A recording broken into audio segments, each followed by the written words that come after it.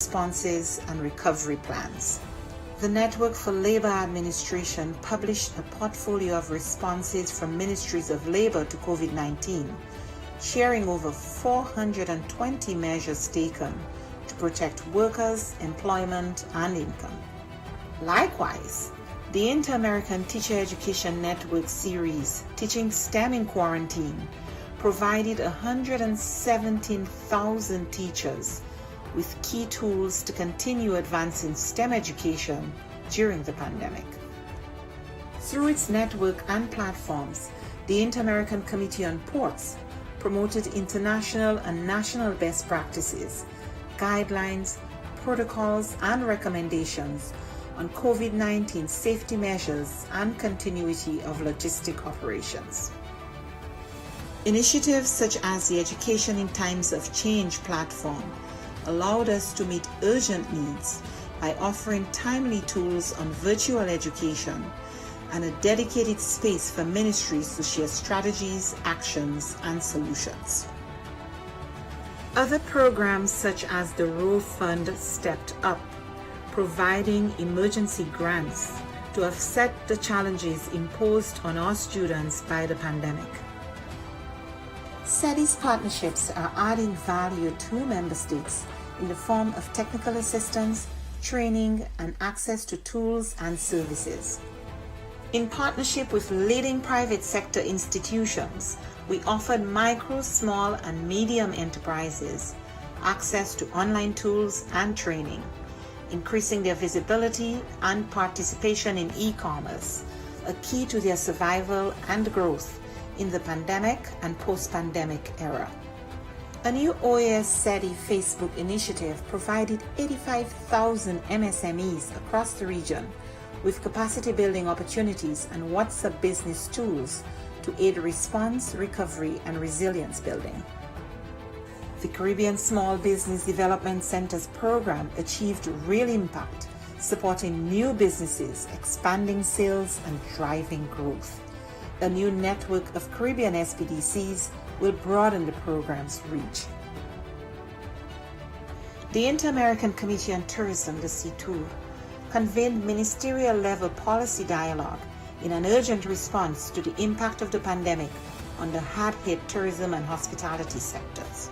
Policymakers and experts discussed biosanitary protocols, travel and visa facilitation, among other critical areas for the sector's recovery. Partnering with the George Washington University and the U.S. Bureau of Indian Affairs, we went ahead with the scheduled first Indigenous Tourism Forum of the Americas, pivoting to a virtual format and convening over 240 participants from indigenous communities, the private sector, and governments. SETI also integrated sustainable development practices in the COVID-19 response. The pandemic is a daily reminder of the links between water, health, sanitation, food security, and nutrition. We ensured the continuity of our water management projects in the Plata Basin and worked with governments and partners in the design of an investment portfolio valued at $90 million. Additionally, the Energy and Climate Partnership of the Americas continued to share relevant best practices and responses to the pandemic on energy and air quality. These few examples indicate our collective impact. We cannot do this alone. It is now more urgent than ever to address the region's structural weaknesses, to recover from the health, economic, and social crises occasioned by the pandemic and prepare for future shocks. It is imperative that we work together as we risk losing recent development gains and seeing millions fall back into poverty. It is time for the region to redirect course and pursue a more sustainable, resilient, and equitable future for all. We are in this together. But the resilience building agenda is too big for any one stakeholder to address acting alone, and simply bringing together stakeholders, whether at the national, subnational, regional, or global level, is not enough.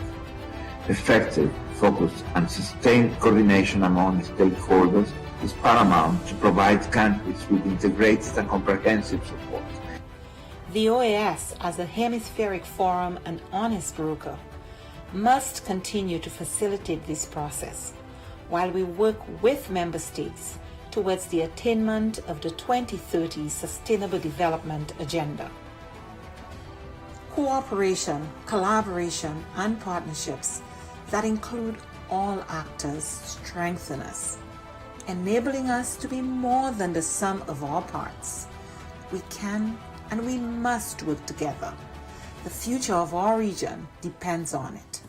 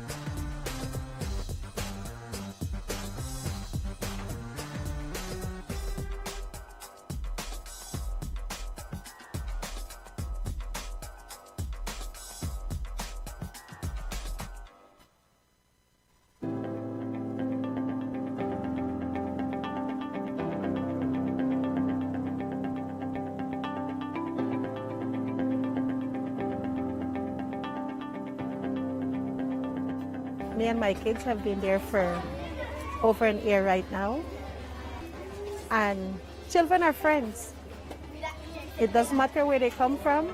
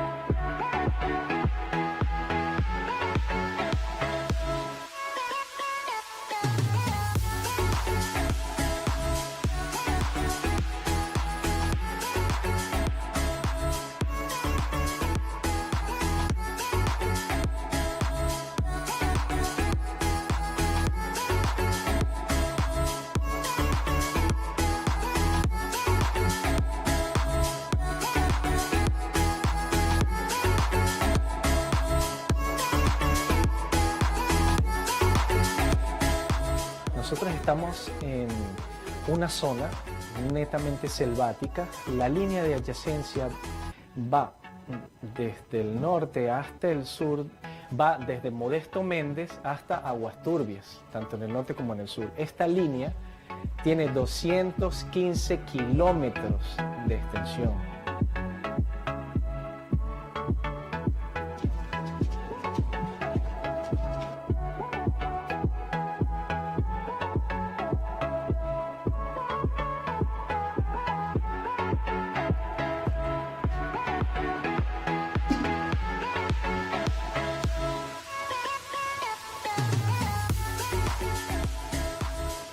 De allí vino él, se buscó creo con los de la OEA y de allí vino el proyecto para acá, para Judá.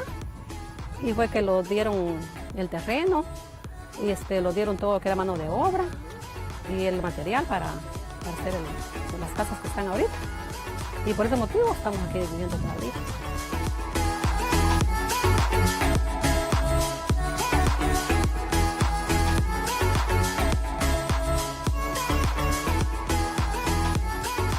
La misión continúa trabajando en la implementación de medidas de fomento de la confianza mientras se aguarda el resultado del reclamo que está atendiendo la Corte Internacional de Justicia por la disputa marítima, territorial e insular. Nuestra oficina en la zona adyacencia realiza verificaciones a solicitud de ambos gobiernos, facilita reuniones y patrullajes conjuntos entre las Fuerzas Armadas y promueve una cultura de paz y cooperación entre las comunidades locales. Children will be children and they have harmony. They don't see each other as a different country, but they see each other that they're growing together.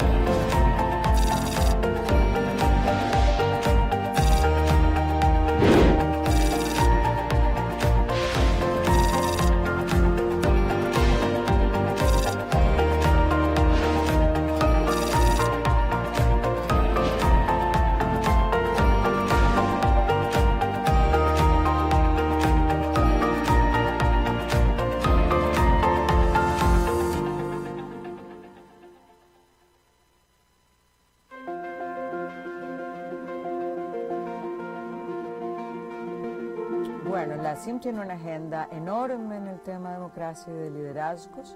El primer ámbito tiene que ver con la gobernanza electoral, para que esta gobernanza electoral responda a las necesidades con las que fue creada, y es buscar los espacios de redistribución del poder. Después hay un programa interamericano sobre el liderazgo de las mujeres, donde generamos conocimiento y también tenemos cursos de capacitación. Hay un poderoso curso que ha llegado a más de 1000 mujeres con más de 15 ediciones, que es para candidatas electorales, en las cuales conversamos con ellas, pero también nos ponemos en una agenda de solidaridad y articulación y alianzas entre las mujeres, a pesar de las múltiples diferencias ideológicas o de partidos políticos. También hablamos de los temas de violencia política, porque no es lo mismo llegar que quedarse, y la violencia política es una forma de ejercicio de disciplinar a las mujeres para que vuelvan al mundo de lo privado y enfrentar la violencia, hacer buenas investigaciones, buenas leyes que permitan sancionar la violencia política. Es parte de las aspiraciones de la CIM en este programa de liderazgo de las mujeres.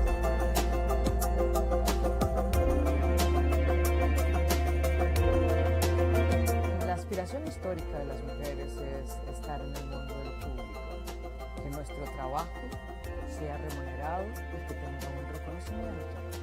COVID ha puesto en evidencia una profundización de las brechas existentes para el logro de este objetivo. Estas brechas existentes ahora dan cuenta de que podríamos tener un rezago de más de 2 décadas en el mundo laboral, que el cierre de brechas que se previó que podía tardar 100 años en cerrarse, ahora se habla de 135 años para cerrar la brecha entre los hombres y las mujeres. Entonces nuestro objetivo es que miren el derecho de las mujeres al empoderamiento económico, que el statement "quédate en casa", que es un viejo conocido del patriarcado, no sea que nos quedemos en casa siempre, y que entendamos que la inserción de la mitad de la población, este talento humano que tiene una serie de ventajas competitivas, es necesario para el crecimiento económico. De manera que la CIM está colocando esta realidad, está colocando las necesidades de las mujeres y está haciendo unas recomendaciones de rutas para poder cumplir con el derecho al empoderamiento económico y con el crecimiento económico que requieren nuestras empobrecidas economías en tiempos de COVID.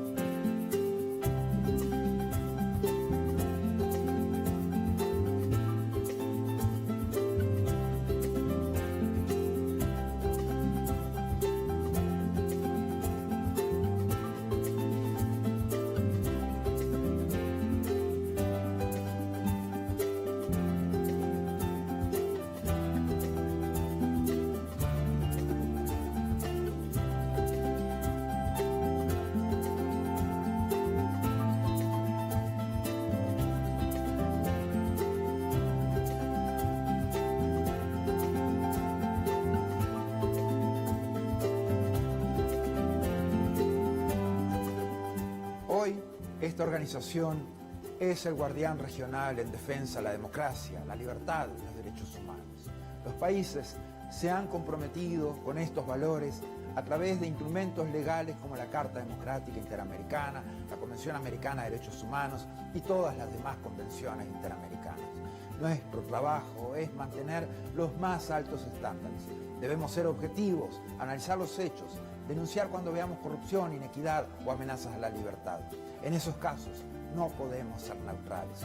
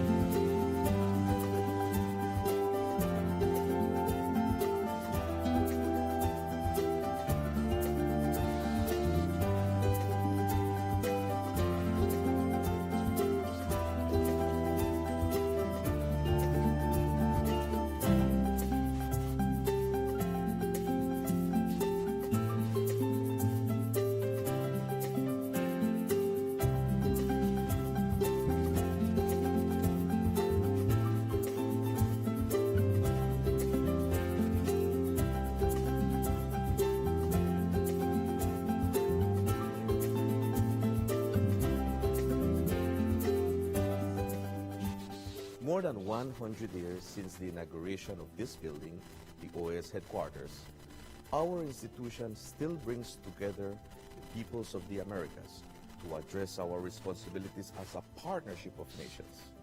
As we look to the future, our work must also focus on the construction of a positive agenda that continues to favorably impact millions of lives every day.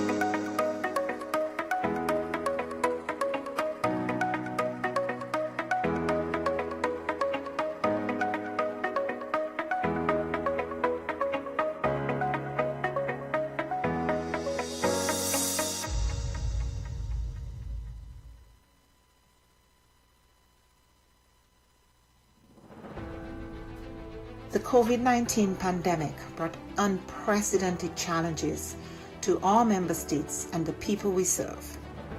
In response, the OAS Secretariat for Integral Development adopted a three-pronged approach by 1. Adjusting our portfolio of existing projects, 2. Exploring new projects to meet emerging needs, and 3. Expanding multi-sectoral partnerships.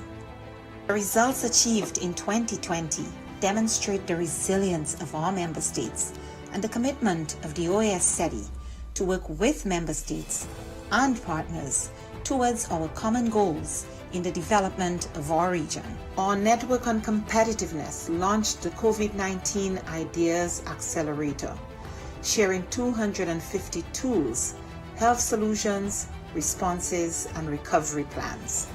The Network for Labor Administration published a portfolio of responses from ministries of labor to COVID-19, sharing over 420 measures taken to protect workers, employment, and income. Likewise, the Inter-American Teacher Education Network series, Teaching STEM in Quarantine, provided 117,000 teachers with key tools to continue advancing STEM education during the pandemic. Through its network and platforms, the Inter-American Committee on Ports promoted international and national best practices, guidelines, protocols, and recommendations on COVID-19 safety measures and continuity of logistic operations. Initiatives such as the Education in Times of Change platform allowed us to meet urgent needs by offering timely tools on virtual education and a dedicated space for ministries to share strategies, actions, and solutions. Other programs such as the Row Fund stepped up, providing emergency grants to offset the challenges imposed on our students by the pandemic. SETI's partnerships are adding value to member states in the form of technical assistance, training, and access to tools and services.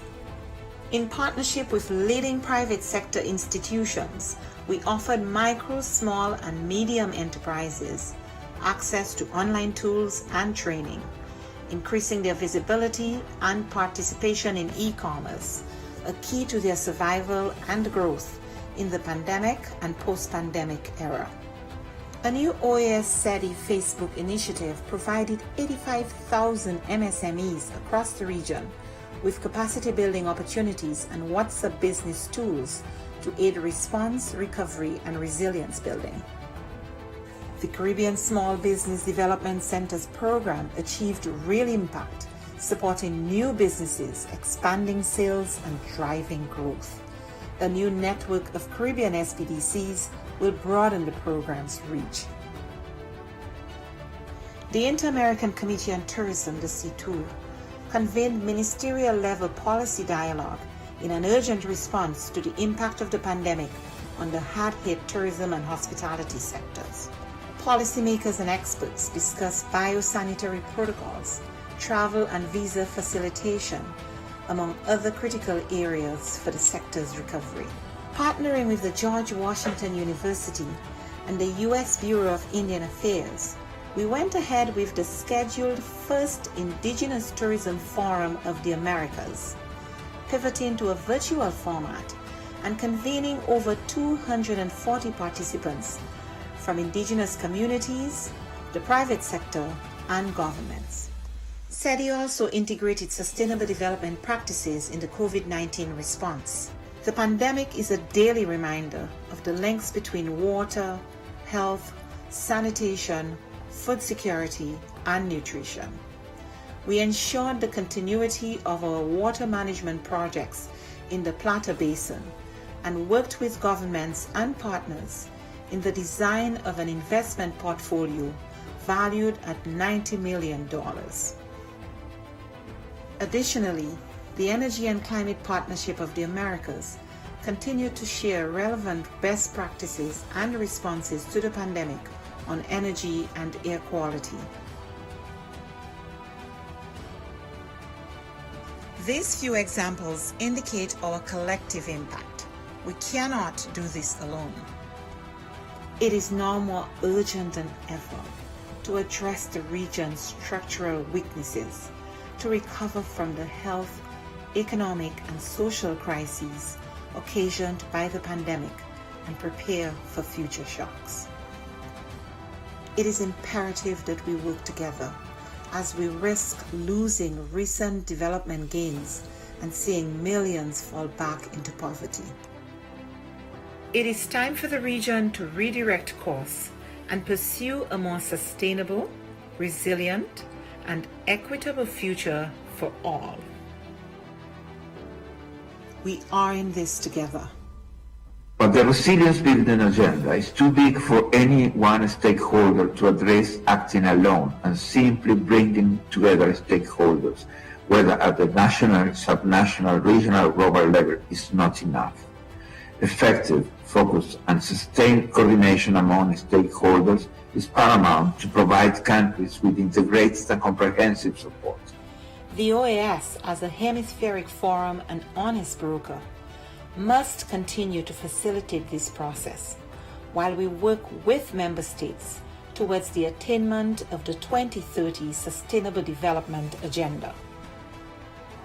Cooperation, collaboration, and partnerships that include all actors strengthen us, enabling us to be more than the sum of our parts. We can and we must work together. The future of our region depends on it.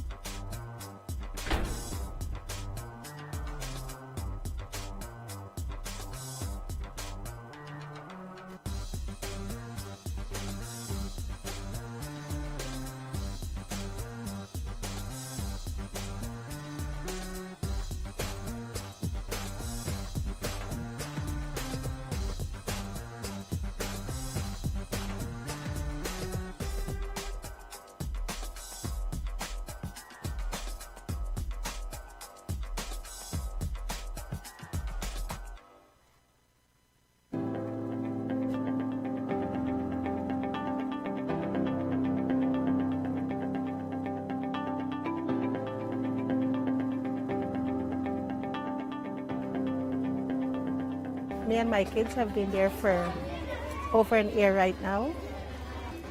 And children are friends. It doesn't matter where they come from.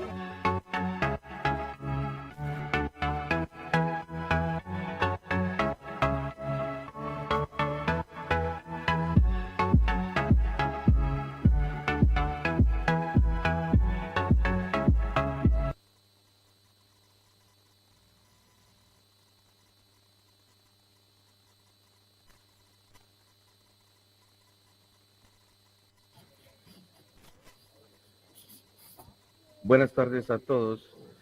Damos por finalizado la etapa de pruebas de audio y de video y vamos a pasar a confirmar, a leer la lista de las delegaciones que tenemos presente habiendo hecho ambas pruebas. Tenemos Antigua y Barbuda, Argentina, Bahamas, Barbados, Belice, Bolivia, Canadá, Chile, Costa Rica, Canada, Chile, Ecuador, Guatemala, Honduras, Mexico, Nicaragua, Panama, Dominican Republic, St. Vincent and the Grenadines, Suriname, Trinidad and Tobago, and Venezuela. Mr. Chairman, we confirm quorum. Thank you. Thank you very much, Ambassador Mendez. Good afternoon. I hereby declare open the fourth plenary session of the 51st regular period of sessions of the General Assembly. I would ask everyone in the room to please take their seat.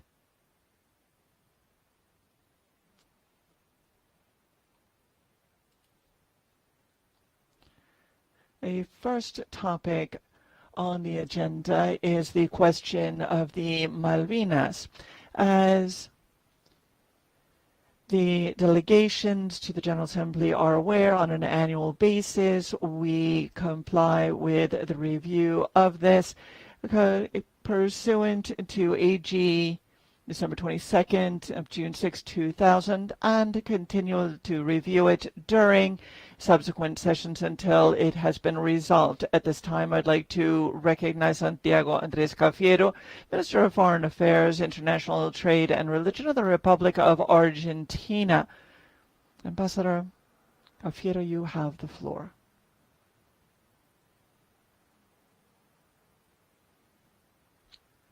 Foreign Minister.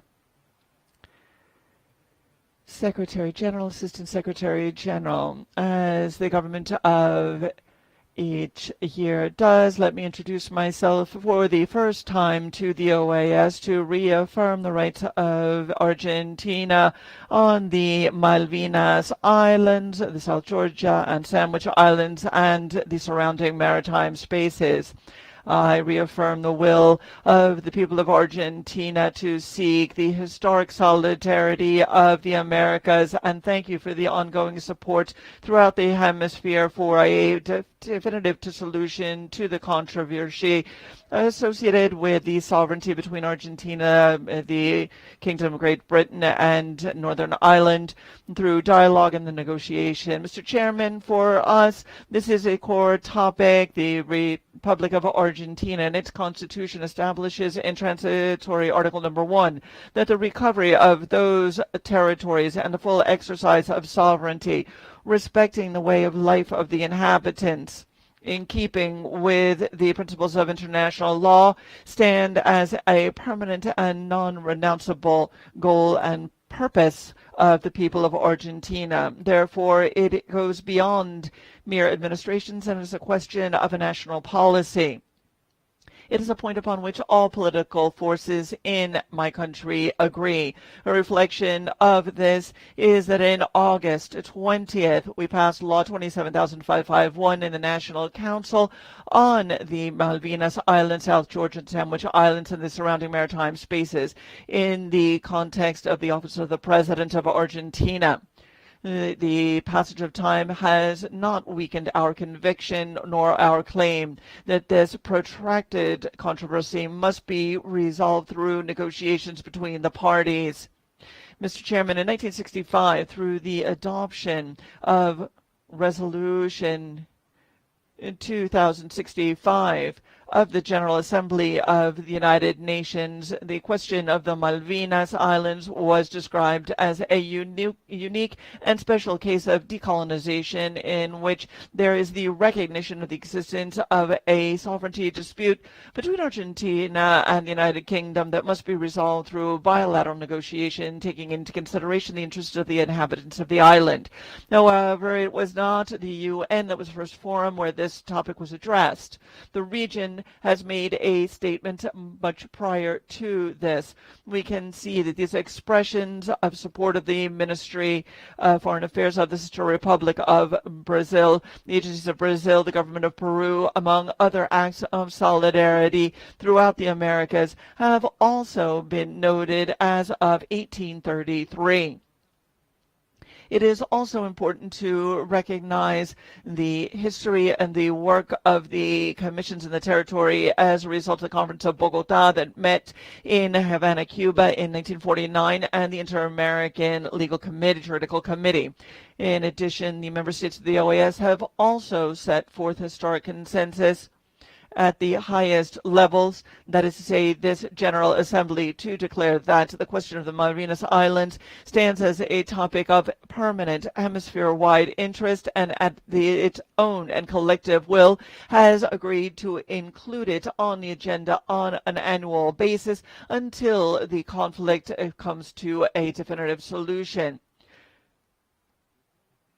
We therefore recognize over 30 resolutions and declarations by the General Assembly since 1982 that recognizes the existence of this controversy over sovereignty of the island and encourages the parties to engage in negotiations toward the peaceful solution of such conflict. The regional solidarity is also expressed in the support of the legitimate rights of the Republic of Argentina on the Malvinas Islands, South Georgia Island, South Georgia and Sandwich Islands, and surrounding maritime areas. That's been supported as well by Mercosur, the Community of Latin American and Caribbean States, CELAC, and other regional fora, as well as the valuable support of the different regional parliaments that have, in an unfettered fashion, declared that the Malvinas are Argentinian and that on the 10th of June should be established as the Day of Solidarity of Central America with the Malvinas Islands. The Parlasur, the Mercosur Parliament, has also expressed its opposition to the military presence of the UK military forces again in the area because it is contrary to the search for a peaceful solution to the dispute over sovereignty, as well as seeking to reject the operations by exploration and exploitation firms of natural resources undertaken by companies not authorized by the government of Argentina in that area. We also see the heads of states and member states of the Mercosur also have noted the right of Argentina to undertake legal actions against illegal actions and activities and other authorized actions in these areas. As we know, the Malvinas Islands were part of the Viceroyalty of the River Plate, and there served as the legitimate jurisdiction in a peaceful and uninterrupted fashion since the creation of that viceroyalty from 1776 through the independence of the Republic of Argentina. Argentina, as a legitimate heir, continued to exercise rights through 1810, and then, as I've noted, took possession of the Malvinas Islands in 1820 and continued to exercise its authority until being expelled by the UK in 1833. The UK has never held a valid title of sovereignty to the island. They, following that date of 1833, then created this control, this usurping of the British forces was done at a time of peace and was contrary to international law of the era. It has been a violation of the territorial integrity of Argentina that was protested immediately and has never been agreed to by the government of Argentina. I should also note that the policies of migration continue to be enforced. This includes limitations to visiting the island by citizens of Argentina, including the exercise of commercial rights, visiting their lands, and other restrictions. There are also issues associated with access to rights to health care, to vote, and to be elected. Those who continue to live in the island, again, have been stripped of these rights. Again, my administration and my government have protested this illegal occupation since 1833, which, as I have noted, was conducted as an invasion in times of peace and was contrary to international law in place at the time, breaking again the territorial integrity of Argentina. The Malvina Islands are a colonial territory, but they are not a colonized people. They are a population that has been transplanted, which is very different from the classic cases of colonialisms in which there was a pre-existing people who have been victim of colonial domination. That has not been the case in the Malvinas. In this case, it has been the domination, exploitation by a colonial power. And so therefore there are unique features to this particular case that make it very different from other situations and cases of decolonization. As a result of this, the resolution of 2065 that defines the question of the Malvinas Islands in the framework of the UN, and none of the subsequent resolutions, both in the General Assembly of the United Nations or the Special Committee, include the application of the principle rather of free determination of people. My country has, on a reiterated basis, expressed its willingness to engage in dialogue with the United Kingdom. We are firmly committed to engaging in such dialogue to find a peaceful solution to this controversy. Unfortunately, the UK refuses to establish bilateral dialogue in violation not only of the repeated resolutions of the United Nations and of this organization, but also a number of statements by the international community. Mr. Chairman, this lack of progress that has been so protracted should be a topic of concern for the Organization of American States. The Republic of Argentina aspires that our region should be recognized as an example of peace and dialogue between and among nations. Toward that end, we must find a solution to the sovereignty dispute over the Malvinas Islands. For all of these reasons, we once again respectfully request that the member states of the Organization of American States continue to support our call for a furtherance of negotiations between Argentina and the United Kingdom, because this is a topic that affects our entire hemisphere. I would therefore like to call upon your members to continue to support these objectives. Mr. Chairman, I do not wish to conclude without expressing the gratitude of my administration for the willingness of the General Assembly to continue to examine the question of the Malvinas Islands in successive periods and sessions of this General Assembly. I also thank you for the draft of this declaration on the question of the Malvinas Islands. Thank you. Thank you very much, Foreign Minister Cafiero. Let me now offer the floor to the delegations of the member states who wish to refer to this topic. I see a request for the floor. Let us begin with the delegation of Brazil. Ambassador, you have the floor.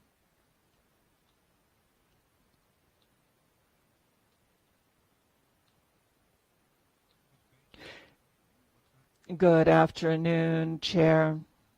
Good afternoon, Foreign Ministers, Secretary General of the OAS, Assistant Secretary General, ladies and gentlemen, delegates all.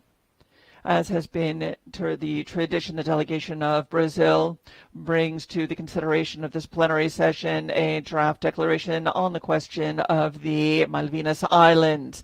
This is a declaration that in the introductory paragraphs considers the repeated statements that the question of the Malvinas Islands has been addressed in previous assemblies, and it is a topic. This is Resolution 928 of 1988, and it requests and calls upon the governments of Argentina and the United Kingdom of Great Britain and Northern Ireland to engage in negotiations with a view toward finding a final definitive settlement to this topic. Let me also note Resolution 1049 of 1990, in which the General Assembly expressed its satisfaction for the reestablishment of diplomatic relations between the two countries.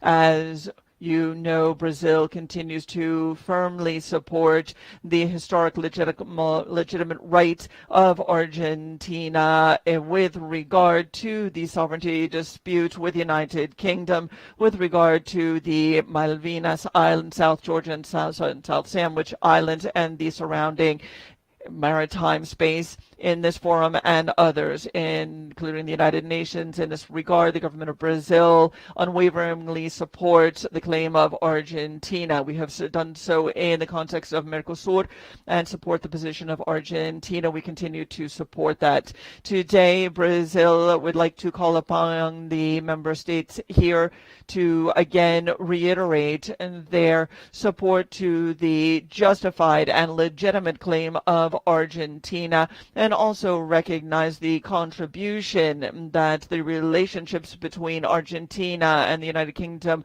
would bring to our region, to our hemisphere, and also to the ties between Europe and our region. So this is the case of document AG 5719. I will now read the operative portion of this declaration. The General Assembly expresses its satisfaction of the reiteration of the government of the will of the government of Argentina to continue to express its willingness to explore all possible pathways to finding a peaceful solution to the controversy, and reaffirms the need for the governments of Argentina and the United Kingdom of Great Britain and Northern Ireland to begin as soon as possible negotiations on the sovereignty dispute in order to find a peaceful solution to this protracted controversy, and decides to continue to examine the question of the Malvinas Islands at its subsequent sessions until a definitive settlement is reached upon thereon. End quote. That is all. Thank you very much, Mr. Chairman, for the attention. Thank you very much, Ambassador Simas. Let us now continue with the request for the floor with the delegation of Ecuador.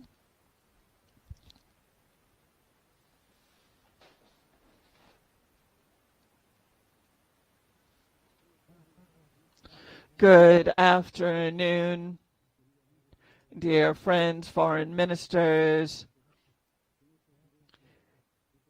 Mr. Chair, I am pleased to recognize the important remarks made by the Foreign Minister of the Republic of Argentina, Santiago Cafiero, and the government and the people of Ecuador share our greetings and coincides with the government of Argentina in terms of their desire to continue to explore all possible alternatives to identify a peaceful solution to the controversy and to a constructive solution and settlement in the favor of all the inhabitants of the Malvinas Islands. Ecuador reaffirms the need for the governments of the Republic of Argentina and the United Kingdom of Great Britain and Northern Ireland to re-engage in negotiations on this dispute to find a peaceful solution to this protracted dispute, including the terms expressed by the United Nations, as well as Ecuador having noted 5 times the declarations by the Special Committee on Decolonization.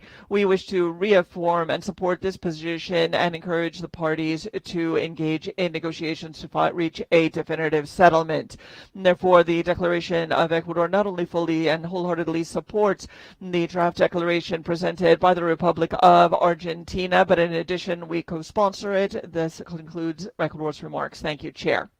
Thank you very much, Vice Minister. Let me now recognize Paraguay.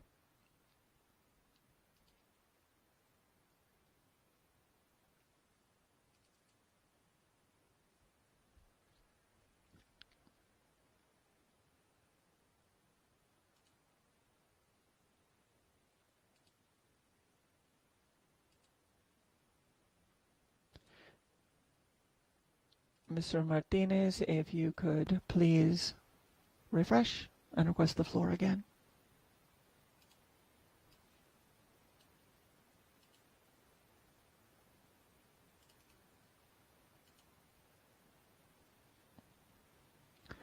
Do we have a connection with Paraguay? Paraguay is reconnecting.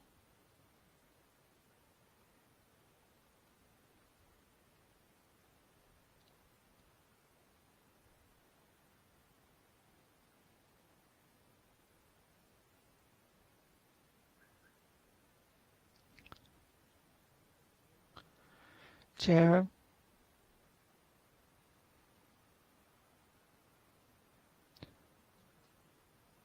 We can hear you, but we cannot see you. Should I continue? Or should I refresh?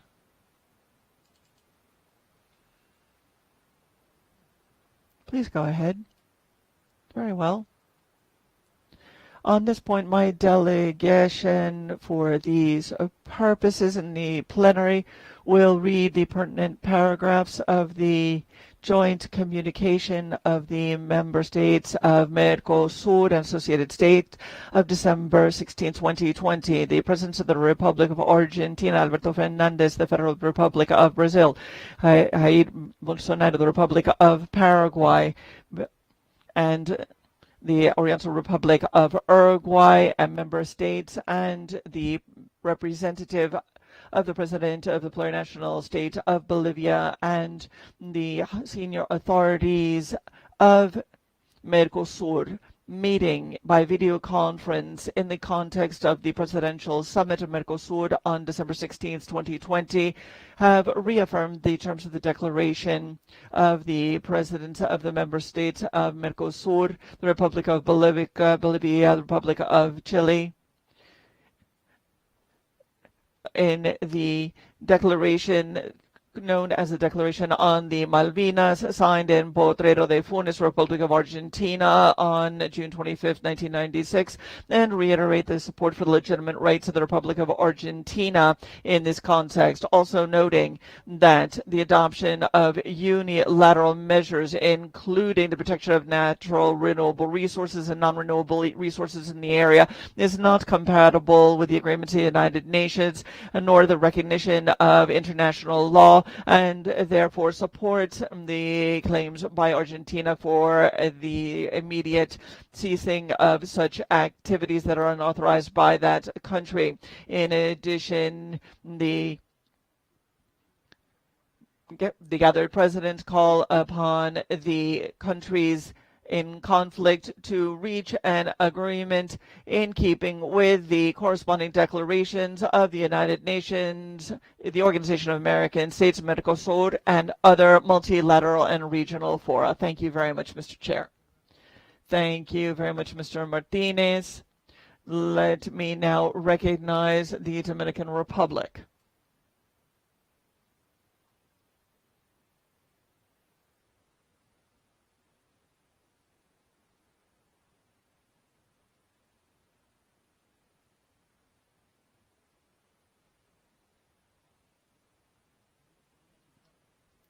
We cannot.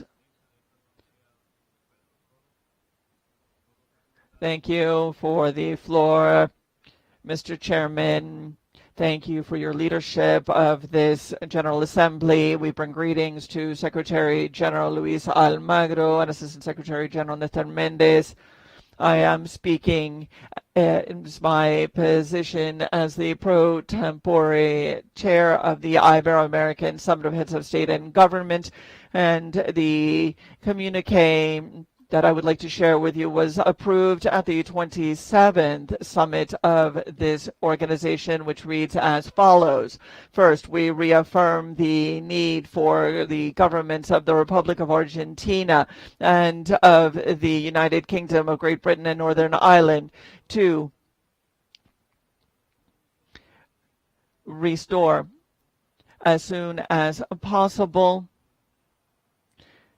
negotiations on the sovereignty dispute in order to find a peaceful solution to the protracted controversy surrounding the islands and maritime areas in question, in keeping with the resolutions of the Organization of American States of the United Nations and the provisions and objectives of the United Nations Charter, including the principle of territorial integrity, too.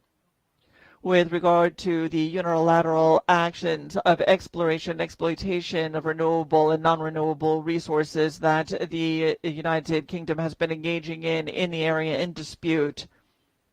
We recollect the calls of the international community to abstain from engaging in decisions that involve unilateral modifications to the situation in the Malvinas Islands, in keeping with Resolution 3149 of the United Nations General Assembly.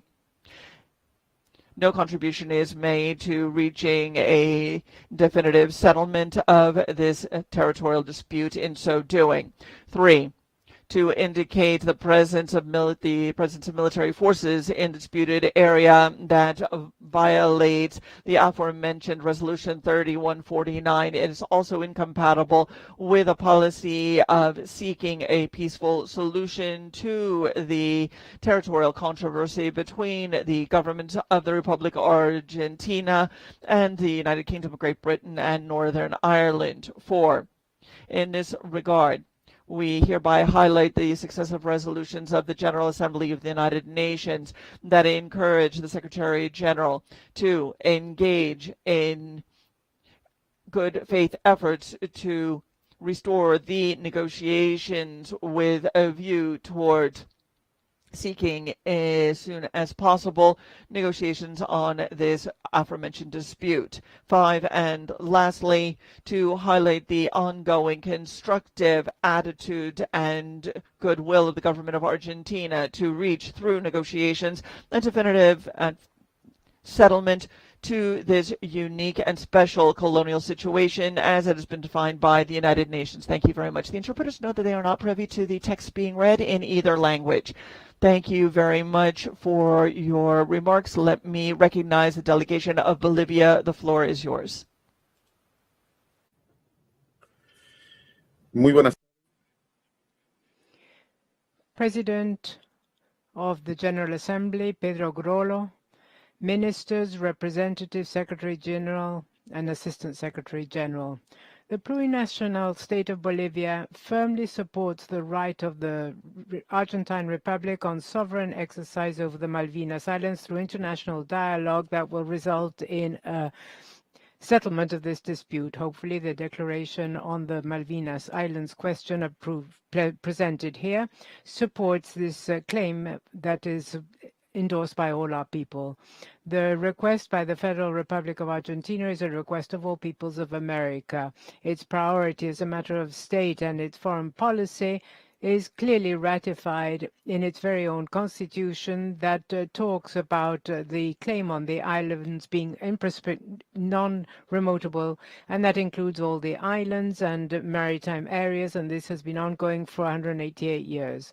We must remind multilateral organizations and all the other parties to the States of the Americas that the United Kingdom, after 56 years, has still not complied with Resolution 2065 of the UN to resume negotiations for the legitimate exercise of sovereignty over the Malvinas Islands by Argentina. Other international organizations this past year have expressed the need. The Committee for Decolonization of the UN, the Community of Latin American and Caribbean States, and Mercosur unanimously voted on statements that reaffirm Argentina's position. For the first time, the Central American Integration System, CICA, also endorsed this position. The G77 plus China group that groups developing nations in the framework of the UN approved a resolution whereby not only it supported Argentina's sovereign rights, but extended it to the claims posed by this country with regards to the illegitimate takeover carried out by the United Kingdom over the surrounding natural resources, approving 2 paragraphs, paragraphs 242 and 243 of the ministerial declaration adopted on 12 November 2020 that strongly support the dialogue for the peaceful settlement of this dispute. Mr. President, 2020 was 500 years since the discovery of the Malvinas Islands by Fernando de Magallanes. There have been 200 years of the Argentine flag having been raised for the first time, and 56 years since approval without any vote against of Resolution 2065 of the UN General Assembly. Bolivia in this framework ratifies its full support to the Argentine cause and ratifies that given history, the reasons, truth, justice, the Malvinas Islands should always belong to Argentina. Thank you very much, President. Thank you, Ambassador. I now give the floor to the delegation of Nicaragua.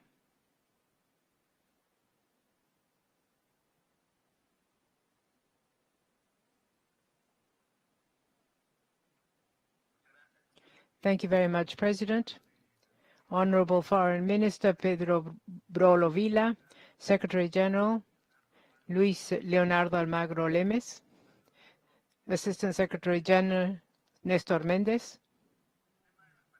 The issue of the Malvinas, well, there are many resolutions, many declarations, but I would like to talk from the heart on this matter. Argentina's fight to protect its sovereignty is the struggle of all the Latin American and Caribbean peoples who wish to be able to exercise their sovereignty. Nicaragua would like the Argentine sun to shine sovereignly over the islands, that the brilliant sun is not hidden by the deep clouds of neocolonialism, nor by the children of the Monroe Doctrine, that they can enjoy the sovereign resources, especially natural resources that are so abundant that they may be for its people, and that they no longer hear the imperial thunder of its cannon in the land of Martin Fierro. Thank you very much, Mr. President. Thank you, Ambassador. I now give the floor to Mexico. Ambassador Baños, please go ahead. Thank you very much, Mr. President, and good afternoon to everyone. Mexico greets the delegation of Argentina, in particular the Foreign Minister, Santiago Cafiero, and supports the declaration presented by his country having to do with the legitimate rights of Argentina in the dispute for sovereignty over the Malvinas Islands and South Georgia and Sandwich Islands. As pro tempore chairs of the community of Latin American and Caribbean countries, we will read paragraphs 28-29 of the declaration in City of Mexico and the special declaration on the question of Malvinas approved at the 6th Head of State Summit on 18 September 2021. The interpreter does not have this written text. Declaration, City of Mexico, paragraph 28. CELAC commits to continue working in the framework of international law, in particular Resolution 1514 of the General Assembly of the UN on 14 December 1960, to ensure that the region of Latin America and the Caribbean may become a territory free of colonialism.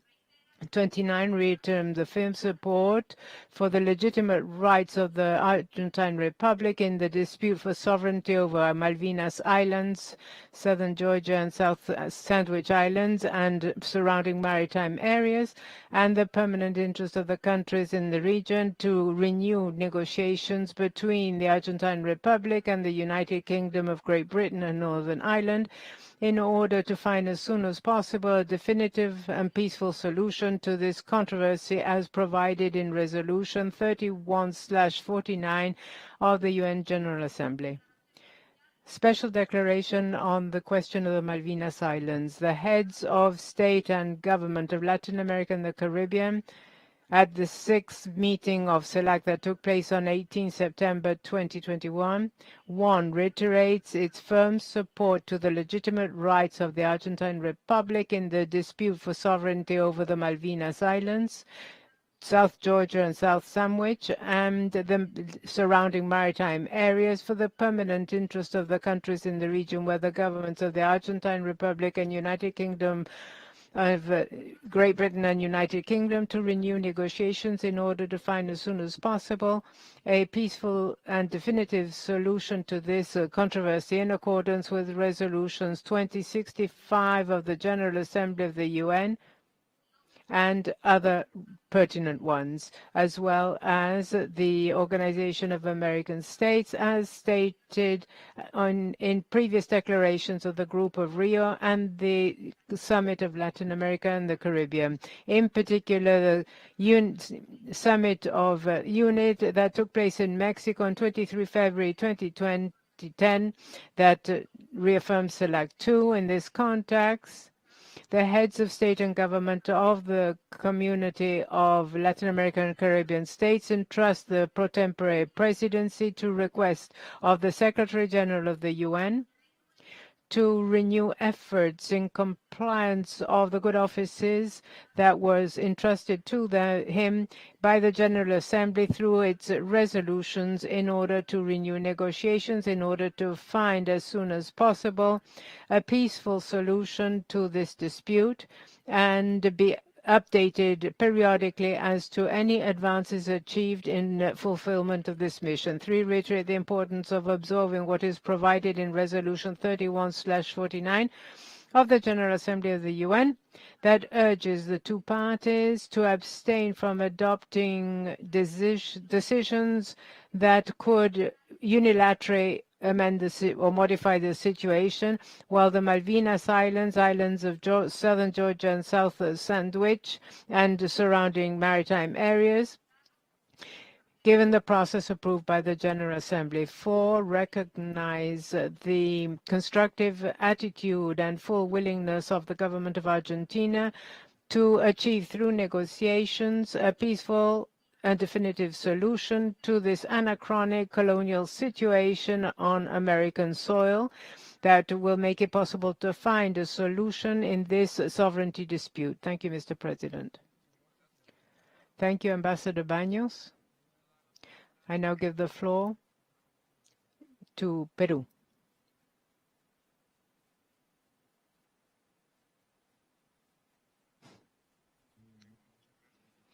Thank you very much, Mr. President. We all are impacted by the words expressed by Foreign Minister Cafiero that I would like to greet very warmly through you, Mr. President. I think that history clearly shows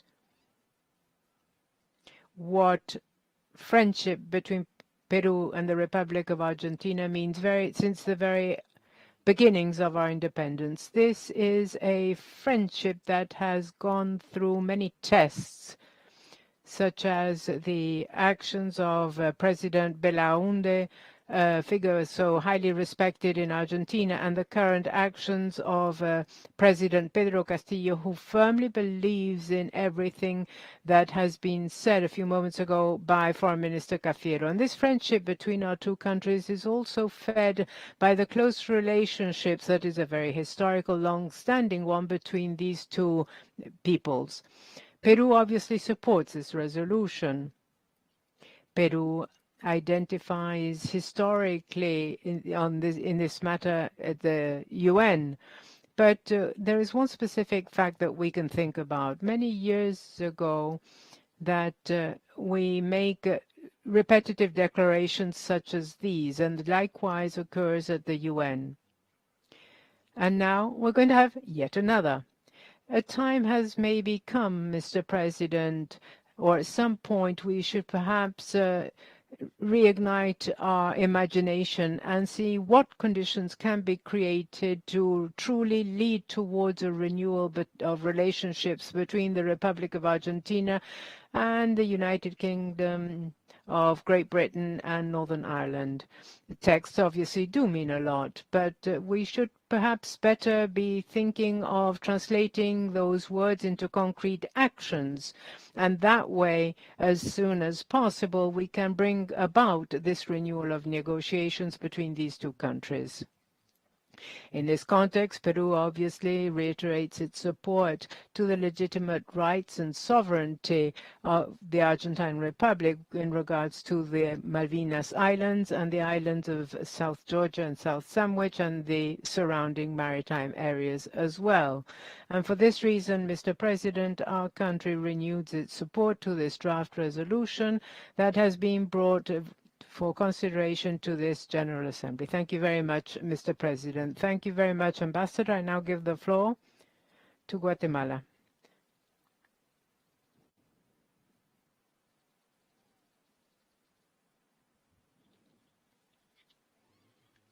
Thank you very much, Mr. President. I am honored to take the floor on behalf of 7 members of SICA, Costa Rica, El Salvador, Honduras, Nicaragua, Panama, Dominican Republic, and Guatemala, who reaffirm the commitment to continue working in the framework of international law and the relevant resolutions on matters of hemispheric interest, such as the Malvinas question. 7 member states of SICA therefore reiterate their support for the legitimate rights of the Republic of Argentina in the sovereignty dispute over the Malvinas Islands and the South Georgia and South Sandwich Islands and surrounding maritime areas, and the interests of countries in the region for the governments of the Argentine Republic and the United Kingdom of Great Britain and Northern Ireland. Renew negotiations in order to find, as soon as possible, a peaceful and definitive solution to this dispute. Costa Rica, El Salvador, Honduras, Nicaragua, Panama, Dominican Republic, and Guatemala recall that in the framework of this assembly, we will be celebrating 39 years since the adoption of the resolution on the question of the Malvinas Islands, and that in 1983, this General Assembly decided to continue examining this matter at future sessions of the General Assembly until reaching the final resolution. This commitment has therefore been upheld, and we continue renewing these declarations up to this date. Thank you very much, Vice Minister. The delegation of Chile is now recognized.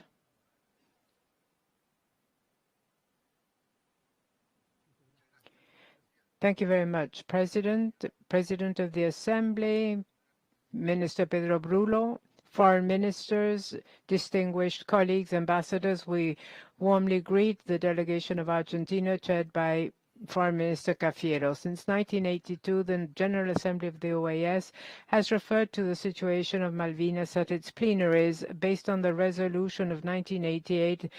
Every year, a declaration on this matter is approved. The government of Chile has expressed its support for over the legitimate rights Argentina has in the sovereignty dispute with the United Kingdom of Great Britain and Northern Ireland with regards to the Malvinas Islands, the South Georgia and South Sandwich Islands and maritime area. Chile ratifies the need for the governments of the two countries to renew negotiations in order to find as soon as possible a peaceful and definitive solution to the sovereignty dispute in accordance with the United Nations resolutions and the declaration of the OAS.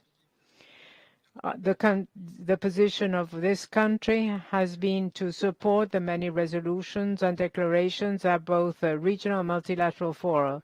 We warmly greet Argentina and call for approval of this resolution. Thank you very much, Mr. President. Thank you, Ambassador. I now give the floor to Panama.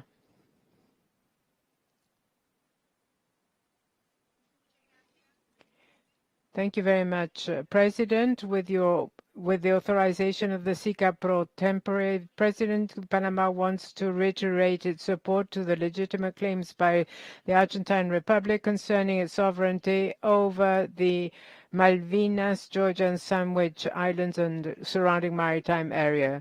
Given what is provided in the different UN resolutions and the many expressions made by Argentina, this hemispheric entity, with regards to its dispute with the United Kingdom, Panama calls upon the parties to renew negotiations in order to find a peaceful and negotiated solution. Likewise, Panama urges the two governments to move forward with negotiations concerning the sovereignty dispute without adopting decisions that imply introducing unilateral modifications as long as the islands are in the process recommended by the UN General Assembly resolutions.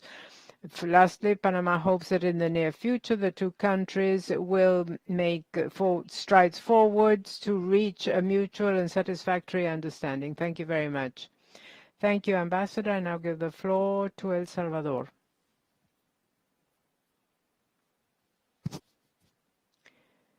Thank you very much, Mr. President. On behalf of the government of El Salvador, we reaffirm what has been said by the SICA group on this matter, and the interpreter regrets, but the sound coming from this delegate is insufficient to be able to interpret correctly and appropriately.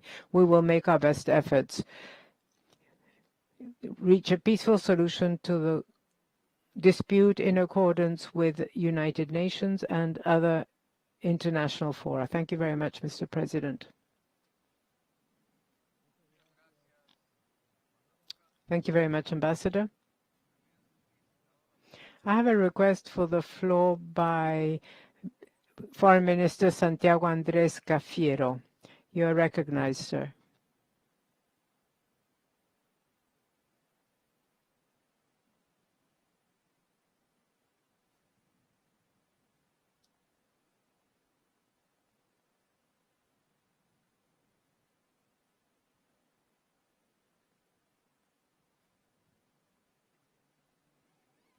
He's not on the list any longer, President. I don't know if Argentina would like to once again request the floor.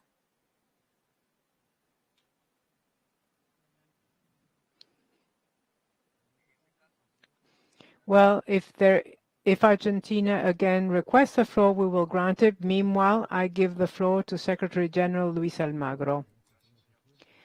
Thank you, Mr. President. I would like to reaffirm what has been stated by the General Secretariat as to supporting the position of Argentina and the legitimate claims of Argentina to reach a peaceful solution to its territorial integrity and its claim over sovereignty.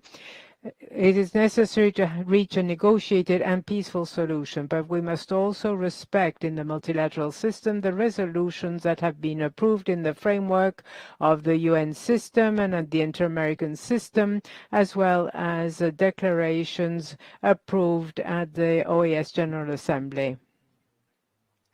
We will always reiterate the fundamental principles that underpin us, such as territorial integrity, support for peaceful solution to disputes, and support for the need to not innovate in regards to the situation of the Malvinas Islands and the islands of South Sandwich and South Georgia.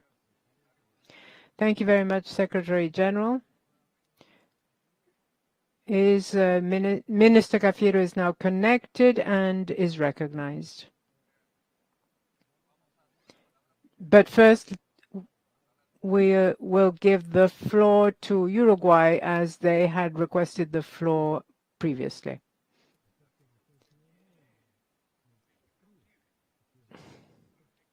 Thank you so much for your kindness, Mr. President. Members all, this matter is monumentally serious, and Uruguay, the neighboring country to Argentina, for us, this is not just one additional topic. This is something that brings us together with clear unanimity, and that is not an understatement, because unanimity or consensus cannot always be reached in our workspaces. In other words, when the multilateral ambit is reproached that they cannot reach consensus, well, now here we have absolute proof that it is achievable. Second, this is a cause, the cause of the right of Argentina over the Malvinas Islands. It is not something new, but it is rather historical. And Minister Cafiero is absolutely right that the historical treaties and the geopolitical situation shows that this is just as he described. Let me tell Argentina, because this is how Uruguay feels about the matter, that this has also been our cause. Whenever possible, from wherever we were, with our pens, with the journalists, and through policy, we have advocated to reach a peaceful solution to disputes such as this one, and that we can reach an end point, an end that we all desirous to see. So this isn't a simple repetition to say, oh yes, every year we pose this claim, and we will continue doing it as often as it is deemed necessary. Today, tomorrow, and always, till at some point in time the light will shine and the sovereignty of Argentina over the Malvinas will be clearly viewed. And that is why I would like to invite this body that the position, the resolution, what we're discussing right now, be done by acclamation, because that is, we believe, what is appropriate. So those were the thoughts I wanted to share with you.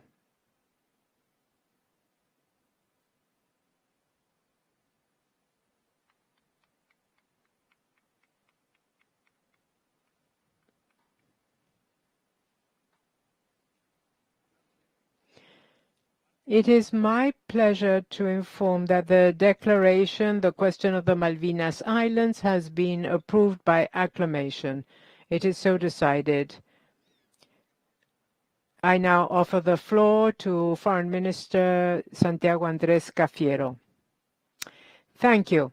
I would like to thank the Secretary General, the Foreign Minister, representatives of member states who are present here, and in particular those who have taken the floor to express support and approval by acclamation of this matter about the question of the Malvinas Islands, that once again is a hemispheric call to renew the negotiations to reach a peaceful and definitive settlement to the dispute of the Malvinas Islands, the Georgia and South Sandwich Islands, and surrounding maritime areas. Thank you for the commitment that you have all shown, and you in particular, Minister, as President of this General Assembly, and the effort of the Secretariat as well in order to organize this General Assembly in a virtual manner, which is always so very difficult. So thank you all. Thank you, Minister Cafiero, for those words. We shall now hear the presentation of some of the bodies, organs, and entities of the OAS.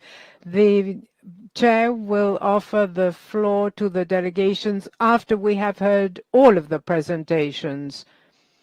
And we now will begin with a presentation by the President of the Inter-American Court of Human Rights, Ms. Benito. I'd like to remind speakers that your presentation time is limited to 6 minutes. Judge Odio Benito, you have the floor. Thank you very much.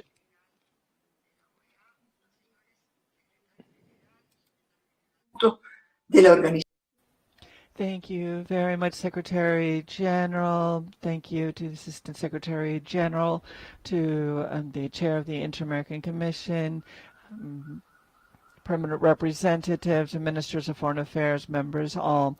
On behalf of my colleagues at the Inter-American Courts and in my own name, I bring you cordial greetings. In keeping with Article 65 of the Pacta San Jose, I would like to present a brief summary of the work done in 2020 by the Inter-American Court with a complete text that has been distributed to all of you in early April of this year, 2021. As you are all aware, 2020 was a unique year. We were affected by an unexpected pandemic, which has covered us all in all of humanity in a feeling of anguish as well as pain and fear. This continues to be the case personally and collectively, domestically and regionally. And of course, the COVID-19 pandemic has had devastating effects on us all this year, the previous year, and possibly far into the future. It has affected our already weak and fragile economies. We have seen millions of jobs lost and a brutal increment in violence against women and girls. We've also seen an increment in inequality with rising rates of poverty and extreme poverty, women being the hardest hit among them, as noted in multiple reports by ECLAC. The impact of this pandemic on our democratic institutions is equally devastating. The fundamental rights of men and women have suffered tremendous setbacks. Healthcare, education, employment, the environment, political rights, access to justice, the right to be free in equal rights and dignity that is the underpinning of international law and human rights has once again become a utopia on our continent. The Inter-American Court has undertaken with courage and responsibility to continue to meet its objectives. Starting in March of 2020, we started working virtually. We did not cease our sessions or our hearings, and the issuance of our judgments rose in terms of the numbers as well as temporary measures and resolutions for the supervision of previous judgments. In recent years, the court has sought to reinforce and to emphasize the importance of the supervision and monitoring of compliance with previous judgments so that justice can in fact come to fruition for the victims who have been protected by our resolutions.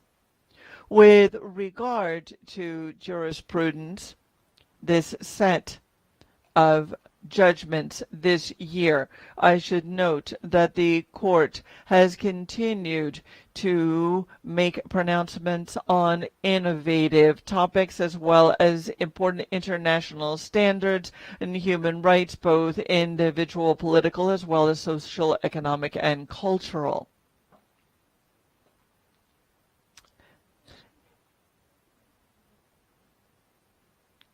As a result of time constraints, the court would like to call your attention to the major challenges we have before us. First, the challenge of migration, the humanitarian tragedy of thousands of people across our continent, the problems of climate change, and the issues involving incarcerated individuals where on a daily basis on our continent new massacres occur. I would like to note that among all of these challenges there is one that I find personally distressing, and that is Haiti. Haiti is a forgotten country. It is a subjected country. It is a country that was born of the French Revolution, where they have collected as a power on the slavery that was installed there. This barbaric colonizing process has had its impact over the generations. As an inter-American system and as an inter-American court, we must find regional solutions, multilateral solutions that are not based on nationalism, xenophobia, racism, or any form of discrimination or hate speech or stereotypes in terms of gender. We must truly understand, as the High Commissioner for Human Rights of the United Nations has said, we are all in this together. If you will give me one additional minute, Mr. Chair, we are now 4 commissioners who are completing our mandate this year. I must thank all 4 of them for their decisive work and commitment to their independence, their impartiality, again, to their commitment to continuing to work throughout the pandemic and to helping give this court tremendous jurisprudence and case law. I would also like to very much thank the governments represented here who have responded to the call that a group of women started a few months ago before the foreign ministries to say that the era of women has arrived. It is not possible that at the Inter-American Human Rights Court there have only been 5 justices, only 2 have been president, and when I was presented 6 years ago, the panorama was the other way around. There was only 1 woman and everyone else was a man.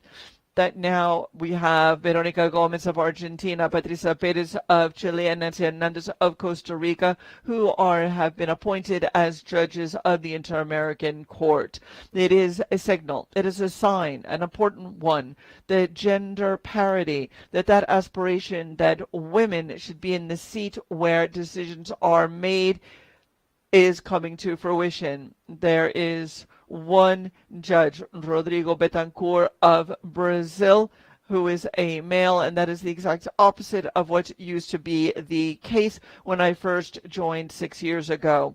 And in completing my mandate as the president of or Chief Justice of the court, I would like to express to all of my colleagues my appreciation for the trust that they have placed in me, and say that I leave behind an inter-American court that is increasingly committed to the victims of violations of human rights on the continent, that is more renewed, more cognizant of inequality, gender stereotypes, and more cognizant of the most vulnerable groups of society. We continue to be committed to bringing justice to the victims of severe violations of human rights. Thank you very much, Mr. Chairman, and again, my gratitude to the member states for their acceptance of this campaign to bring more females into the court and onto it as justices. Thank you very much.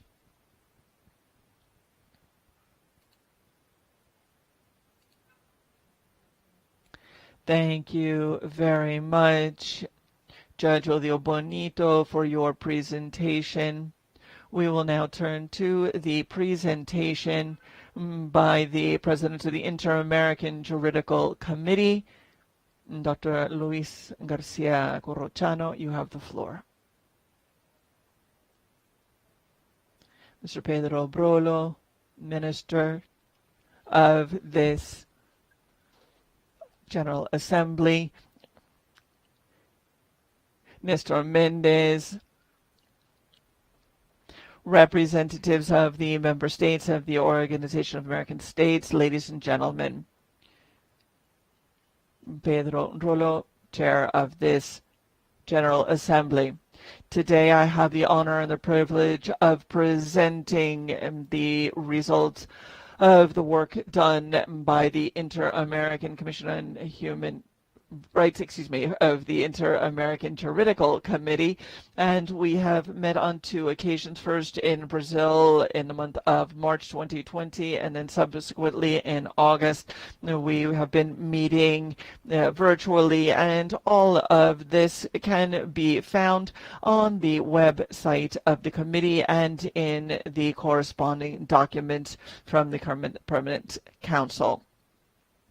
In the area of the progressive development of international law and codification, the committee has adopted 3 reports which have been published in all of the official languages of the OAS and can be found on our webpage. The proposal for a model law 2.0 on access to public information in response to the mandate of the General Assembly of the OAS seeks to increase levels of transparency in public management. The document was approved by the committee in October 2020 and is being disseminated by the Technical Secretariat and the Department of International Law through the different institutions that are appropriate within the organization. The guidelines for binding and non-binding guidelines are again a non-binding document that suggests best practices and the understanding of those who participated in the negotiation, adoption, or application of a variety of different international agreements. The cataloging of words that are commonly used can be very useful to the competent authorities within our countries. The report on international law on cyber operations improves transparency and refers to the application of internal law to cyberspace, including cyber threats. The resolution that has led to that report has served as a basis for the General Assembly to rule in favor of the application of international law in state operations in cyberspace. As a result of this, the Technical Secretariat of the Committee and the Department of International Law have created a training program to disseminate this among interested states. Mr. Chair, I would like to now briefly describe the most recent developments on the committee, which will be included in next year's report, have already been presented to this Honorable Assembly for their consideration, in some cases for their adoption. the recommendations for the adoption of domestic legislation with regard to fireworks in the Americas presents 10 recommendations, which includes the principle of non-regression and implementation, extending its application to a spectrum that includes the manufacturing, storing, transportation, purchase, sale, use, or handling, as well as the import and export of fireworks. These recommendations have been drafted in keeping with a mandate of the General Assembly with regard to international law. The proposal by the Committee on the Inter-American Legal Framework for the strengthening of social and economic resilience in the region in the context of the COVID-19 pandemic and its subsequent effects, that also responds to the reports of the General Assembly. Also, it should be noted that it exceeds the legal space and cannot be fully measured, as therefore we are proposing specific operational guidelines to provide guidance for decision making through specific actions that may involve situations of a nature similar to those that have just passed. In that regard, the committee would like to suggest to an initiative to the Summit of the Americas, a forum that could facilitate collective regional action and allow for joint action of all states and allow for the necessary participation of all of the competent authorities. The Declaration on Neuroscience, Neurotechnologies, Human Rights, and New Legal Challenges for the Americas is a new effort by the committee to address the topic in the heart of the organization, taking into consideration the ethical and legal aspects that may be involved in regards to the fundamental rights and freedoms and the dignity of individuals. The committee seeks to develop inter-American principles on neuroscience, neurotechnology, and human rights, and to work in this line with the governments of the member states, private and public sectors, as well as academia and the scientific world. In addition, the topic of privacy and protection of personal data and efforts to create guidelines on this topic seek to ensure both the privacy of this data and greater transparency in how the data is treated, accountability by those who handle and are responsible for caring for such information. In addition, we've sought to promote the security of sensitive data and the empowerment of citizens with regard to the treatment of their personal data. These efforts reflect the different approaches to the topic that exists in the region and that again respond to or in response to a mandate from the General Assembly.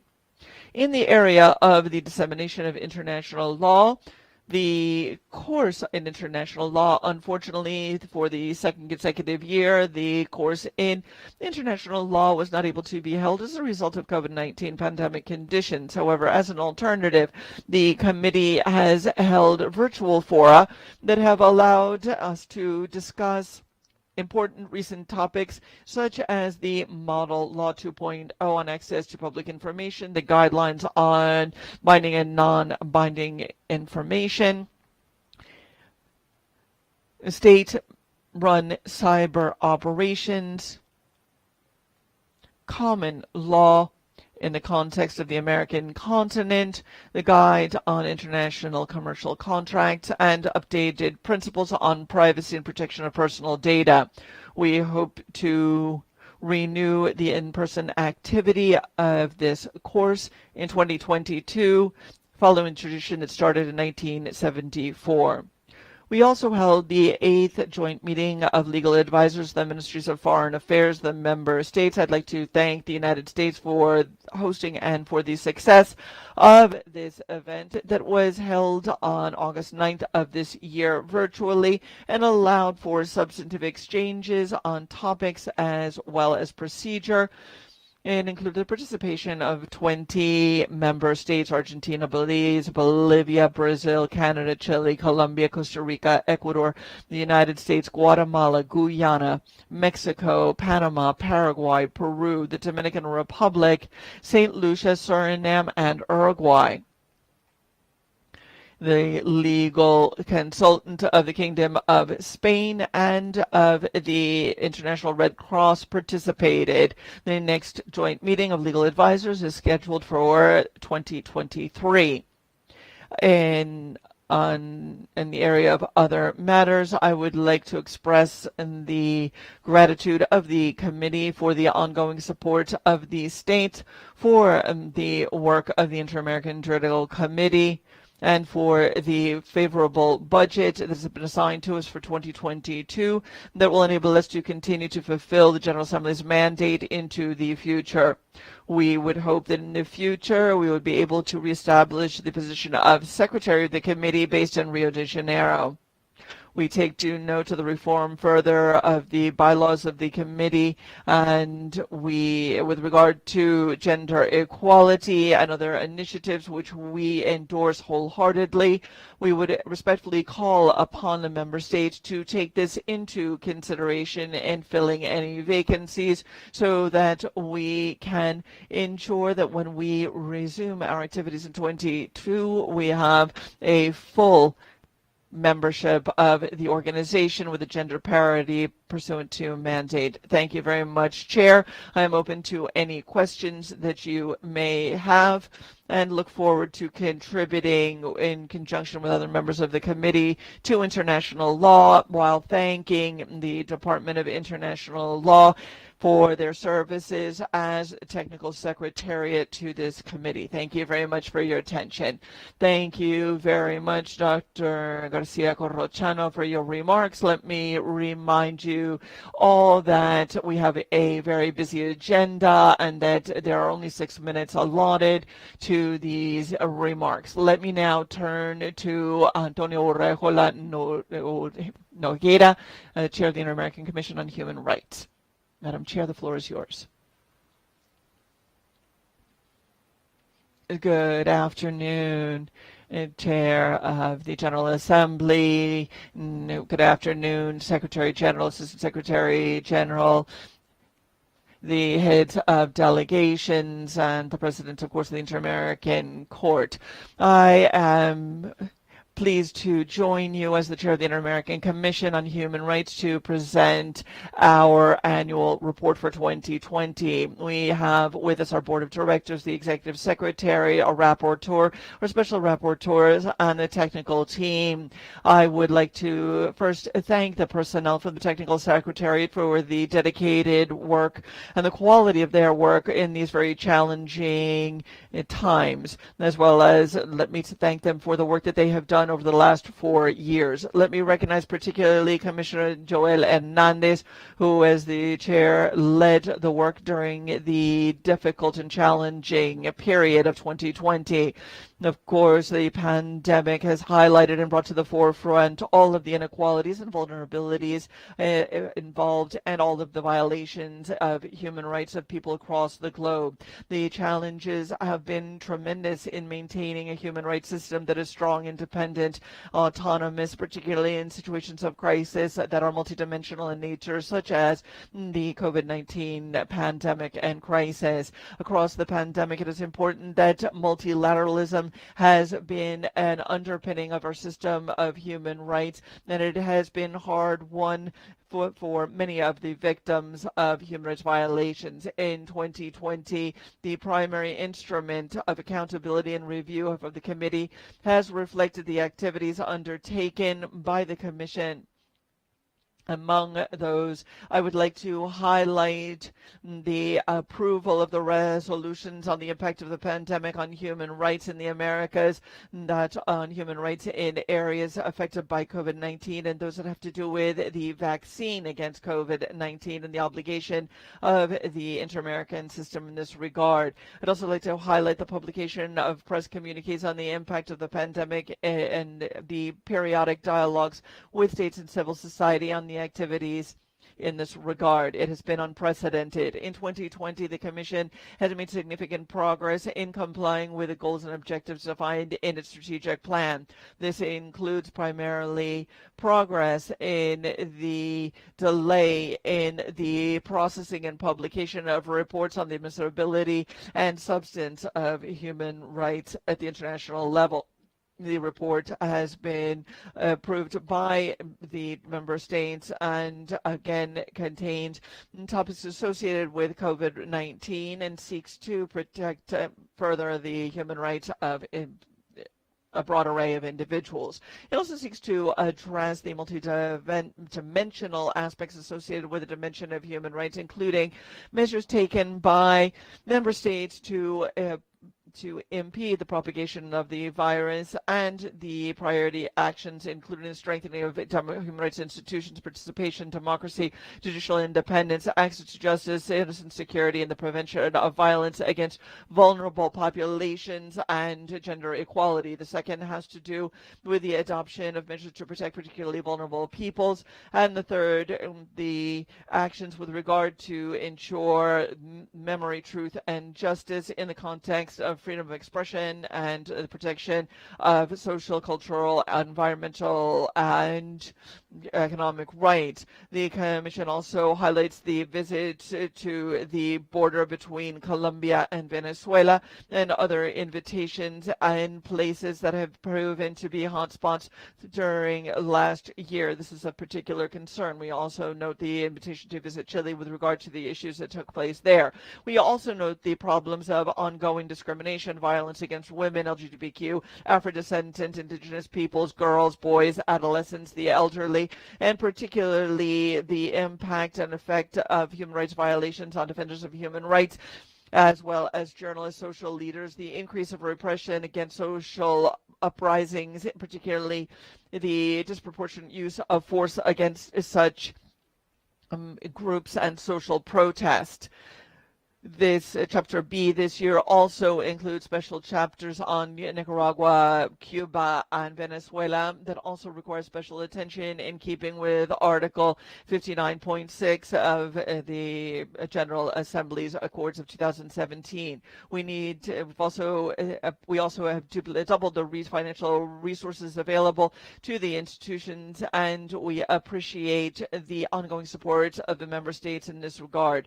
We also appreciate the work of the member states, the observers, and our donors that have made it possible to make progress as reported. 2020 will always be remembered as for the pandemic and its devastating impact, leaving a long-term difficulty and challenges of poverty and inequality. 2021 has made it clear that we have not yet controlled the spread of the virus. The unequal access to vaccines means that it is necessary to engage in international efforts with a human rights approach. The challenges that our countries and societies confront in this regard involve formulating responses and the participation of all of our institutions, states, as well as civil society. It's not possible to have the authentic respect of human rights without the participation of each and every one of these players. Let me conclude by recognizing and raising my voice to honor the over 2.25 million people who have died from COVID-19 in Latin America and the Caribbean. Let me further reiterate and support the statement by the President of the Inter-American Court on the situation in Haiti. Let me also call the attention to the situation in Nicaragua. We've accompanied their people in recent years. And let me say to the people of Nicaragua and others, those indigenous populations, defenders of human rights, and particularly the family and victims of the human rights of violations, that we will continue to support you. Thank you very much. The interpreters note that they have not been privy to this text being read at extremely high speed. We will now give the floor to Minister Mayra Jimenez, Chair of the Inter-American Commission of Women. Minister, you have the floor.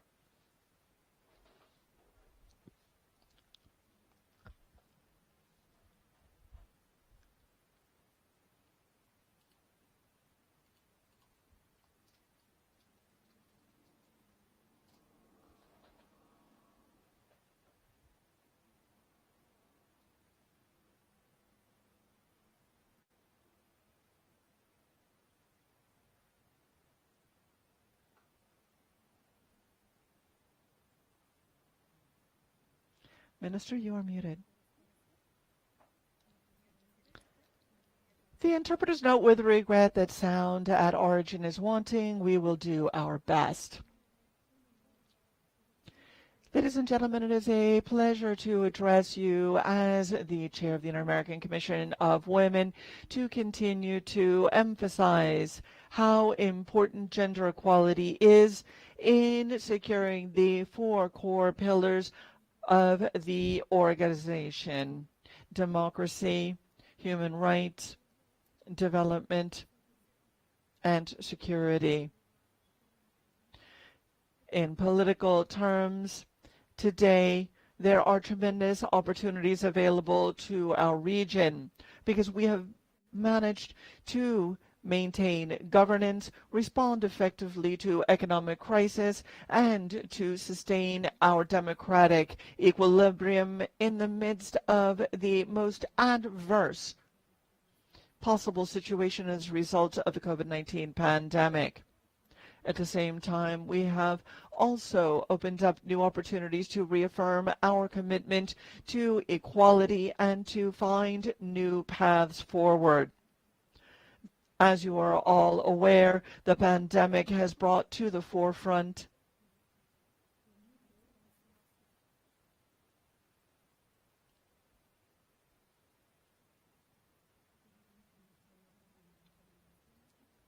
my apologies for my technological glitch.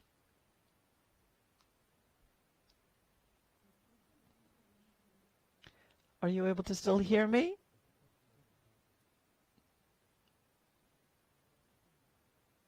You are now muted, ma'am.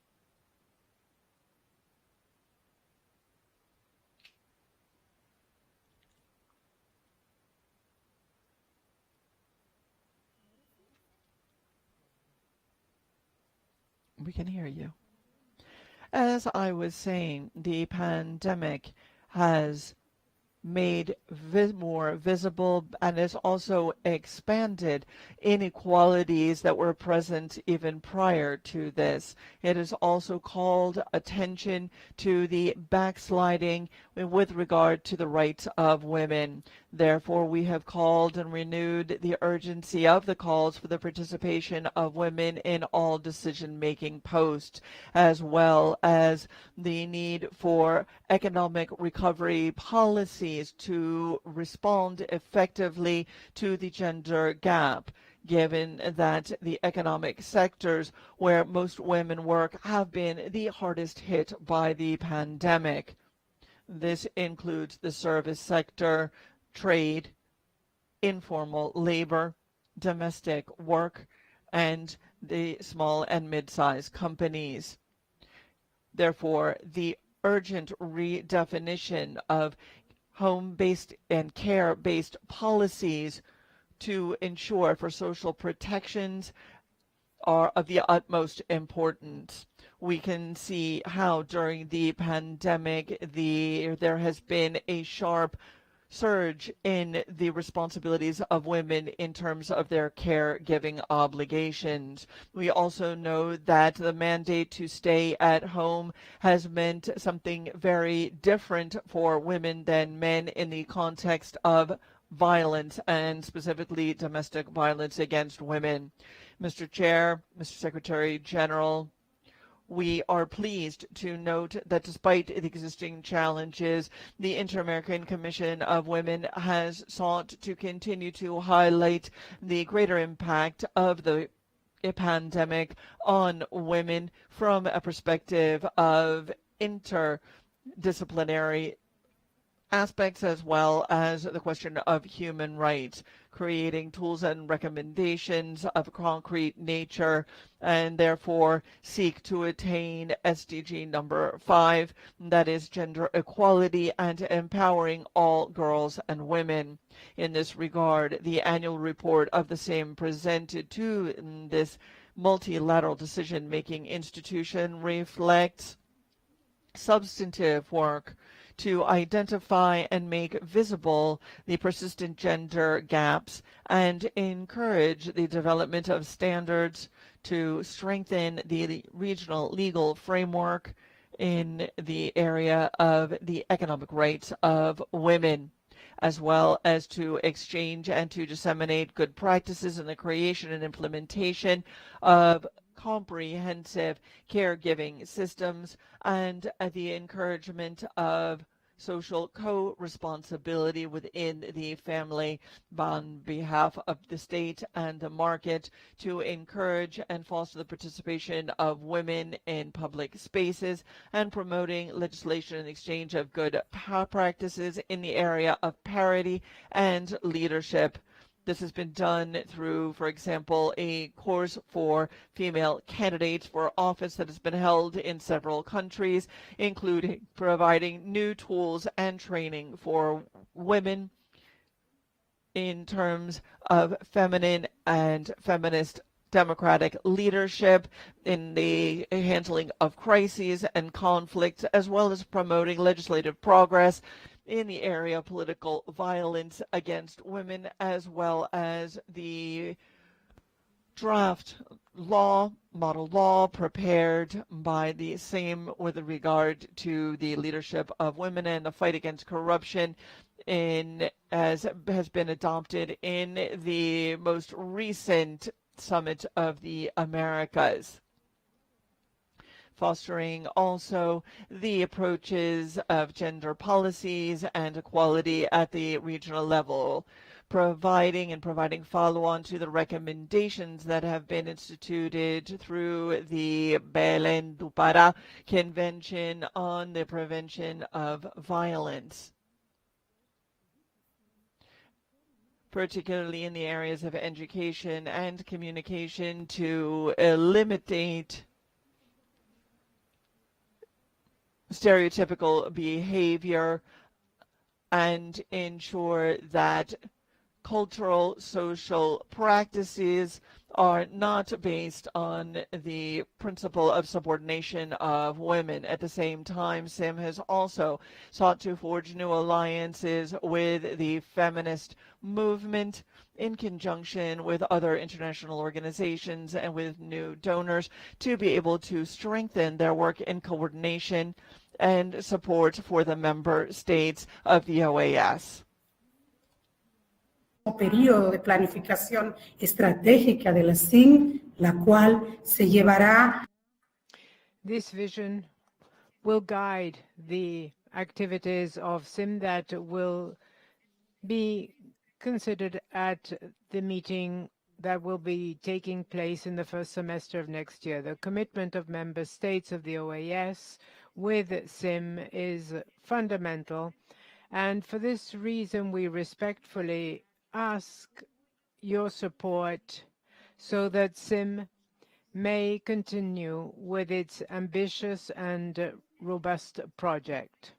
Evidence show that gender inequalities delay development, weaken democracy, and deepen poverty. Therefore, it is essential for the countries in the region to seize the opportunities provided by the cross-cutting effects of gender equity and equality in whatever public policies may be implemented. Thank you very much, Mr. President. Thank you for your attention.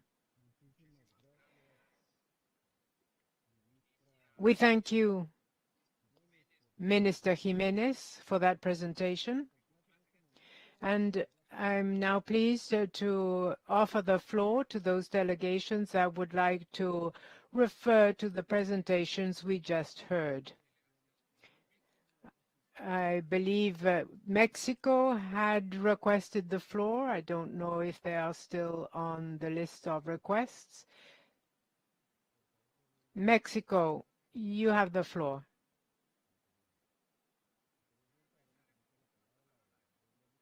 To be followed by Nicaragua. Thank you very much, Mr. President. Given the time constraints, I will not comment on all other reports. What I would like to do is reflect the gratitude that we have towards all the presentations of these reports. But let me focus on the report of the President of the Court. Ms. Elizabeth Odio Benito, Madam President, we have listened with great emotion your requests and your wise comments. Thank you for your commitment and your radiant energy. Thank you for being our guide to not falter, to ensure that dignity becomes our compass and our north. We want to see a renewed court with historical gender parity. Thank you for reminding us that it is the time for women. Thank you, Ambassador Baños. I now offer the floor to Nicaragua. Ambassador McFields.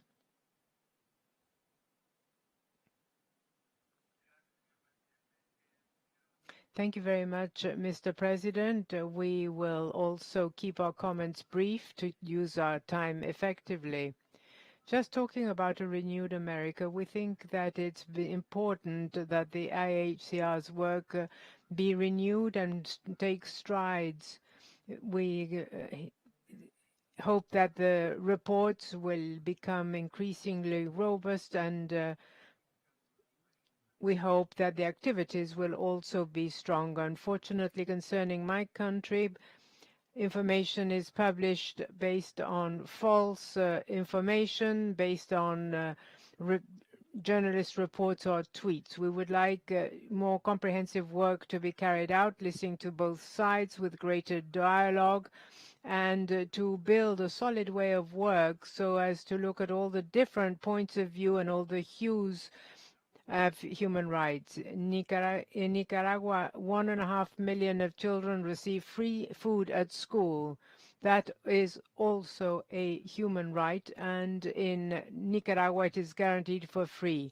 Access to housing, people who had no roof and now do, that is yet another human right.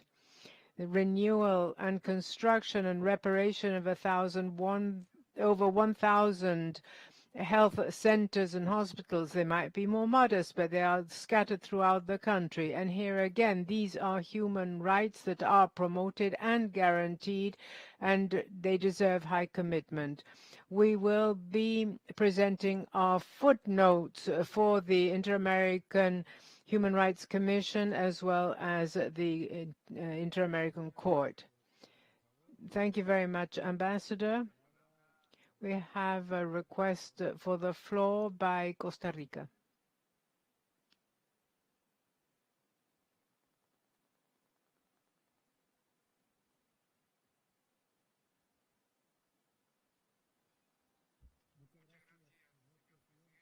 Thank you very much, President. Costa Rica would like to express gratitude for presentation of the annual reports of the Inter-American Commission on Human Rights, the Inter-American Juridical Committee, the Inter-American Court of Human Rights, and the Commission of Women. We greet Judge Elizabeth Odio Benito, former President of the Republic of Costa Rica, former Minister for Justice, a judge of international courts, and current President of the Inter-American Court on Human Rights.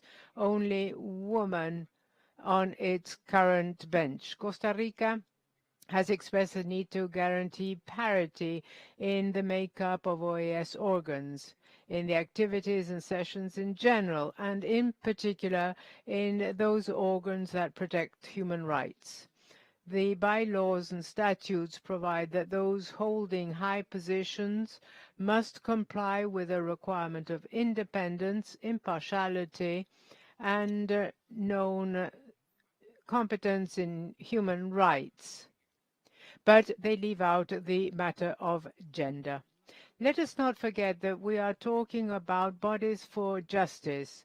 The look of justice must comprise knowledge and wise stances as well as experience from both men and women.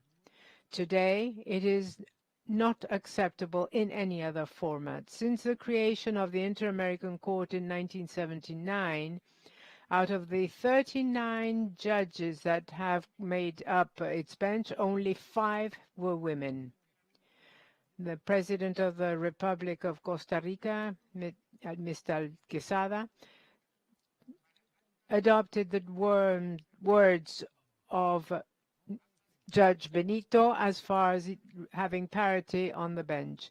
We hope that this General Assembly of the OAS will urge member states to ensure that in the process, denomination and selection of judges to the Inter-American Court, that we continue decisively promoting the nomination of more female candidates. This way, we underscore what Ms. Elizabeth Odio Benito has done for the defense and protection of human rights, particularly of populations in a situation of greater vulnerability. We acknowledge her dedication and excellence throughout her long career, as well as her contributions to the Inter-American system of human rights.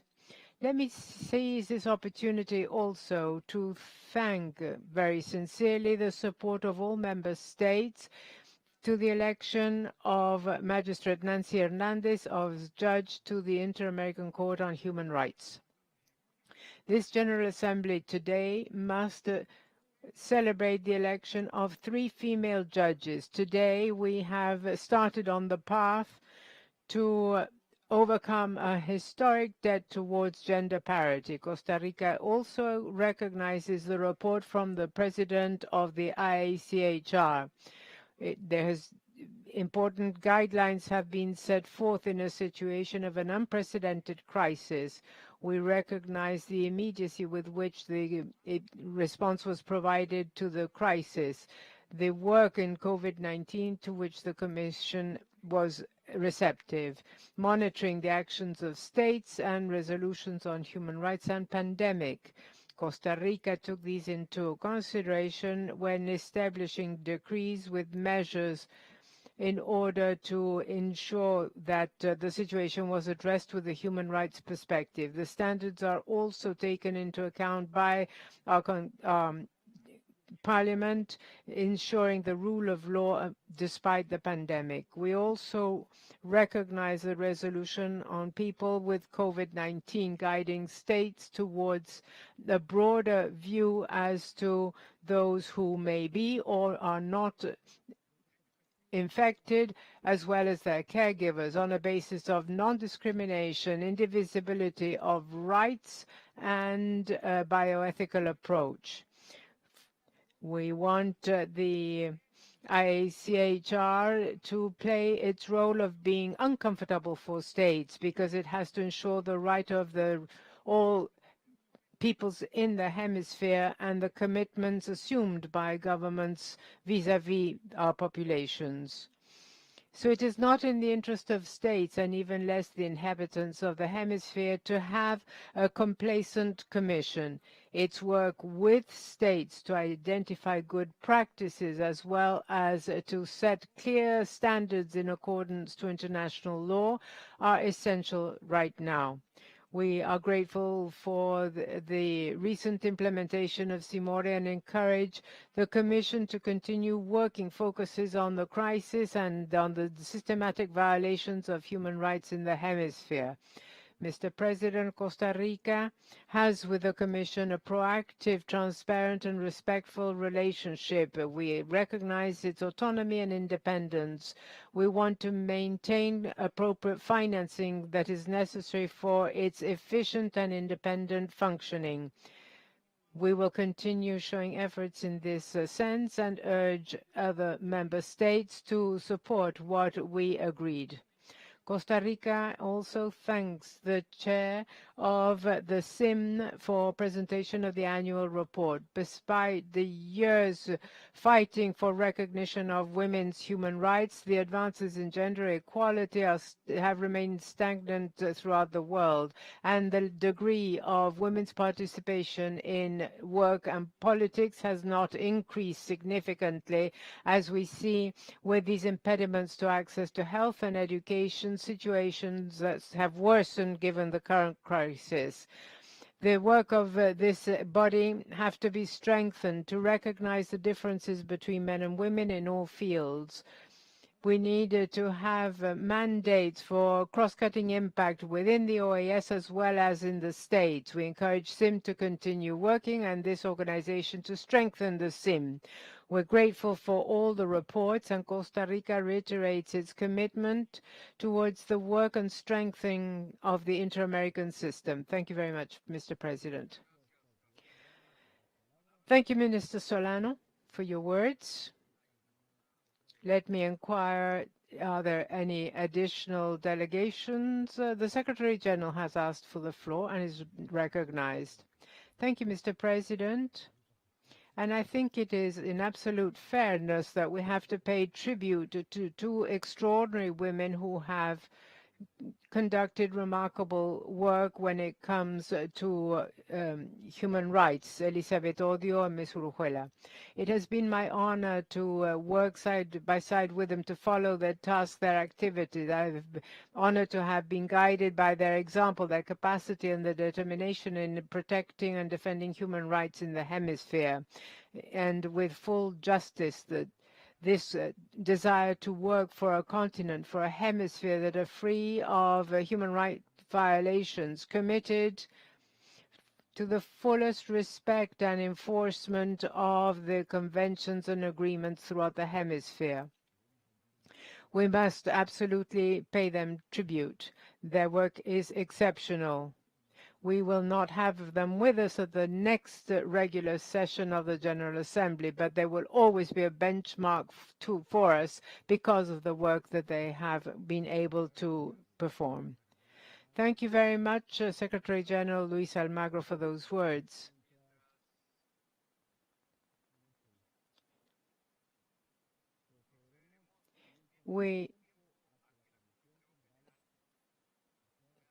While we await completion of the documents by the General Committee, we will now allow interventions by permanent observers. So I invite permanent observers to request the floor.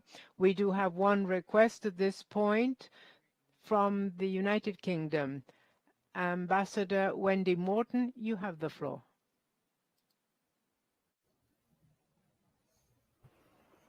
Thank you.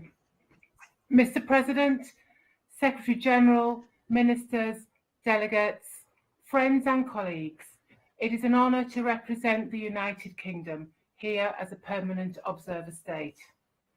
The UK continues to seek a positive and constructive relationship with Argentina in the best interests of both our countries and of the wider region.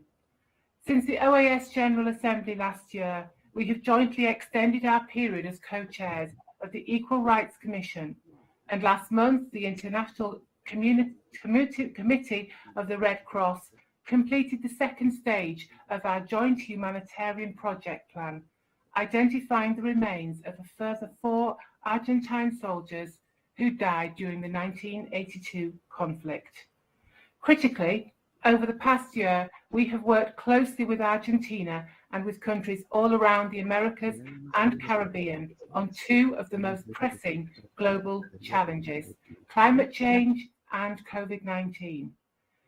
Turning to the Falkland Islands, I would particularly like to tell you about their people and the importance of their right to enjoy the right of self-determination. It is a right unequivocally enshrined in international law, and is a principle to which the United Nations and its members are committed. Much is said about Falklands, and I should like to remind you of some objective facts. First, that the islands are self-governing. They have free and fair elections and a representative, independent legislative assembly that takes decisions on issues that matter to them. And this was demonstrated last week when the islanders went to the polls to choose a new assembly. Second, families living in the Falklands can trace their histories on the islands back 9 generations. We are talking about a proud island community. Thirdly, the Falklands are internally self-governing, and islanders will tell you that they fiercely guard their constitution and the powers of their government. I know that members of the Falklands Legislative Assembly feel fully accountable to the local community and are indeed held to account by an active local press and civil society groups. The UK regrets that Argentina has once again taken measures this year that set back our ambition for good relations. The people of the Falklands were understandably dismayed that the Argentine armed forces organised a military exercise last December, advertised as a reenactment of the 1982 invasion. Argentina regularly says that the UK is militarising the South Atlantic, but UK forces on the islands are entirely defensive, having mostly been initially deployed in response to Argentina's invasion. In his address to you yesterday, my Argentine colleague spoke of unilateral UK actions since UNGA Resolution 2065. I know that I have little need to remind you that much of the most egregious unilateral action since UNGA 2065 was taken by the government of Argentina when they invaded the Falkland Islands in 1982. Argentina has also enacted legislation that seeks to penalise international companies operating with the islands. As we have seen today, Argentina persists in seeking to deny the Falkland Islanders their right to self-determination. We remain fully committed to supporting and upholding the rights of the islanders to determine their own future. The UK has no doubt about its sovereignty over the Falkland Islands, South Georgia and South Sandwich Islands and surrounding maritime areas. We have no doubt about the principle and the right of self-determination as enshrined in the UN Charter and in Article 1 of the 2 UN Covenants on Human Rights, by virtue of which the Falkland Islanders can freely determine their political status and freely pursue their economic, social and cultural development. We want to work constructively with Argentina, but it must accept that there cannot be any dialogue on sovereignty unless the Falkland Islands wish it. The 2013 referendum, in which 99.8% voted to maintain their status as a British overseas territory, made very clear they have no wish for such a dialogue. On behalf of the people of the Falkland Islands, the UK asks the General Assembly to take note of their right of self-determination and that this statement is read into the record of this meeting. Thank you.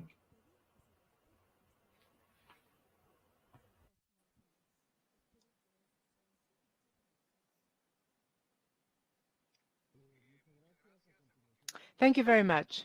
We now have a request for the floor by Ambassador Fernando Simas of Brazil. Please go ahead, sir.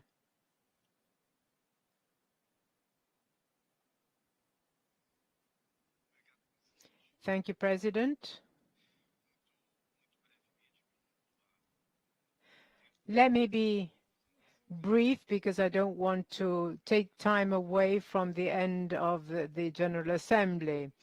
There are two women that have been highlighted by the Secretary General, but I also wanted to mention our own thanks and recognition to the work of the Brazilian Commissioner Flavia do Comichano, who has also made valuable and unstinting contributions to the work of that body. So I would like that recognition to also be recorded. Thank you very much. Thank you very much, Ambassador Simas. The minutes will reflect accordingly.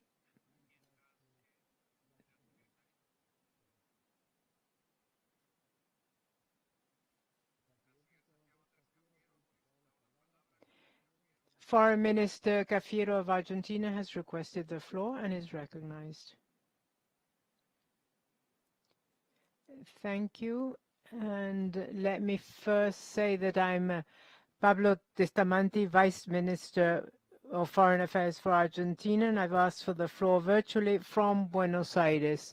In response to what we just heard from the distinguished representative of the observer state, United Kingdom, we feel obliged once again to touch on some of the points raised and to respond to some of her statements. There is no doubt that Argentina, like the UK, would like to have improved relationships because in common we do have some objectives, especially with regards to the global agenda. Examples were given, the commitment, for instance, to COVID and the challenges posed by climate change and what we were able to achieve together in all those affairs where we are co-chairing in regard to equal rights. We're also very grateful that as we're about to reach the 40th anniversary since the conflict of 1982, we hope some steps may be taken, even if slowly, with regards to the remains of some of the Argentine fallen in that conflict, and we're very grateful for that, in particular on behalf of the families. But we cannot disregard the fact that it is very difficult for the United Kingdom to continue pretending that this should continue while ignoring totally a dispute over sovereignty that is so lengthy. The United Kingdom delegation also knows that jointly with the obligations emanating from the UN Charter and international documents, we committed to respect the declarations of the international system. It would sound as if, in the opinion of the United Kingdom representative, the statements by the General Assembly concerning the sovereignty dispute lack importance. Not long ago, Minister Cafiero once again recalled Resolution 2065, the call by the General Assembly to resolve this dispute by peaceful means between the UK and Argentina. Let me reiterate, this is something to be done between Argentina and the UK. Obviously, in this argument, there is a mixture of the principle of self-determination. This is a principle emanating from Resolution 1514. And let us remember, Argentina voted in favor of it despite the resistance of some countries, including the UK, that abstained when Resolution 1514 was adopted. The principle of self-determination is obviously key when we're talking about peoples subject to a colonial domination. That is the language of Resolution 1514. In the case of Resolution 2065, the General Assembly stated that this was a specific case, somewhat different. It is a colonial context, but the same standards don't apply. As the Foreign Minister indicated a few moments ago, we're talking about people that were installed there, and it was part of the installation of the country that occupied the islands, and the expectation that they are to define what is to happen actually ignores the facts that I have just outlined.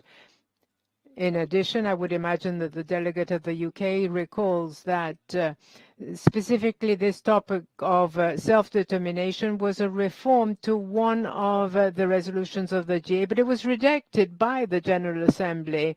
It was not deemed to be a way to find a solution to the problem. And there was a referendum conducted by the UK without approval by the General Assembly and without any UN control, and actually disregarded the UN's view because it continued expressing itself at the Committee of 24 in the same way as in the past. In other words, asking the United Kingdom and Argentina to peacefully resolve this dispute. All the details are well known. This dispute is historical and it will be resolved when the UK and Argentina sit down to deal and talk about the problem and reach a peaceful solution. Meanwhile, the unilateral actions by the UK will not resolve matters, nor a military presence that we don't accept that it be an answer to what happened in 1982. We're talking about nuclear vessels that were present in the South Atlantic. There were nuclear weapons, and this area was declared as to be free of weapons of mass destruction. This is known by the UK and by the international community as a whole. Meanwhile, we make decisions that have to do with the Argentine Republic. In this context, the companies that are acting in Argentina have to abide by Argentine laws. To try and dress it up as something different, as the UK is trying to do, is not unacceptable. And we will continue doing this because that is our right as a sovereign state.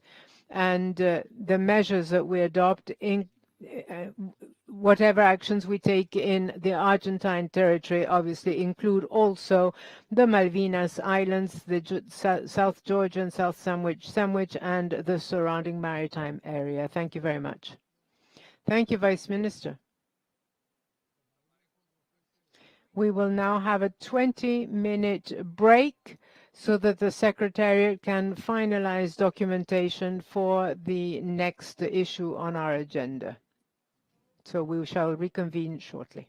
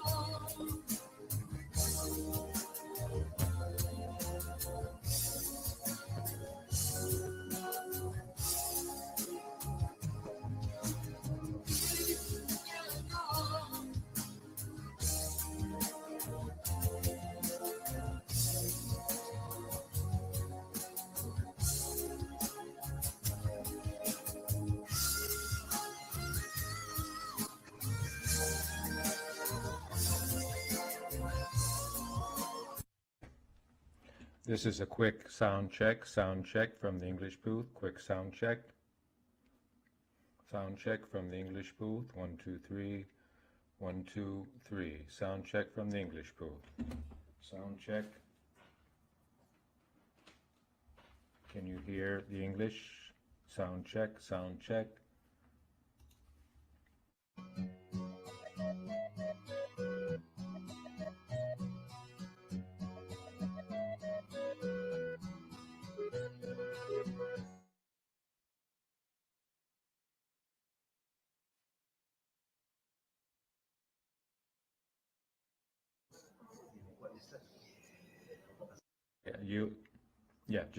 Can you hear me? Siguiendo con los asuntos del orden del día, esta sesión plenaria considerará el informe sobre los trabajos desarrollados por la Comisión General con relación a los temas que le fueron asignados. I'm pleased to offer the floor now to Ambassador Sami Araya Rojas, alternate representative of Costa Rica to the OAS and rapporteur of the General Committee to present the report. Ambassador, you have the floor.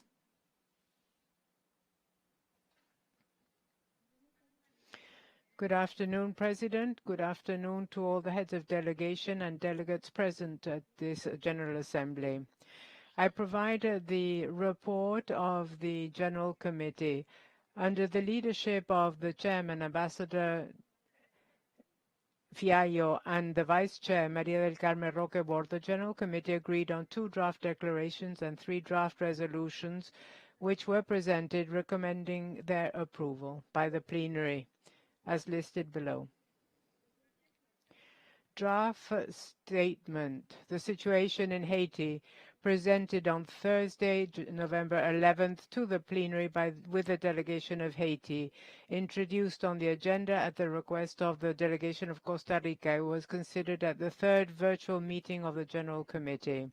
The delegation of Haiti read the original proposal that was subject to an amendment throughout the text by the delegation of the United States, which proposed to use the language of the OAS Charter in the reference to representative democracy as an indispensable condition for stability in the 3rd preambular paragraph. This is a statement expressing concern about the worsening political, economic, social, security, and humanitarian crisis in that country, alluding to the serious consequences that this could have for the stability of the region.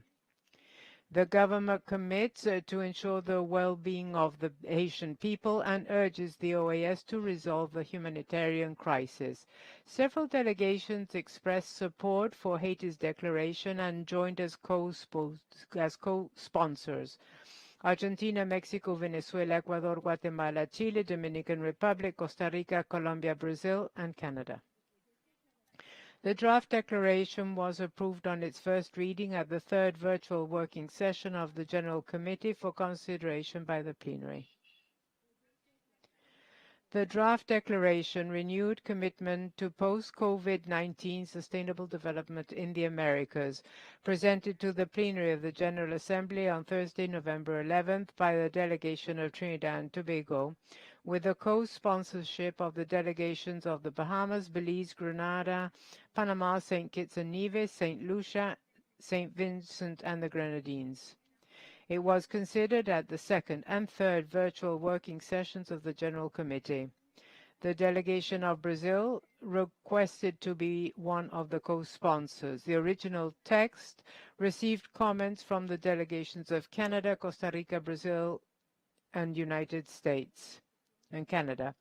It is a proposal that aims to urge member states to renew the goals and targets stipulated in the 2030 Agenda for Sustainable Development. From a methodological standpoint, the project was revised, having decided that the legal nature of the instrument would be a declaration instead of a resolution. The General Committee reviews the verb tenses throughout the declaratory paragraphs.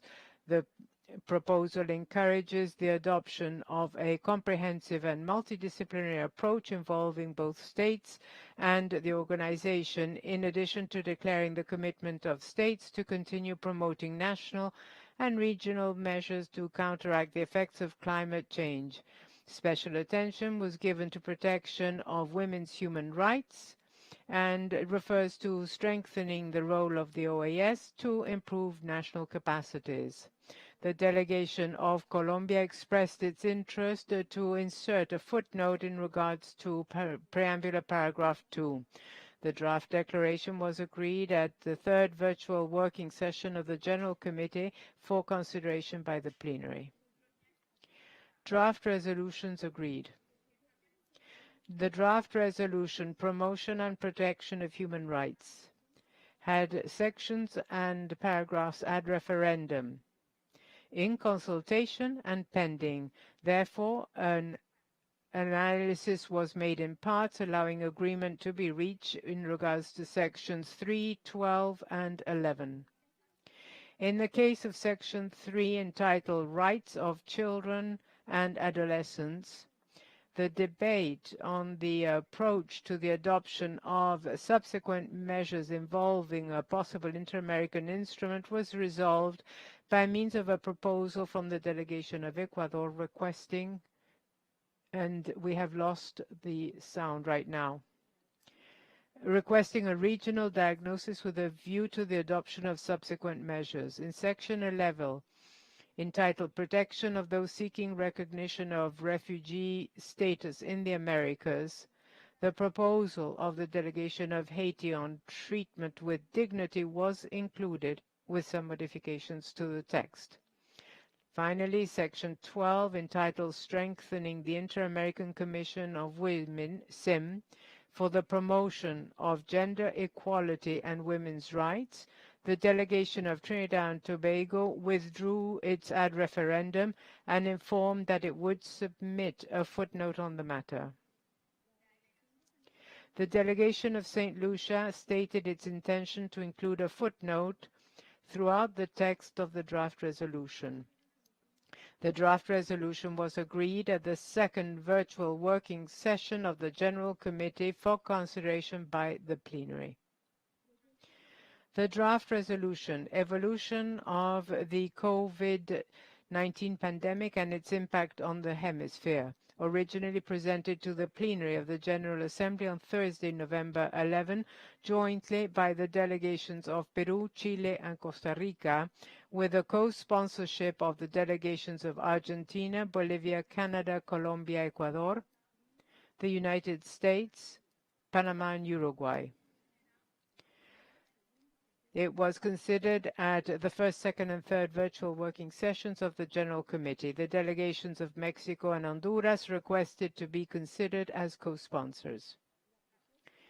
The original proposal presented by the delegations of Peru, Chile, and Costa Rica was amended by the delegation of Antigua and Barbuda, and its consideration gave rise to a rich discussion that made it possible to review each of the paragraphs and incorporate constructive contributions from various delegations interested in agreeing on an inclusive and complete resolution that took into consideration language that was acceptable on the subject.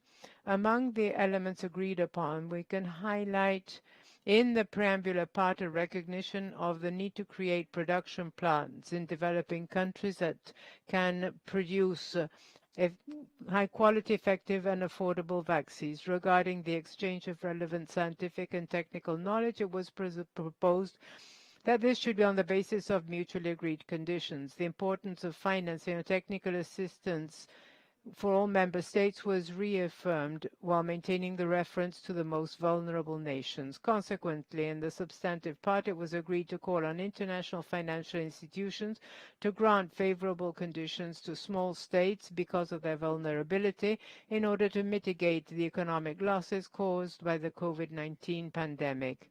The delegation of the United States explained that it would submit a footnote to the 8th operative paragraph. The draft resolution was agreed at the third virtual working session of the General Committee for consideration by the plenary. Draft resolution, the situation of Nicaragua, presented to the plenary of the General Assembly on Thursday, November 11, by the delegation of Canada, with the co-sponsorship of the delegations of Antigua and Barbuda, Costa Rica, Ecuador, United States, Dominican Republic, and Uruguay, and it was considered at the third virtual working session of the General Committee. The delegation of Canada explained the fundamental elements of the proposal that instructs the Permanent Council to conduct an immediate collective evaluation in accordance with the OAS Charter and the Inter-American Democratic Charter, taking into consideration the lack of transparency of the elections that took place on November 7 of this year, in addition to the unsuccessful diplomatic initiatives aimed at protecting human rights that have been attempted since June 2018. The proposing delegation noted that it is a text that has been worked on with all delegations and no comments or amendments have been received since it was submitted. In fact, it is a text that has no open or pending paragraphs. In this context, they requested it be referred to the plenary. This proposal was supported by the delegation of Chile. The draft resolution was agreed at the third virtual working session of the General Committee for consideration by the plenary. At the conclusion of the third virtual working session, the chairman of the General Committee, Ambassador José Fiallo, thanked the delegations for their support and cooperation, noting the interest of all delegations in reaching agreements, and declared the session closed at 3. We apologize. As a point of order from Barbados, Ambassador Lynch. Please go ahead, Ambassador.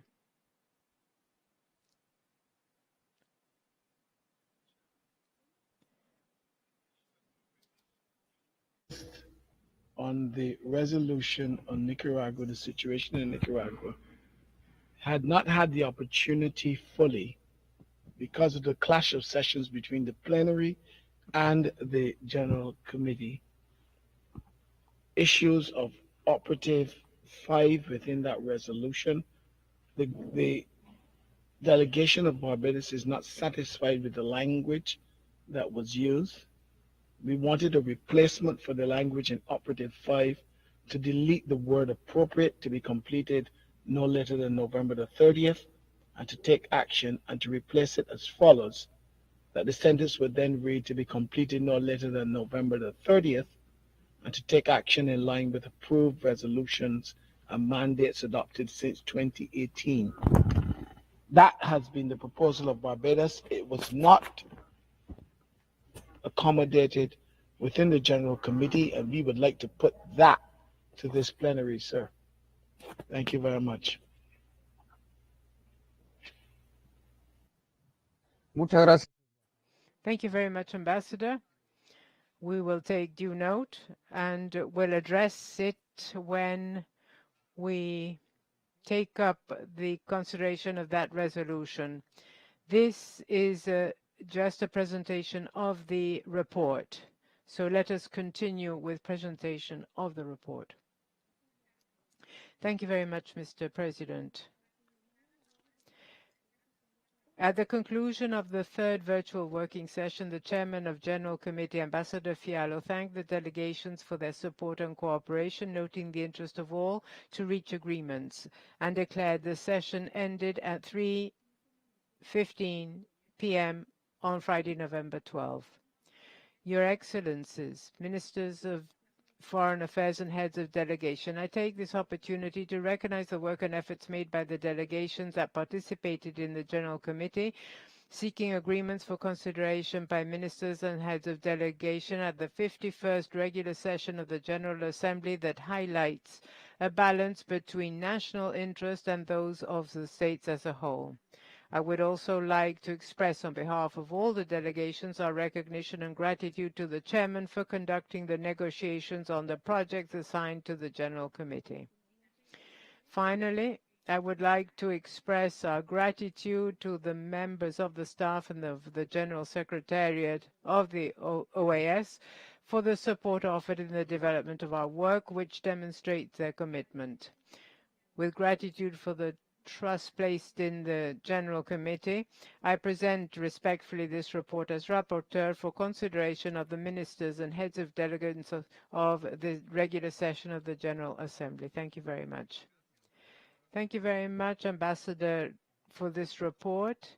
In this regard, I do believe that all the representatives will support me to express our recognition to Ambassador Josué Fiallo, permanent representative of the Dominican Republic to the OAS and chair of the General Committee, and the Vice President Ambassador María del Carmen Roquebert, permanent representative of Panama to the OAS, and the Rapporteur Ambassador Samiraya, alternate representative of Costa Rica to the OAS, as well as all of those who participated in the work carried out in discharging this complex work. Having heard the rapporteur's report, I'd like to ask delegations if we can approve the following drafts.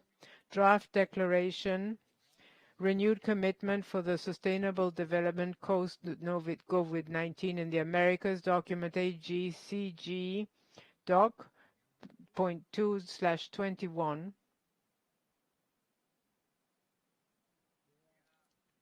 It is so decided.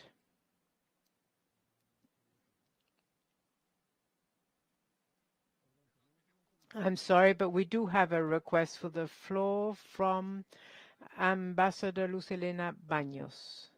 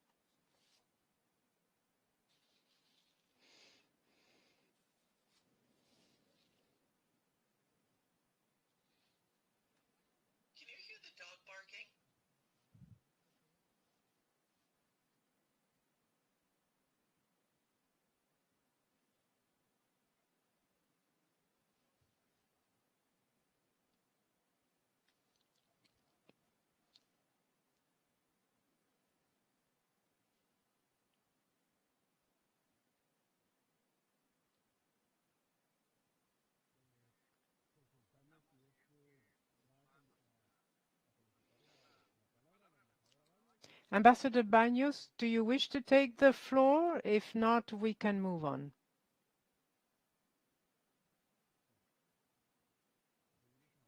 Apparently not, so let's continue. Draft resolution, evolution of the COVID-19 pandemic and its impact on the hemisphere. Doc AG/CG/doc.3/21 Rev 1.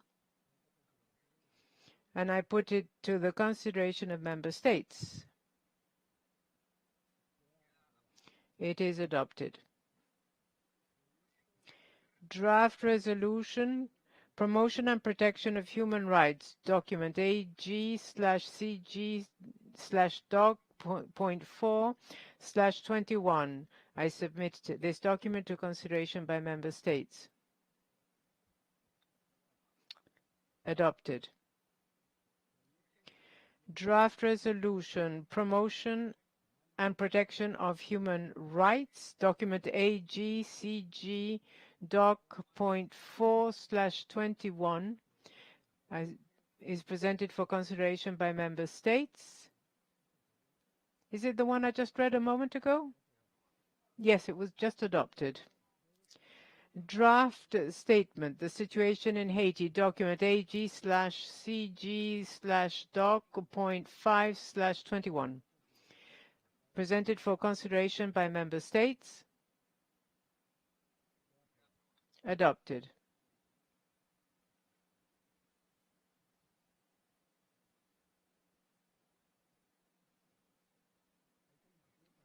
There's a request for the floor from the delegation of Haiti. Ambassador Charles has the floor.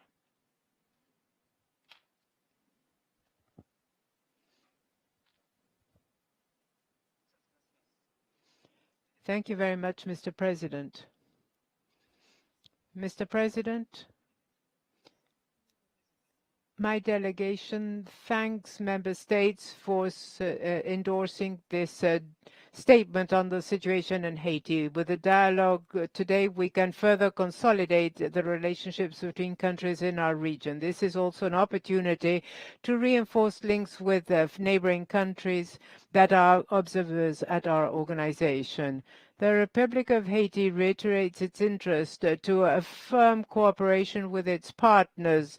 Their support and experience when it comes to development are the instruments that are useful to my country. Mr. President, my delegation would like to bring to your attention the extremely difficult situation that my country is confronted with. In Haiti today, and since several months ago, there is a complex security situation. The government of the Republic is undertaking efforts in order to build operational capacity for the national police and also to protect citizens. But without the right means, the National Police of Haiti cannot effectively confront the threats.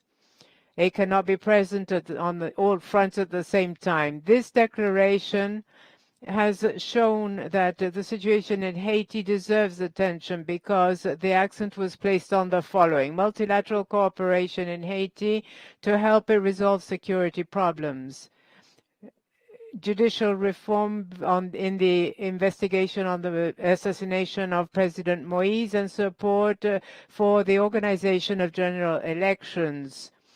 This is satisfactory, but my delegation wants to reiterate item 11 of the statement that invites member states to urgently focus on the current situation in Haiti.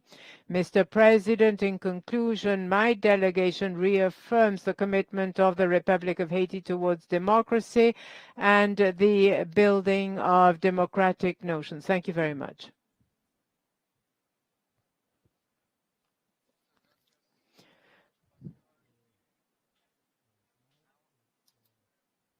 Delegation, Chief of Delegation of Antigua y Barbuda has asked for the floor. Ambassador Ronald Sanders, you have the floor.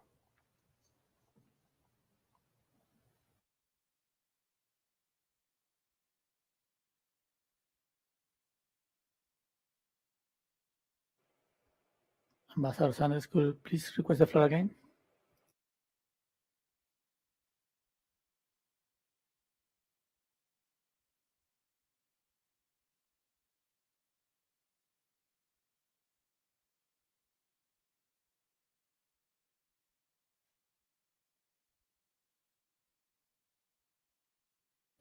Consulto si tenemos la conexión con el embajador Ronald Sanders.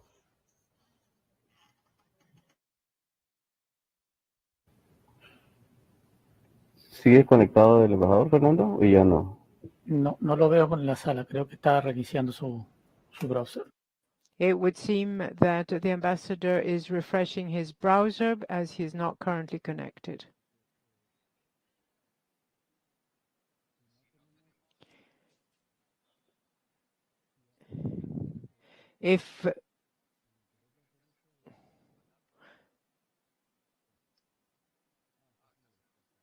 We're waiting for him to refresh, says the president. Then we will wait till he is able to refresh. There, he's coming back, connecting again.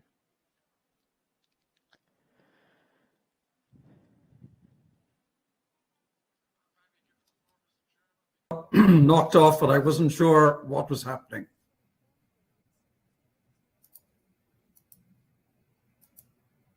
Mr. Chairman, did you give me the floor because I got knocked off? Oh, yes. Fine. Yes. In that case, sir, I really wanted to make a very brief comment, if I may, on the resolution that we've just adopted, developments in the COVID-19 pandemic and its impact on the hemisphere. First of all, I wanted to express my sincere thanks to Ambassador Harold Forsyth and the delegation of Peru, whose concept this resolution was in the first place. In the opinion of the CARICOM countries, this is one of the most important resolutions that this 51st General Assembly will adopt. it is undoubtedly the case that throughout our hemisphere, the COVID-19 pandemic is the biggest problem that we all face. And therefore, this Assembly's attempt to deal with it in the way that it has is extremely significant. Now, in presenting the report, the rapporteur said that it was the Antigua and Barbuda that presented the amendments. But indeed, Antigua and Barbuda presented the amendments on behalf of the entire CARICOM group, all 14 countries. And while we were the main interlocutor, this represents the position of CARICOM countries, and we are delighted to see that the resolution deals with rejecting the idea of vaccine discrimination, that it stresses the importance of coordination and cooperation to effectively combat COVID-19. We are also pleased that it promotes mutual hemispheric solidarity in the development of safe, accessible, and effective vaccines in the future. We are also very pleased that the resolution supports the role of extensive immunization in our hemisphere, which of course has been a very big problem to us all, and that it reiterates the request for international financial institutions to provide concessionary funding, particularly for small and vulnerable states. In our view, Mr. Chairman, this has been a very important outcome of the 51st General Assembly of the Organization of American States. Thank you very much, sir.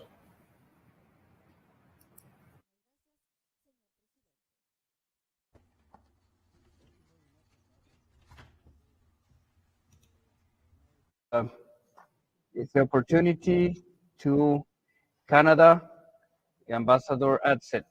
You have the floor.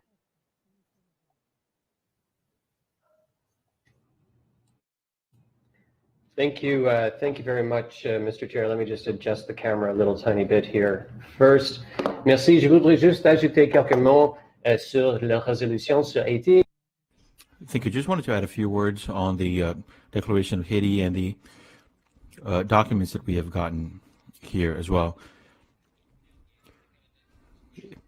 Canada, as member of the Good Office's mission, believes that it is essential to continue to be deeply engaged in the country. This is why we support the draft declaration on the situation in Haiti. We believe that the OAS must continue to support political dialogue that is inclusive and acceptable for all stakeholders in order to ensure that there can be holding of free and fair elections. Canada is increasingly concerned by gang activity as well as the rise in crime, which is a threat to stability, not only in Haiti, but also in the region. What we are seeing is that what is happening has an impact on day-to-day life for all Haitians and has an impact on their basic rights. Thank you, Mr. Chairman. Thank you very much, Ambassador Adset. Me ha pedido la palabra la delegación de Nicaragua, embajador McField. The delegation of Nicaragua has the floor. Thank you very much, Mr. Chairman. We just wanted to clarify that Nicaragua is going to be sending in all of the footnotes about the promotion protection of human rights, especially those sections that relate to the reports of the Inter-American Human Rights Court, the Inter-American Human Rights Commission as well. We'll do so on a timely basis. Thank you. Thank you. We take note.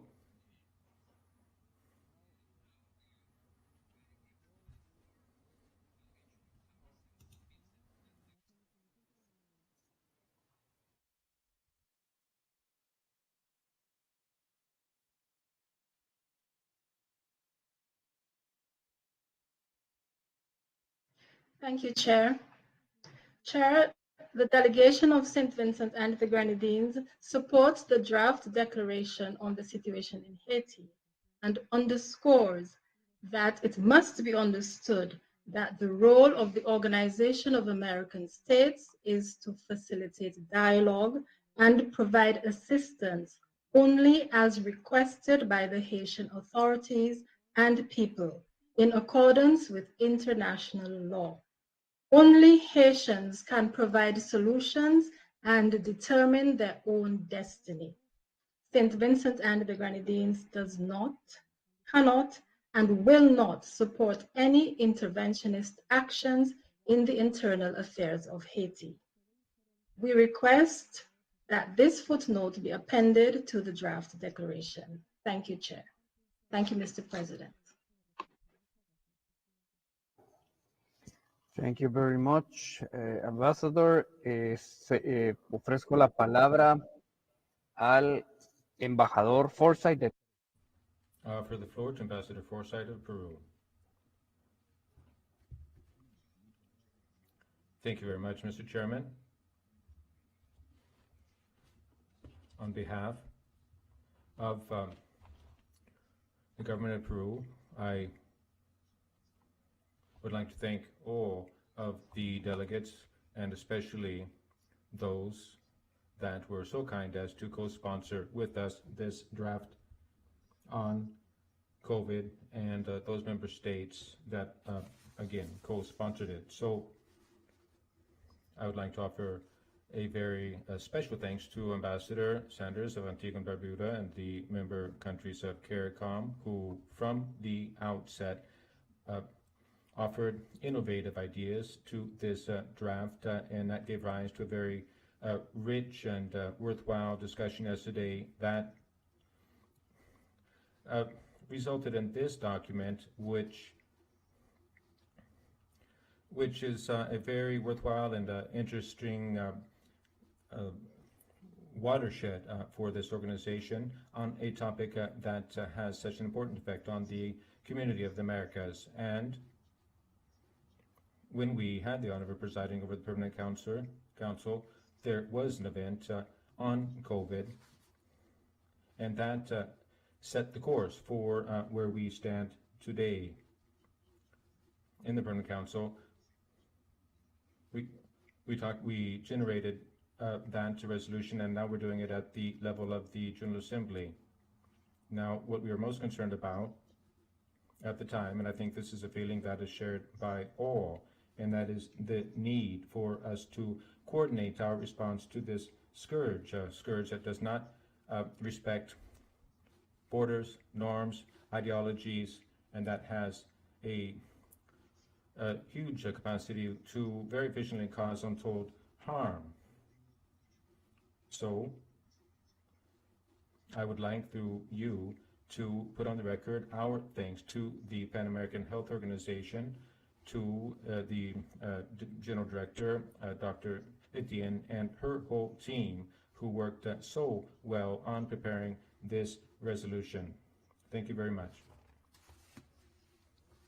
Thank you, Ambassador.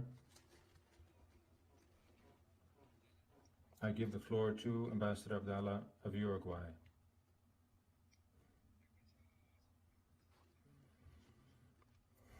Mr.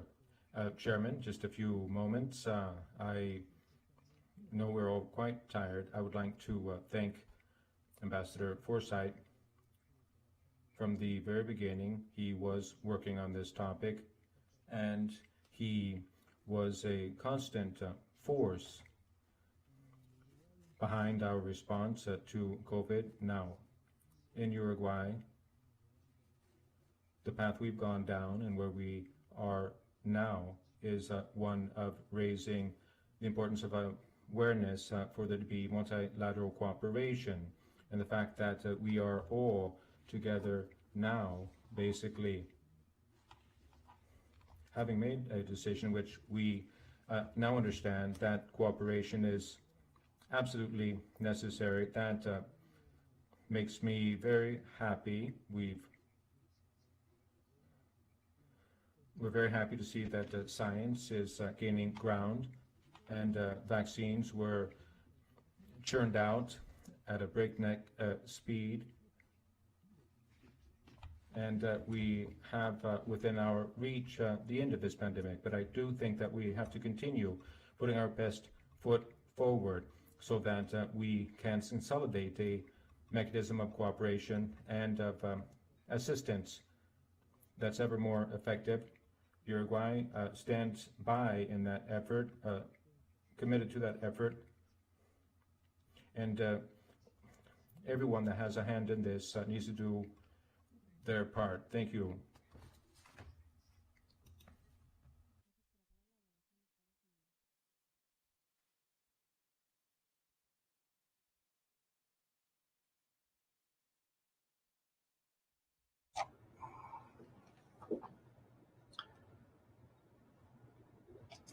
We're ready. We hear you and we see you. Thank you very much. Thank you, Foreign Minister Barolo. Excellencies, ladies and gentlemen, the United States was pleased to co-sponsor the declaration regarding the situation in Haiti. This declaration is a positive signal of our collective will to support a Haitian-led process to restore Haiti's democratic institutions, address the deteriorating security situation, and move toward establishing better conditions so that Haitians can thrive in their own country. Haiti's government, political parties, civil society, diaspora, and the private sector must lead this process and work together in the interest of the Haitian people. The OAS must continue to pay close attention to the situation in Haiti, especially in the Permanent Council, but also through other OAS mechanisms. The OAS also assisted in coordinating member states' humanitarian assistance following Haiti's August 14th earthquakes. All these efforts signal the importance of working collectively in support of Haiti for a Haitian-led renewal consistent with the theme of this General Assembly. Thank you very much. Thank you very much, Ambassador. Ahora cedo la Now I give the floor to the delegation of Venezuela.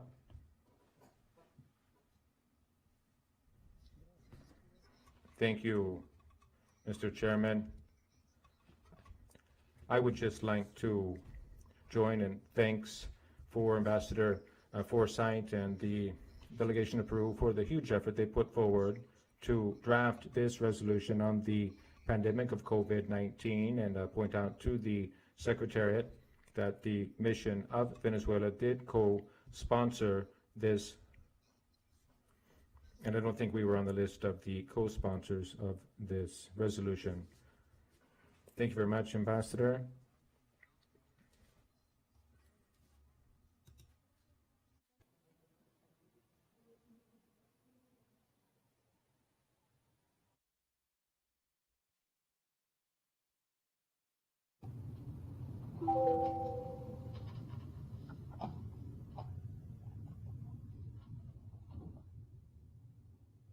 Thank you very much, Mr. President.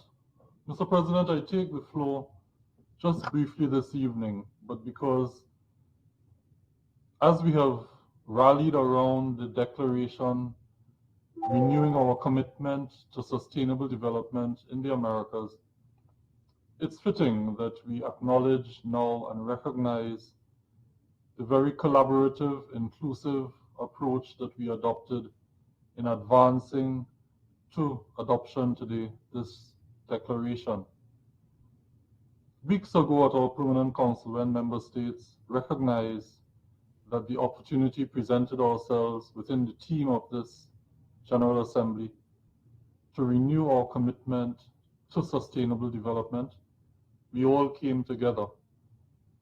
And therefore, I wish to first express appreciation to the General Secretariat of the OAS, who provided the foundation drafting information that member states were then able to take and together shape, and sharpen into what we have adopted today. When CARICOM foreign ministers met earlier this week in preparation for this General Assembly, this was one topic on which they expressed their commitment to seeing a collective expression of the will of all member states to renew our commitment to sustainable development. Included in that draft resolution, Mr. President, is reference to Sustainable Development Goals 1 and 2. We want no poverty. We want no hunger. In addition to that, we were able to appropriately place wide emphasis on the importance of the role of women and girls as we advance in our attainment of sustainable development.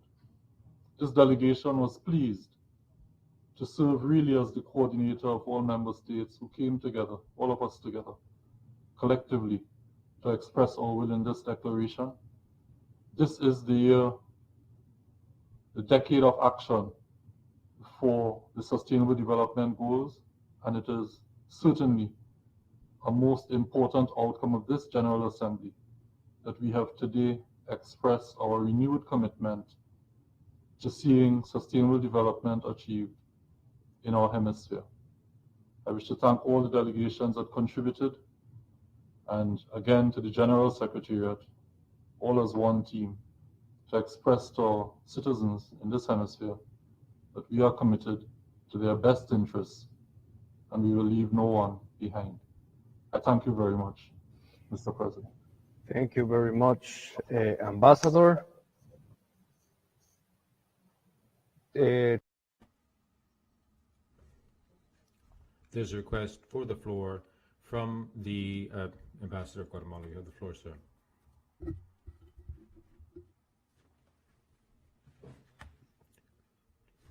Thank you very much.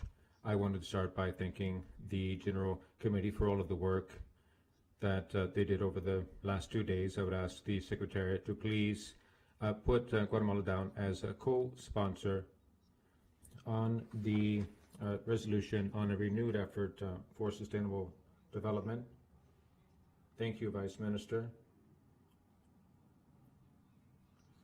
There not being any request for the floor, then we will move on to the next item, which is the draft resolution, the situation in Nicaragua, document AG/CG/Doc 6/1. I put this to the consideration of the member states. We have a request from Canada. Very much, Mr. Chair. I take the floor to ask that we put the resolution on the situation in Nicaragua to a vote, please.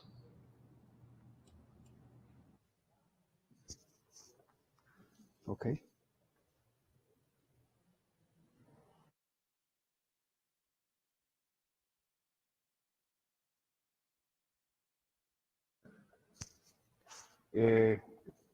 Hemos recibido la solicitud de Canadá. We have received a request from Canada to put the draft resolution to a vote. I would thank the Secretariat of Judicial Affairs to tell us how best to proceed.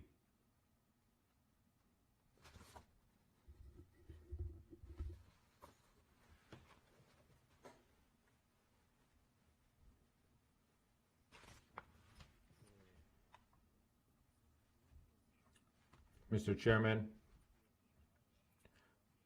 there are some requests for the floor. Before putting this to a vote, we do have to first hear from those delegations who have requested the floor. There is a proposed amendment, and so that needs to be put to a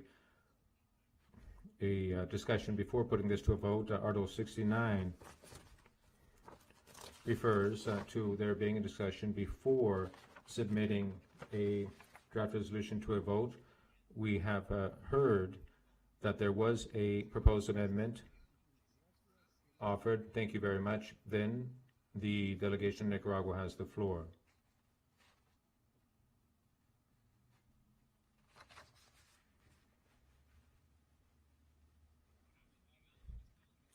Honorable delegates of Chiefs of State of the Americas, Secretary General and Assistant Secretary General, the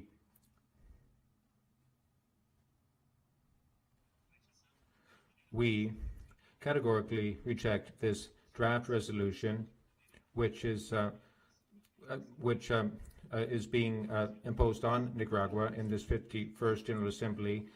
There is an imposter among those proposing it as representing the illegitimate or the legitimate government, rather, of the Republic of Venezuela.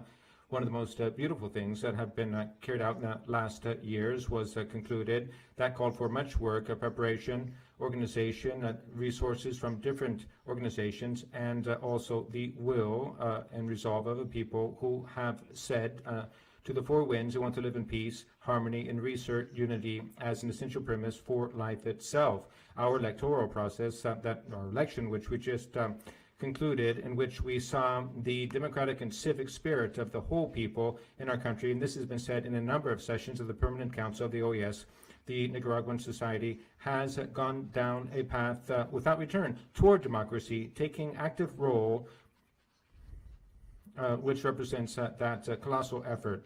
From the beginning, they took part in putting together all of the electoral structures in our country called for by our law and our constitution. The main actors were consulted with, and they took part in a debate about the legal framework that governs elections. No party abstained from proposing their members to the election tables, and all of them could have their inspectors accredited.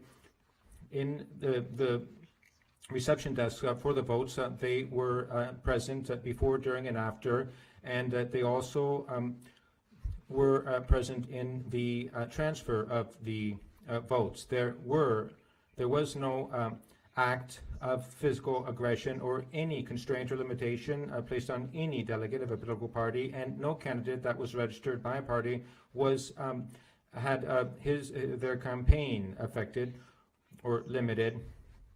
This is a constant in a country such as ours that knows war and longs for peace as a fundamental good for life.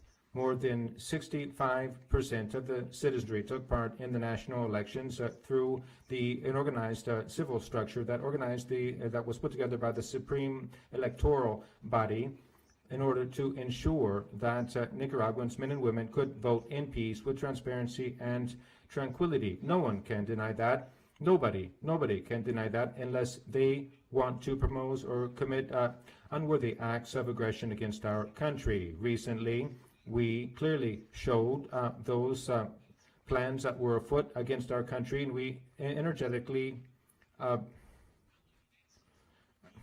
demonstrated who was responsible for that, and we showed malice in the media and financing of terrorist groups that were used to carry out aggressive acts. Ladies and gentlemen, what is being discussed here? This item is one of the least eloquent contradictions that we could see here. It's not possible to think that, or to negate that there was a clear expression by the Nicaraguan people of their will.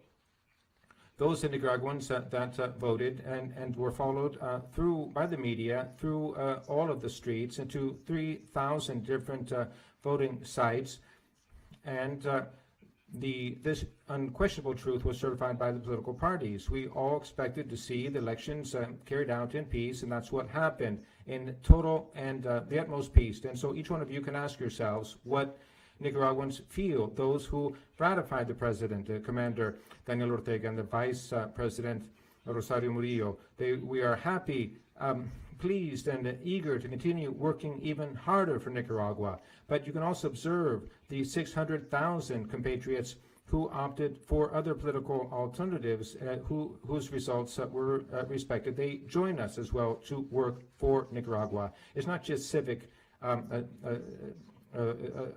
vocation, it's a desire for peace. We regret that the authorities of some countries of our region intend to brazenly deny the truth and to follow a narrative that would seek to undermine the legitimate will of the Nicaraguan people who sovereignly elected their authorities, and who and from an early stage some documents that some would force upon us have been rejected by the people. So we want peace. We want work, respect, unity, friendship, sovereignty, self-determination, Nicaragua has exercised and exerts rather its rights within the framework of our laws. That's why we are expressing our joy for the recent and peaceful, transparent elections of our authorities, but to assert vehemently and firmly our viewpoint.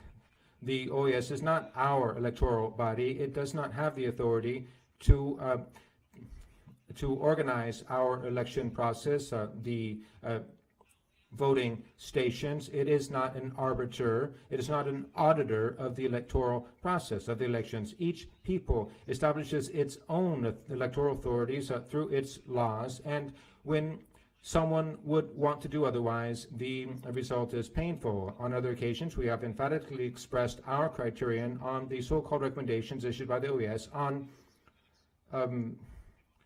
how elections ought to be held. We have referred to what would happen if from the outside someone wants to impose their views on a country. So we would call them to be respectful and not to abstain from maligning our elections. There were 9,000.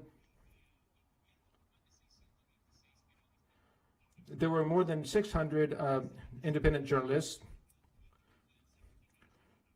That is certified by a large number of parties, and 3 million Nicaraguans also certified that. Our country has shown respect and therefore demands respect. It's not repeated lies or aggressions, as we have heard here today. It's not the allegations of there being or terrorists that can affect this process. Meddling should not happen because that is a denial of the clear truth evident to all in Nicaragua, because this is shown in our country.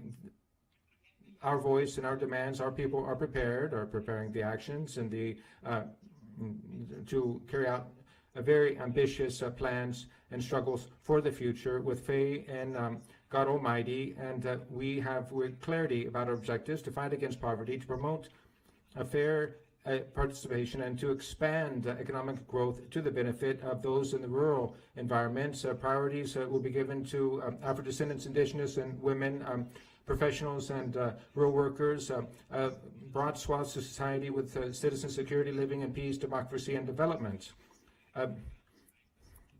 Foreign ministers, delegates to the 51st General Assembly of the OAS, our country consistently practices a policy of peace, of respect, and compliance with good faith and commitments enshrined in those treaties that are valid, that we are signatories to. A very clear and recent example of this is those decrees that set the border between Honduras and Nicaragua in the Caribbean Sea and the Fonseca Gulf, and that shows that we comply with the ruling of the Hague on different dates. That was October 27th of 2021 that ruling was handed down in a binational agreement between the sister republics of Nicaragua and Honduras. We respected. The president of Nicaragua, Daniel Ortega, said that this is a step in which we are contributing to strengthening the International Court of Justice. This is the instrument that nations have to settle disputes. This signature is a contribution to peace. Nicaragua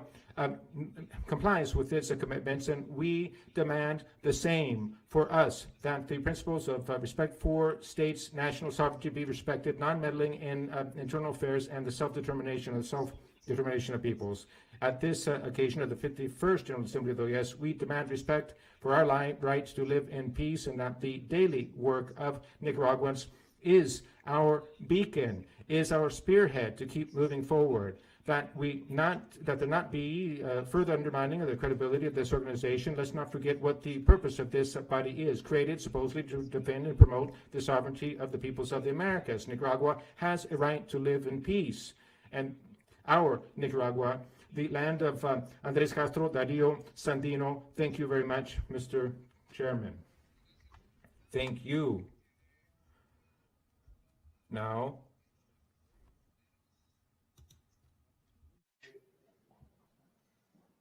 you have the floor. Chairman, thank you. Barbados not satisfied with the language of Operative 5 will enter a footnote on this particular resolution. Thank you, sir. Muchas gracias. Thank you very much, Ambassador Lynch. We'll take proper note.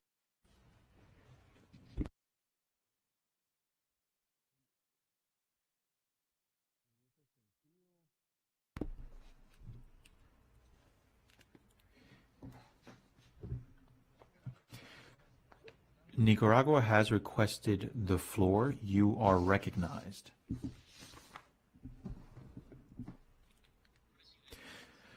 Mr. Chairman, if there is insistence on considering this draft resolution, Nicaragua asks that this be done by roll call.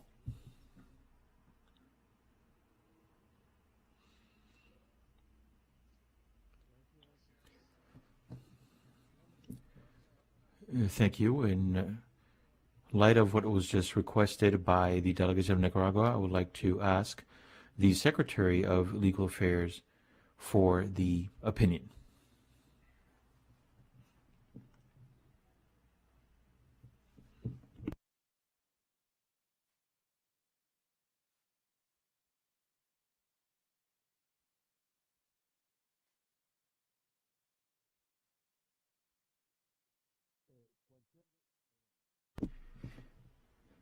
Any delegation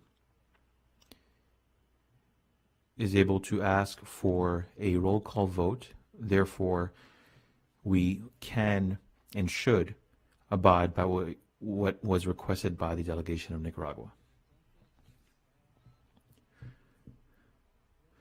Very well, we will therefore move to a vote. Pursuant to what was requested by the delegation of Canada in Nicaragua's call for a vote, we will see whether the General Assembly will adopt the document on the situation on Nicaragua. This, according to Article 67 of the Rules of Procedure, will be done by roll call. If there are no objections, we will so proceed. I would like to also remind delegates that in keeping with Articles 65 and 67 of the Rules of Procedure, decisions of the General Assembly are adopted by a majority vote of member countries, and no representative can interrupt the process except for procedural issues that need to be addressed. I would like to ask the Secretariat, point of order, Mr. Chairman, my apologies, says the floor. Dominica is asking for a point of order. Dominica, the floor is yours. And a point of clarification. I remember earlier in the discussion, a number of member states raised the concern as to the legitimacy of the Venezuelan representative at the OAS.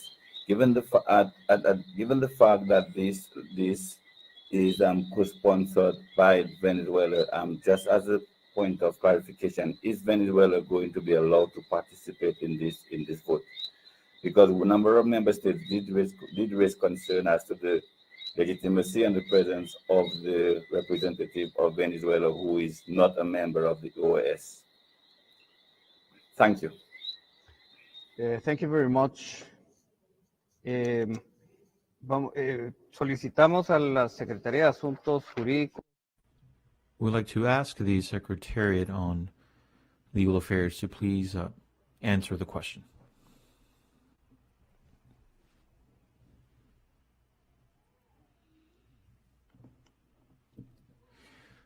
Thank you very much, Mr. Chairman. It is true that that issue was raised during the discussion on the report on credentials. However, that was resolved through the majority agreement to maintain recognition of the delegation of Venezuela during this period of the General Assembly. This is also what has been the case, and I'll just give you the example of the voting on the different positions of the Commission, the Court, and others. And so this is what we have been doing. Thank you very much to the Secretary of Legal Affairs. I don't see any additional requests for the floor. I'd like to request that the Secretariat confirm whether we have the quorum under the appropriate article in order to move on to the vote.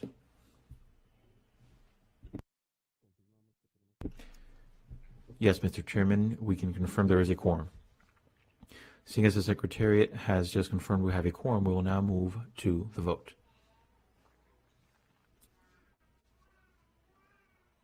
We are going to have a drawing of names to begin.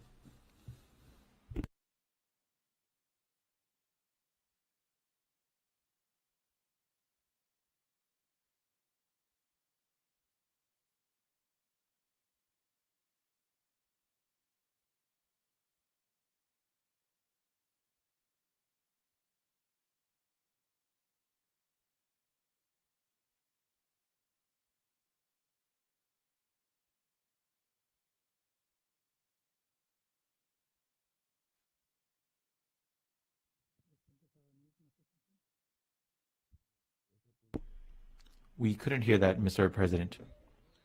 Point of order. Nicaragua is requesting a point of order. Ambassador, the floor is yours.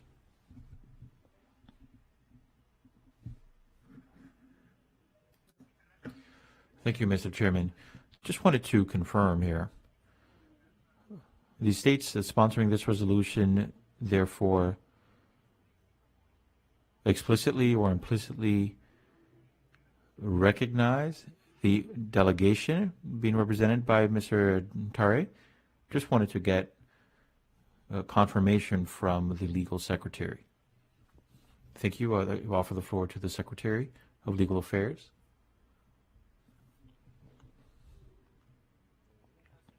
Thank you, Mr. Chairman.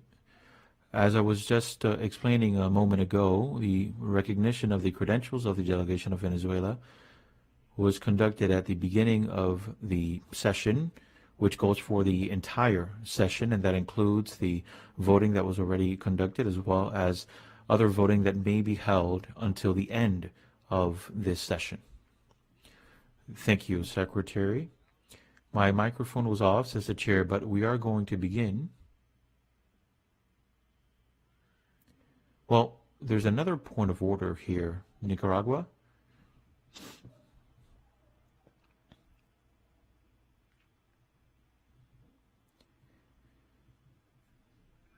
Thank you, Mr. Chairman. I'll try to not interrupt anymore, but now I understand that everyone who is listed in this resolution is implicitly and explicitly recognizing through the listing of their names of what was forwarded as a formal delegation from Delegate and Member of Parliament Juan Guaido. Thank you.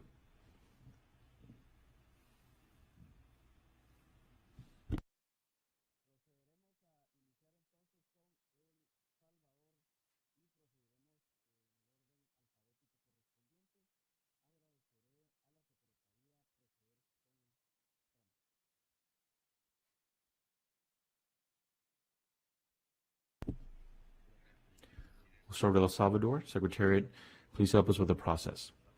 Thank you, Mr. Chairman. We're going to begin with El Salvador. El Salvador, how do you vote? 4, Mr. Chairman.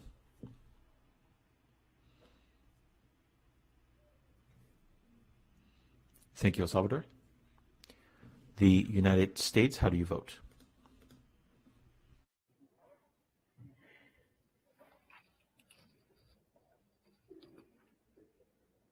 Por favor, micrófono para Estados Unidos.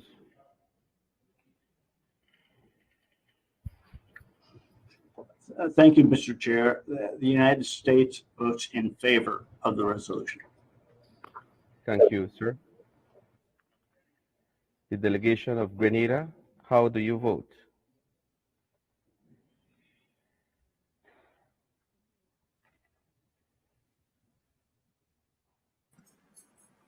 Grenada votes in favor, Chair. Thank you, Ambassador. The delegation of Guatemala, la delegación de Guatemala, ¿cuál es su voto? How do you vote? In favor, Mr. Chairman. Thank you, Deputy Minister. The delegation of Guyana, how do you vote?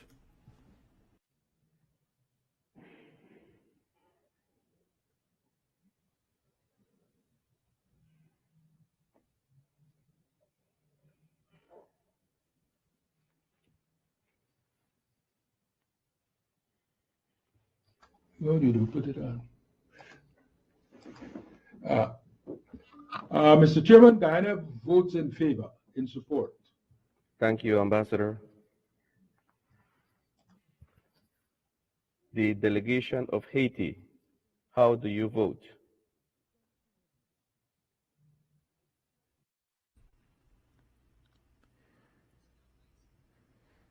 Haiti votes in favor, Mr. Chairman. La delegación de Honduras, ¿cuál es su voto? Delegation of Honduras, how do you vote? Abstention. I repeat. Thank you, Honduras delegation.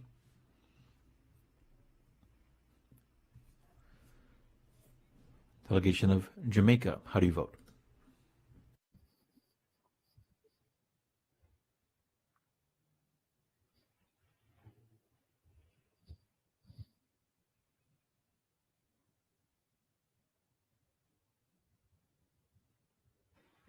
We cannot hear Jamaica, you. how do you vote? Jamaica votes in favor, Mr. Chairman.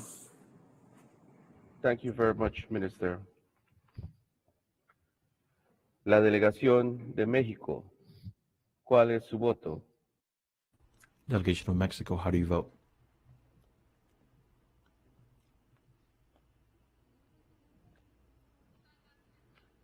Abstention. Thank you, Ambassador. Delegation of Nicaragua, how do you vote?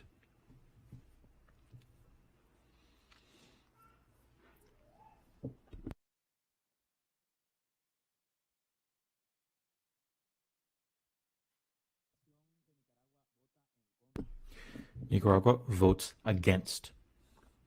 Thank you, Minister. Delegation of Panama, what is your vote? Panama votes in favor. Thank you very much, Ambassador. The delegation of Paraguay, how do you vote?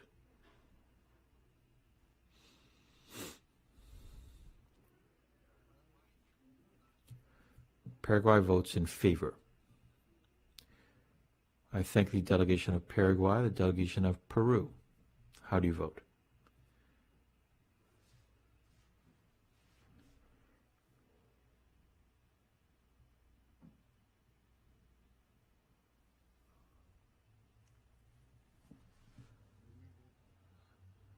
Peru votes in favor, Mr. Chairman. Thank you, Ambassador. A delegation of the Dominican Republic. How do you vote? The Dominican Republic votes in favor, Mr. Chairman. The delegation of St. Kitts and Nevis.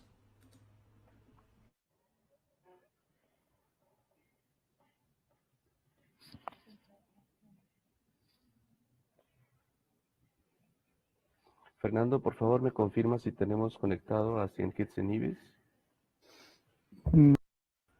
Fernando, can you confirm whether we have St. Kitts and Nevis connected? St. Kitts and Nevis absent, says the SGA. Delegation of St. Lucia, how do you vote?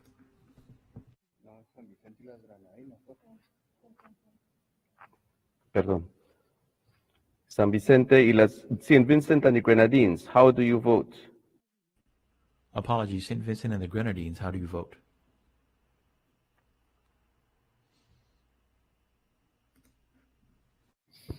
he wasn't St. Lucia?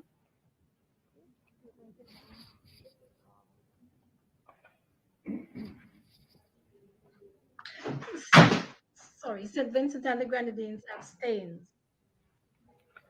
Thank you very much, Ambassador. The delegation of St. Lucia, how do you vote?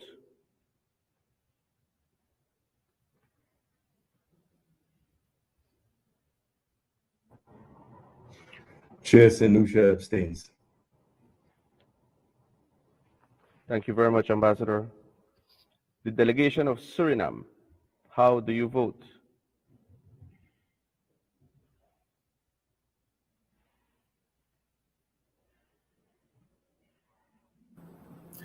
The delegation of Suriname votes in favor. Thank you very much to the delegation of Suriname. The delegation of Trinidad and Tobago, how do you vote?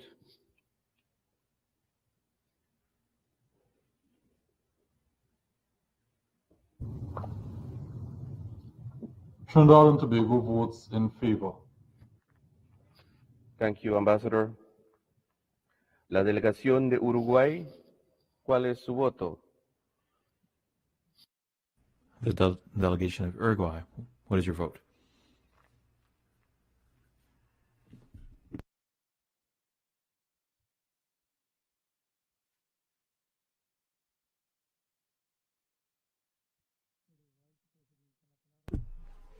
Uruguay, can you please request the floor once again?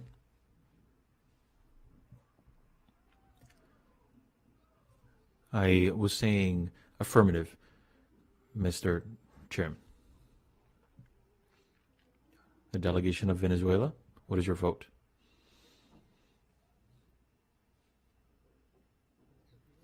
Mr. Chairman, the delegation of Venezuela votes in favor. Thank you very much. The delegation of Antigua and Barbuda, how do you vote?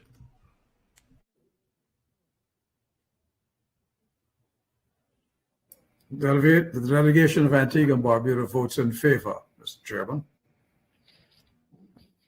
Thank you, sir. La delegación de Argentina, ¿cuál es su voto? Delegation of Argentina, what is your vote?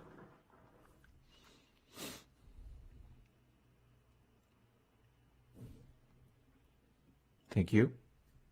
Delegation of the Bahamas.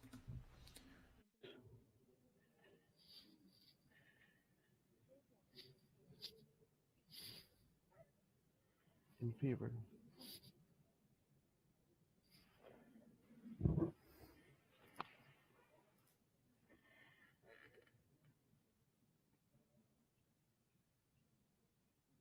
Bahamas votes in favor, Mr. President. Thank you very much, sir. The delegation of Barbados, how do you vote?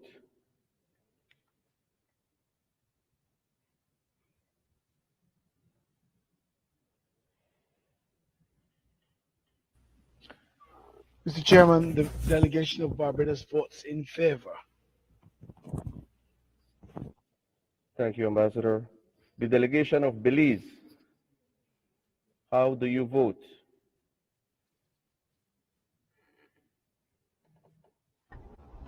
Mr. Chairman, the delegation of Belize abstains. Thank you, Ambassador. La delegación de Bolivia,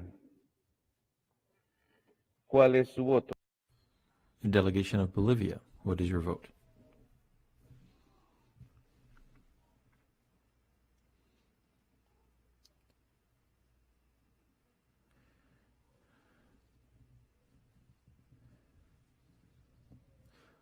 Bolivia, can you ask for the floor once again, please?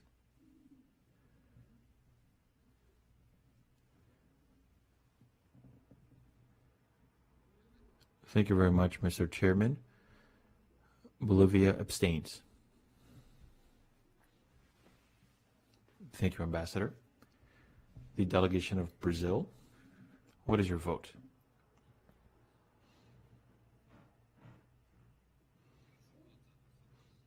In favor. Thank you, Ambassador. Delegation of Canada, how do you vote? The delegation of Canada votes in favor, Mr. Chair. Thank you very much, sir. La delegación de Chile, ¿cuál es su voto? The Delegation of Chile, how do you vote? Thank you, Mr. Chairman. My delegation votes in favor. Thank you very much. The Delegation of Colombia, what is your vote?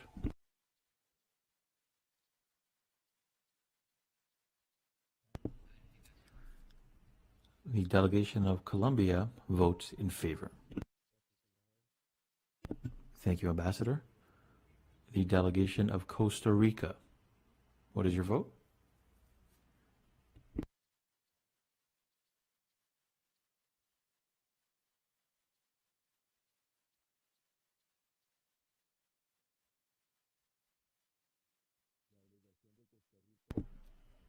The Delegation of Costa Rica votes in favor. Thank you, Mr. Chairman. Thank you, Minister. The Delegation of Dominica, how do you vote?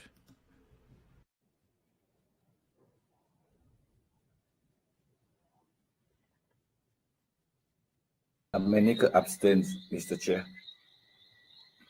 Thank you very much to the delegation of Dominica. La delegación de Ecuador, ¿cuál es su voto? The Delegation of Ecuador, how do you vote? Ecuador votes in favor, Mr. Chairman. Thank you, Ambassador. Mr. Chairman, we just need a few moments to tally up the votes. Absolutely, says the chair.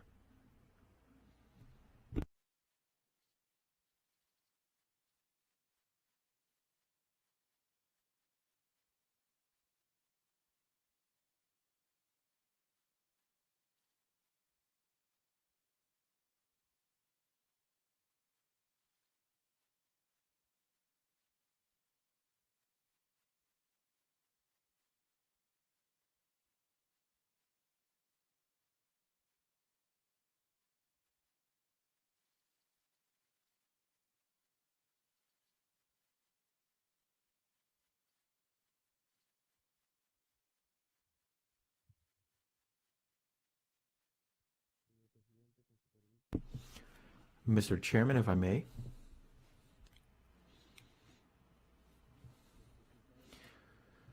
The results of the votes are as follows. In favor, 25 votes. Against, 1 vote.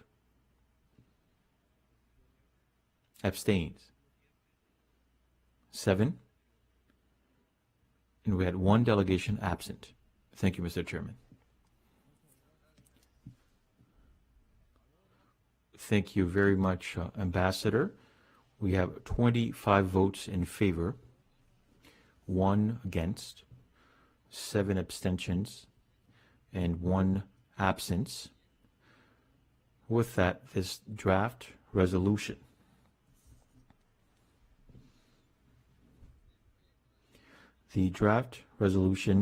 the situation in Nicaragua, AGCG Doc. 621, is so adopted.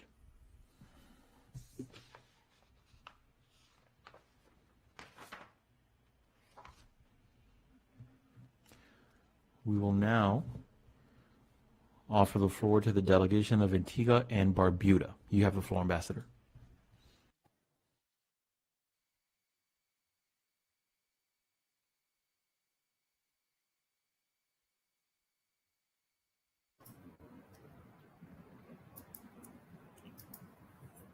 Thank you very much, Mr. Chairman. I will be brief, but I wanted to explain Antigua and Barbuda's co-sponsorship of this resolution. My delegation did so, Mr. Chairman, based on our concerns that democracy is not being well served in Nicaragua.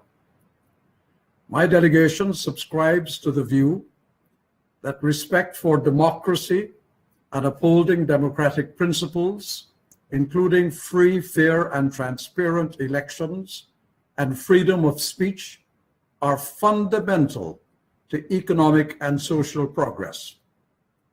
In our own country, we maintain these democratic standards not only for ourselves, but for the global community, which should always be free to choose their governments and to live in large freedom.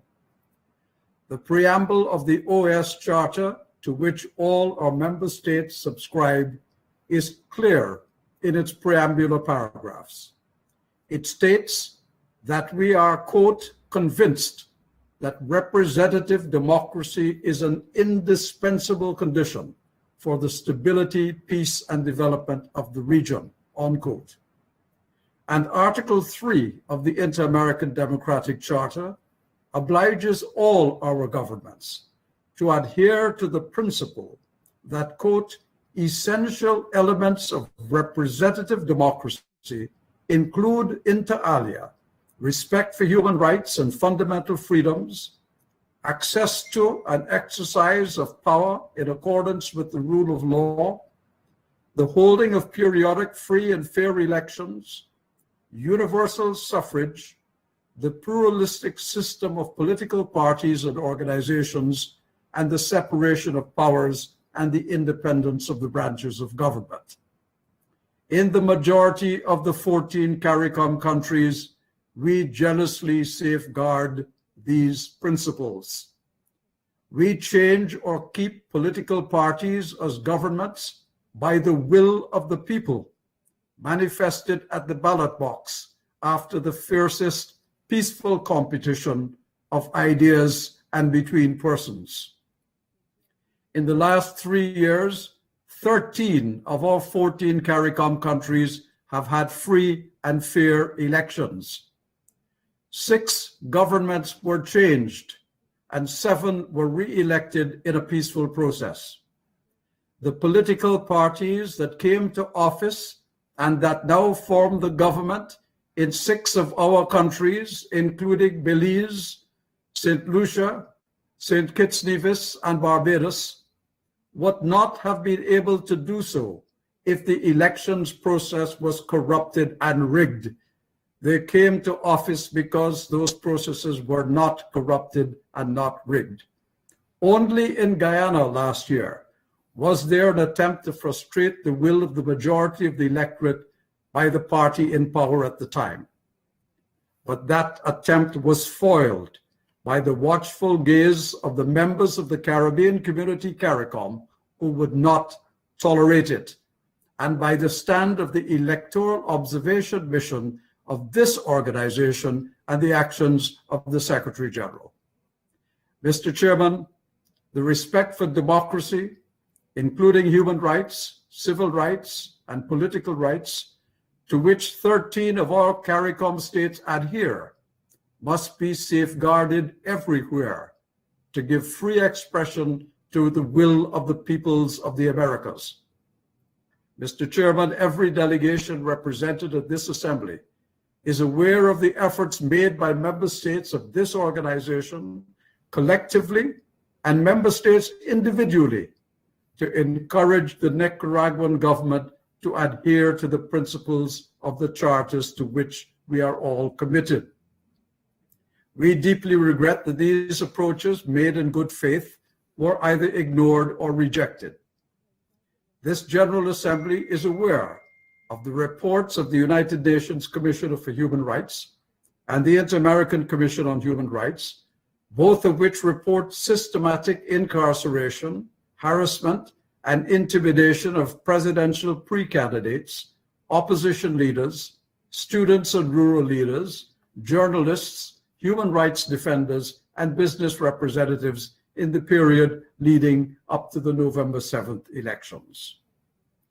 In our view, Mr. Chairman, this resolution presents the way forward for our member states to collectively analyze the situation in Nicaragua and in the context of the charters by which all of our countries and governments are bound, and to take the appropriate action that the member states of the Permanent Council of this organization determine in accordance with the powers that they have, not that any powers that they do not have, such as invasions and military intervention, but in keeping with those powers laid out in the Charter.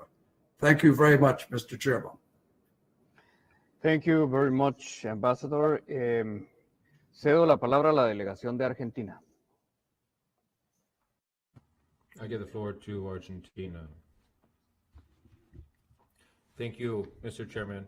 Argentina reiterates its commitment to the defense of human rights, which for our country represents a irrenounceable higher goal, as said during the general debate. Now, through the OAS Charter, my country also has taken on a commitment to the promotion and the consolidation of representative democracy within respect for the principle of non-intervention.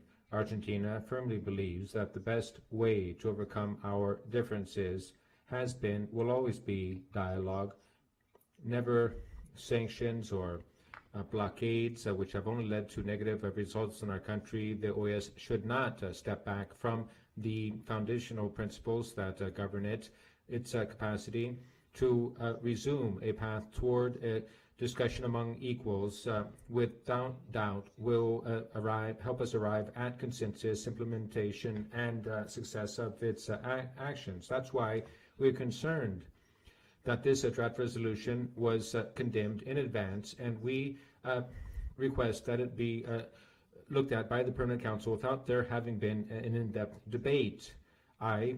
We have followed along with this draft resolution with the conviction, the hope, and the political will to continue working in favor of dialogue and peaceful solution without interferences to the benefit of our peoples. Thank you very much. Thank you, Vice Minister.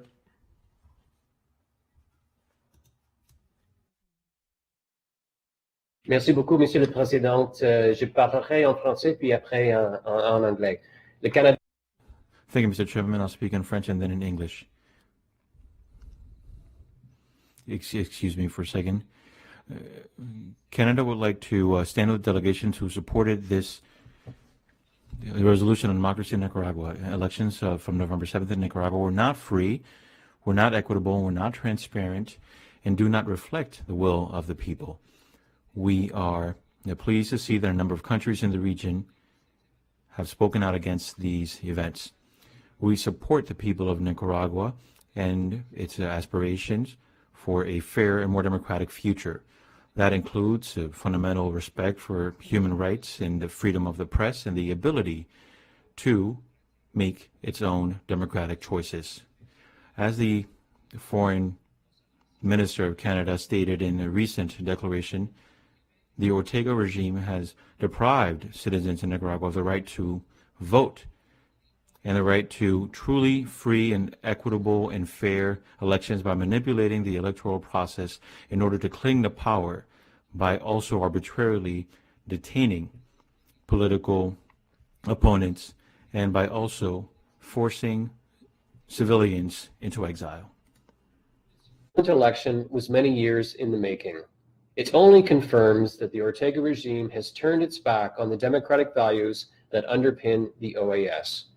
Canada believes that, as members of this organization, we have a collective duty to stand up for the values and principles of the OAS Charter and the Inter-American Democratic Charter. This resolution instructs the Permanent Council to undertake an immediate collective assessment of the situation in accordance with the Charter of the Organization of American States and the Inter-American Democratic Charter no later than November 30th. Canada believes that we should proceed with this assessment in a deliberate and timely fashion while making sure to be inclusive of various perspectives. These deliberations should not be guided by any preset outcome. At the same time, no option should be off the table until all the facts have been considered.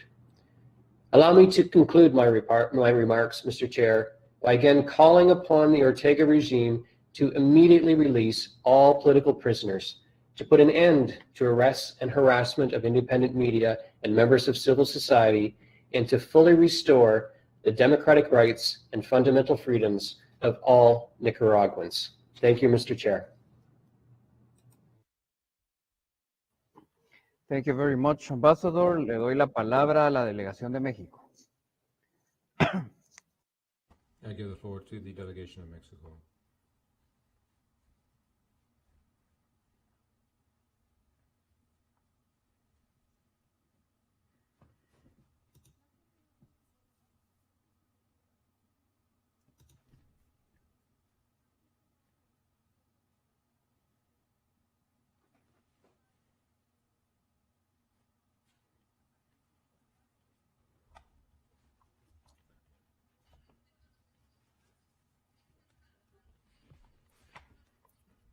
We have expressed to the government of Nicaragua our concerns about the political process that was carried out in November, especially as regards the freedom of expression and political participation of its citizens, which led to our ambassador being called in for consultations. We believe in representative democracy, which is a bedrock of our organization. However, it has been a constant position of Mexico to not support any type of activity, though yes, that would isolate or impose sanctions on a member state, because that's beyond the authority of the OAS. Only the UN Council of Security can do so, lest that we jeopardize peace.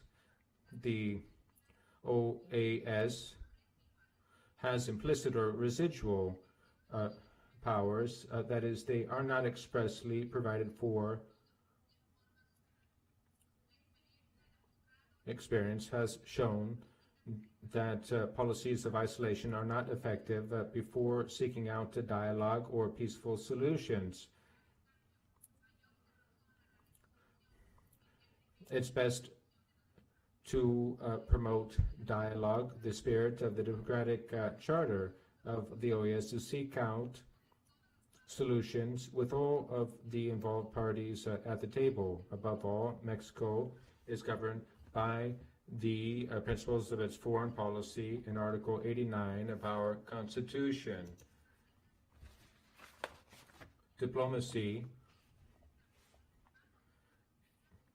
that governs our governs our diplomacy, and that is why Mexico makes a call to the member states of the OAS to seek out through dialogue and respect for sovereignty and human rights to find those means that would enable there to be a strengthening of democracy. We reiterate our willingness to cooperate to this worrisome situation such that the Nicaraguans can find their own peaceful solution. Thank you, Ambassador.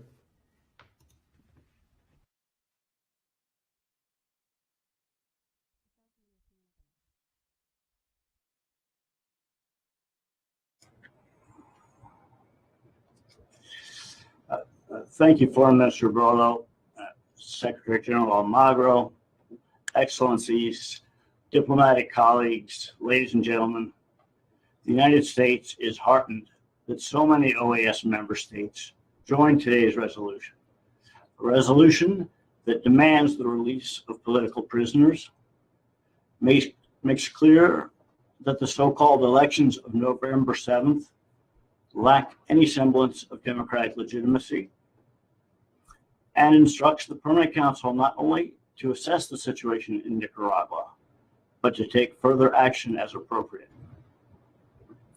President Biden characterized the political exercise conducted in Nicaragua earlier this week as, quote, a pantomime election that was neither free nor fair and most certainly not democratic, unquote.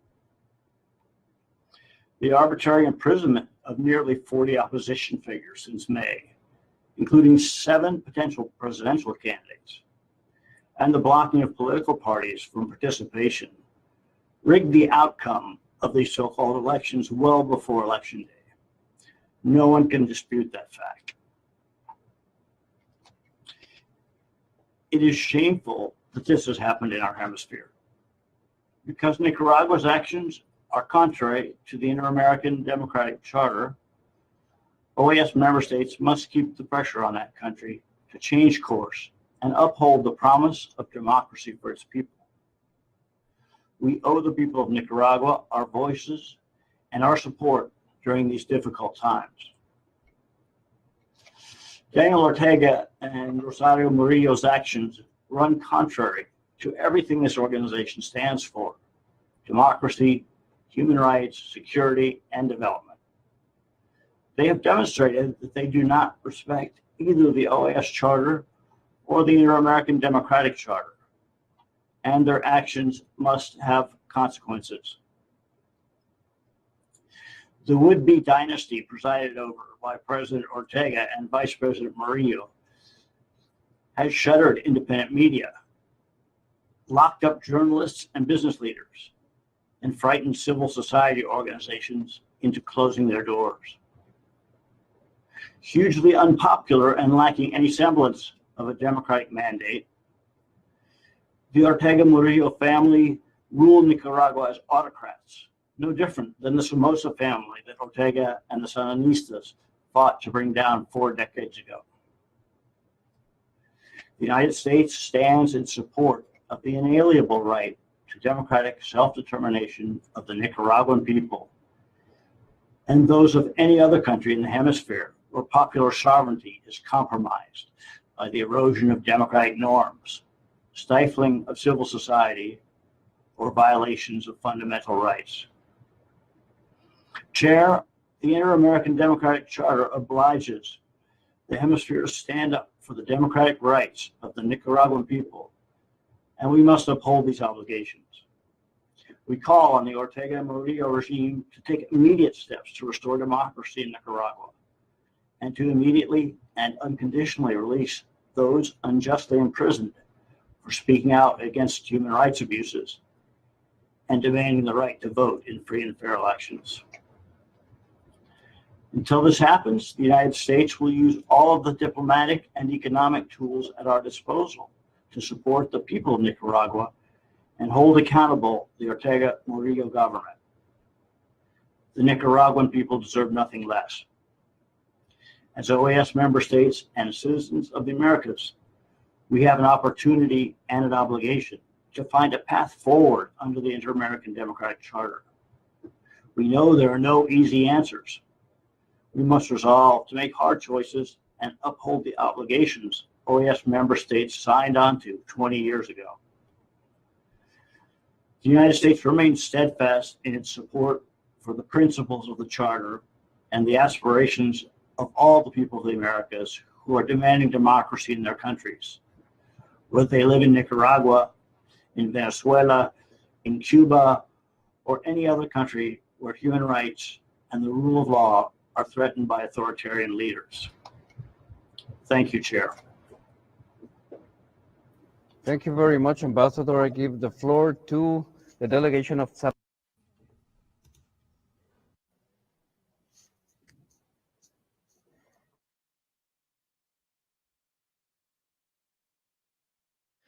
Thank you, Mr. President. Mr. President, the delegation of St. Vincent and the Grenadines takes the floor simply to announce our intention of submitting footnotes to the resolution just adopted on Nicaragua. Thank you very much. Notes will be taken. Thank you very much. Doy la palabra a la delegación de Bolivia. I give the floor to the delegation of Bolivia.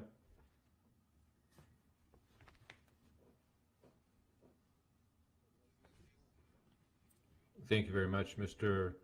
Chairman. I'll be brief given the late hour. The plurinational state of Bolivia does not agree with the meddling in the internal affairs of members of the American states, and Article 1 of the Charter says that the Organization of American States does not have any more powers than those which are expressly granted by this charter, and it is not authorized to intervene in the domestic affairs of or the jurisdiction of member states. Bolivia respects the self-determination of peoples as a basis, central basis of the inter-American system of its very operation, does not go along with the fact that the General Assembly would speak out on a concrete country about a concrete election that has already happened. Bolivia, once again, just as it said so yesterday, our chancellor said yesterday, that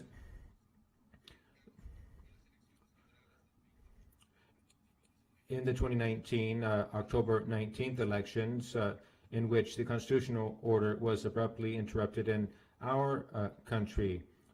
Now, ours was an institution that was to strengthen our country, and there was a break with that, and this was witnessed by a number of the delegates who requested the floor here. Bolivia advocates the independence and sovereignty of countries, and we want that no outrage be committed against any country, and that countries should be allowed to carry out their own elections according to their own constitutional order, especially when such an election was carried out in peace and harmony. Bolivia clearly states that our country is one that respects human rights, and we believe firmly in the inter-American human rights system. The proof of that is making viable interdisciplinary group of independent experts that has revealed what took place in 2019 in clear terms as a result of the meddling of the General Secretariat of the OAS. We allowed the Inter-American Human Rights Commission to come in, and all of the necessary mechanisms to ensure the full exercise of human rights of citizens, and for that to be any type of statements that could undermine the sovereignty and independence of countries. We urge the Organization of American States to not intervene in internal affairs of member countries, which would be counter to its own charter. And also, we urge all countries, generally speaking, to respect the full exercise of human rights as a basis of the democratic systems in our states. Thank you. Thank you, Ambassador. I give the floor to Panama. Thank you, Mr. Chairman. The government of the Republic of Panama would like to say that its vote in favor of this resolution on the situation in Nicaragua does not mean that that does not should not be interpreted or construed as a vote to suspend that country as a member of the OAS. We give the floor to Nicaragua.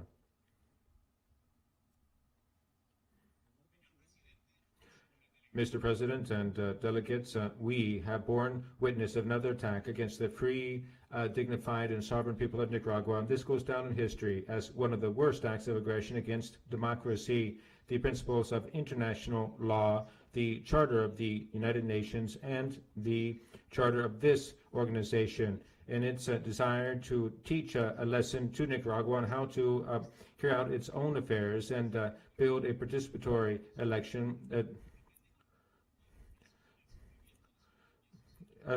Those governments overlook suffering of their own peoples. We've addressed human rights violations in Canada and its obvious effects on democracy. When there are crimes against humanity that go unpunished, against crimes against Native peoples, there will not be peace in that country. Some governments represented in this forum are quick to condemn Nicaragua with resolutions overlooking the reality in their own countries.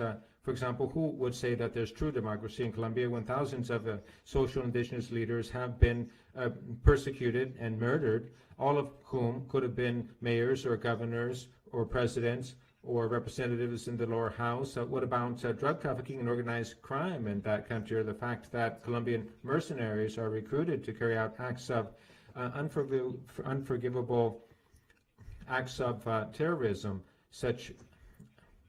Who could say that there's a true democracy in Brazil when there's racism and discrimination that's structural in that country, keeping its Afro-descendant population sidelined, excluded of all decision-making processes, and poor abuse and negligence by the part of the government are widely known. Having committed crimes against humanity, against its own people by denying COVID-19, which led to more than 600,000 Brazilians, men and women, to die. We said that yesterday, and we say it again today.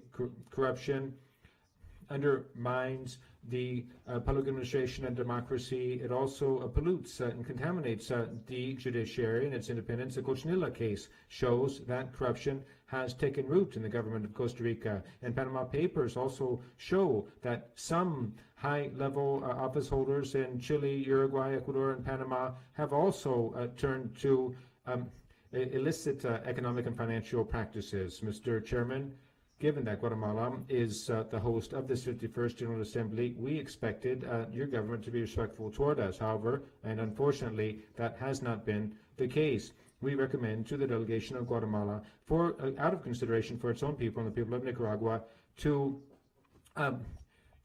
withdraw from this smear campaign. I'd say the same of the DR. Look at your own history. How can you speak of the crisis in Haiti without accepting your own responsibility, implementing discriminatory and xenophobic policies against the sister Republic of Haiti? We demand respect from the Dominican Republic, not just for Nicaraguans, but for Haitians as well. Esteemed Chairman, throughout our history, different governments of the United States have been the worst aggressors against the people of Nicaragua. The government of that country, not its people, that have always expressed solidarity to us. Under hundreds of thousands of Nicaraguans in defending their national sovereignty died at the hands of U.S. administrations, which has overthrown governments and propped up others, financing wars and terrorism, acts of terrorism against the people of Nicaragua. Most recent evidence of this has been the International Court of The Hague of '86, that ruling, the perverse practice of imposing illegal, cruel, and criminal unilateral measures against us, and once again through its actions which seek to violate the political and civic rights of 3 million Nicaraguans who exercised their sovereign right to a vote during the November 7th elections. Criticized democracy in Nicaragua when their own political system is falling to pieces, when systematically the U.S. excludes original peoples, blacks and browns from the right to vote, and there is no independent federal electoral authority, and that's why half of the electorate doesn't acknowledge the results of the 2020 elections. All of this without even talking about police brutality and racism that seeks, that persecutes and murders thousands, if not tens of thousands of Black Americans. Now, Nicaragua is going down the path of national sovereignty and dignity. In the 7 November elections, millions of Nicaraguans and no citizen of any other nationality exercised their right to elect president and vice president of the republic. The National Assembly representatives and the Central American Parliament, we are very proud to say that 50% of all of there were sufficient credentials, and we show that our democracy is genuine and lasting. Thank you very much. Thank you. I give the floor to Costa Rica. You have the floor.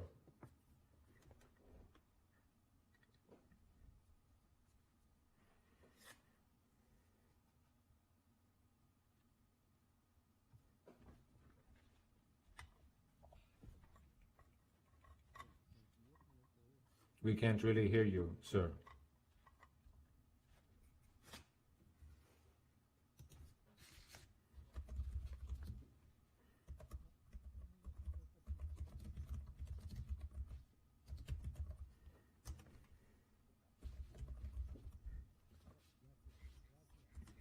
Thank you.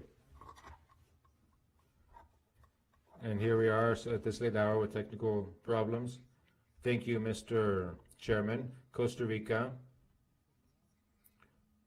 with all sincerity, would like to join in the celebration for the adoption of a new resolution on the very worrisome crisis of democracy that is playing out in Nicaragua, a crisis that became even more evident at November 7th with an election that did not uphold the minimum guarantees to ensure free, fair, and inclusive and transparent elections, breaking with the free exercise of democracy and political plurality. Costa Rica reiterates its demand of the Nicaraguan government for all political prisoners to be freed immediately and that they have all their rights reinstated. Costa Rica recognizes the role that the Organization of American States has and the member states that make it up to promote democracy and protect human rights.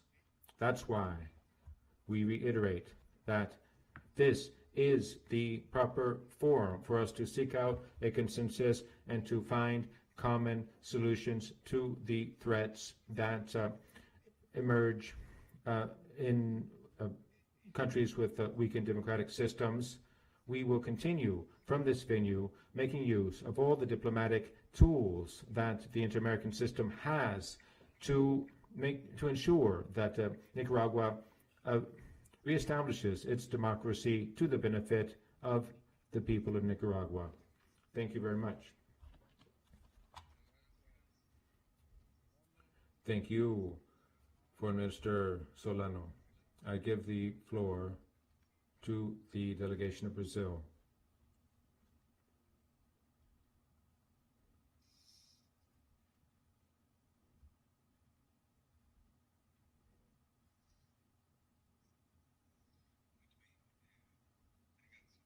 Thank you, Mr. Chairman. I would like to refer to the very crude and unfriendly words of Mr. Campbell of Nicaragua regarding my country, Brazil, because, truth be told, this is a piece of science fiction. When he speaks of discrimination, he must be speaking about the hundreds of political prisoners in his country and the presidential candidates who were stripped of their political rights and their right to take part in the elections in Nicaragua. When he speaks of violence, he must be speaking of all of the victims of brutal human rights violations in Nicaragua. When he speaks of denying,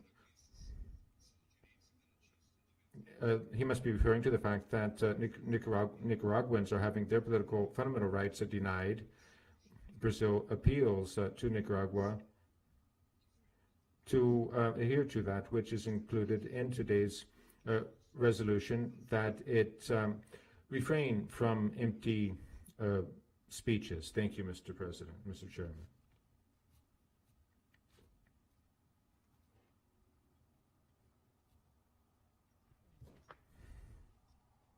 You're muted. I give the floor to the delegation of Ecuador.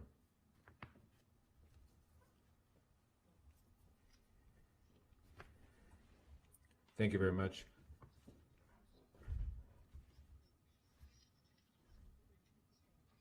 Now, what the representative of Nicaragua said about my country, it doesn't surprise us to see the result of the elections of 7th of November in Nicaragua, which was how it was decided it would be by the authorities in Nicaragua to further undermine the rule of law, to undermine constitutional order, and to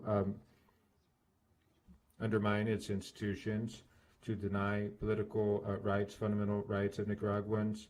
And that just leaves Ecuador to reassert that the only sustainable solution, democratic solution for this country that would make it possible for it to overcome its serious socio-economic and political crisis would be rooted in an inclusive and genuine dialogue among all of the stakeholders. That's why my delegation urges, once again, authorities in Nicaragua to apply the principles of the Inter-American Democratic Charter to provide the minimum guarantees for the holding of a transparent, fair elections under international observation, doing away with censorship and persecution of opposition leaders. According to the Charter, diplomatic efforts, overtures need to be put forward for the benefit of democracy in Nicaragua, so that decisions can be taken according to the Charter of Bogota, the international law, and the Inter-American Democratic Charter. Ecuador does not rule out making use of the instruments provided by that instrument. This gesture of the inter-American community hopefully will be understood by the authorities in, if it doesn't take into account this resolution, then it will further isolate itself. Thank you very much, Ambassador. There not being any further requests for the floor, then now we will move on to item 7. According to what's established in Article 30 of the Rules of Procedure of the General Assembly, each regular session agenda will include setting the date of the next General Assembly. And so it falls to us to establish the host and the date of the 52nd regular session of the General Assembly. Gobierno de la República del Perú presentó.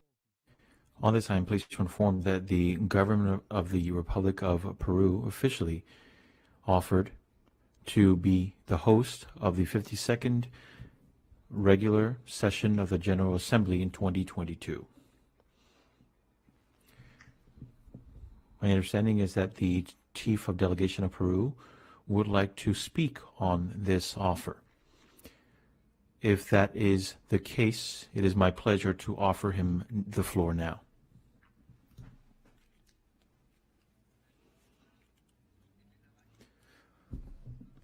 Ambassador Luz Helena Baños Rivas has requested the floor. Ambassador, the floor is yours.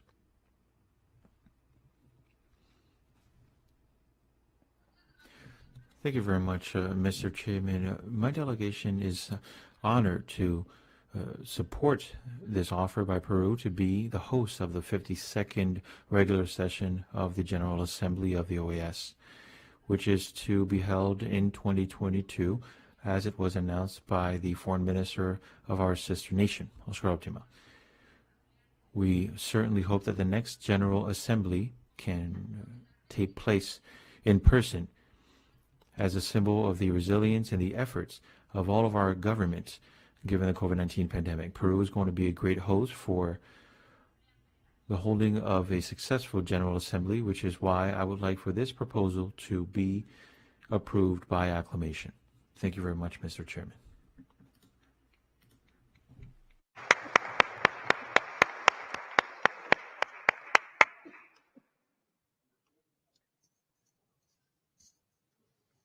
Ha solicitado la palabra. Ambassador Harold Forsyth has requested the floor, but let me, in offering him the floor, take the opportunity to congratulate him. Please go ahead. Thank you, Mr. Chairman. Thank you for offering me the floor. Of course, a warm greeting to all of the delegates who are with us and the illustrious figures we have with us as we come inching just every bit closer to the closing of this General Assembly. A very special thanks to the very distinguished permanent representative of Mexico to the Organization of American States, Ambassador Baños. Thank you very much for the request that this offer be adopted by acclamation, and I would like to also thank all of those who very generously agreed. Our country has offered to host, and what we would like to say on that is that we're going to do the utmost to ensure that all delegations can find in our country when they arrive widely open arms. We are a country of many cultures and wants to find the best opportunities to continue advancing in our fight against poverty, in our fight for gender equality, for LGBTI rights, and for so many other important issues that we, as the international community, all fight for. In 2022 specifically, we also want to provide the technical assistance and all of our help with organizing this event so that we can, in fact, have an in-person assembly and also allow everyone in attendance in 2022 to enjoy the quality, hospitality, and great warmth that the people of our country has for others. On behalf of the government of Peru and of the people of Peru, thank you very much. We would like to also acknowledge and recognize the Secretary General of the OAS, as well as the Assistant Secretary General of the OAS, and you as well, Mr. Chairman. Thank you. Thank you very much, Ambassador. The Deputy Minister of Colombia is asking for the floor. You have the floor, ma'am.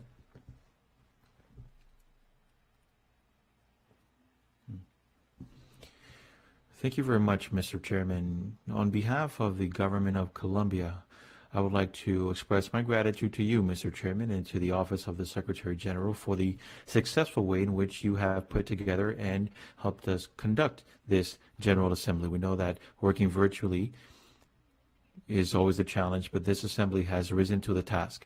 We have adopted highly important decisions for all of the work that we do for our region. And this includes what we did for the Business Charter of the Americas. The government of Colombia wishes to also express its deep gratitude to the governments and states of the organization who have supported Carlos Bernardo for his election this morning, the Inter-American Human Rights Commission for the 2022-2026 term. The government of Colombia is convinced that Dr. Bernal's background, as well as his thorough understanding of human rights and work on democracy from the continental perspective, as well as from his own personal perspective, is going to help him provide more rigor to the Inter-American human rights system. His election is a signal sent by Colombia to continue strengthening the Inter-American human rights system as a vital mechanism and its commitment to building democracy in the region. Colombia will continue to take great steps to strengthen the four pillars of our organization and to work for multilateralism within a hemisphere that is increasingly robust, resilient, and efficient. I'd like to take this opportunity to also commend Peru and congratulate the country for being elected host of the next General Assembly. You can certainly count on our full support. Thank you very much. Thank you very much. Chile is requesting the floor. Ambassador, you have the floor, sir. Thank you very much, Mr. Chairman. Mr. Chairman, we appreciate Guatemala's leadership as we have conducted this General Assembly and also recognize the work of the General Secretariat and of the Office of the Assistant Secretary General, as well as all of the different delegates, the ambassadors, delegations, staff members, and everyone who has contributed to this General Assembly. We wish Peru great success in its hosting of the next General Assembly, and we look forward to attending. Thank you very much, Ambassador Court.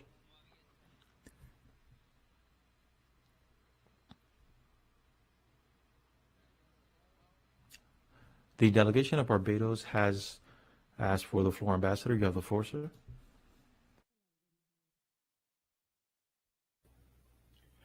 Mr. Chairman, thank you very much. It would be remiss of me if we left this assembly without thanking first you and your government. Ambassador, we can't hear you, sir. Yeah, Your microphone is too far. Is that better now? Is that better? Can you hear us now? A little better, yes. Yes. Mr. Chairman, thank you very much. It would be remiss of me if the delegation of Barbados left this assembly without thanking you and your government for the excellent job that you've done, first in agreeing to host this virtual General Assembly, but for the outstanding job that you've done as chairman of the Assembly. We also want to extend our thanks to the Secretary General, the Office of the Assistant Secretary General, and the entire Secretariat for the outstanding way they have put these sessions together. Finally, on behalf of the government and people of Barbados, I want to extend thanks to all of the delegations who would have supported our candidate for election to the Inter-American Human Rights Commission. We believe that Ms. Roberta Clark will bring to this commission a sense of probity and a sense of direction that has not been yet seen, because this is the first time a woman from Barbados is being elected to the commission. Barbados has had other commissioners in the past, but this is the first time a female has been elected to the job. In this, a world still dominated by men, it is important that a woman like Ms. Clark gets the opportunity.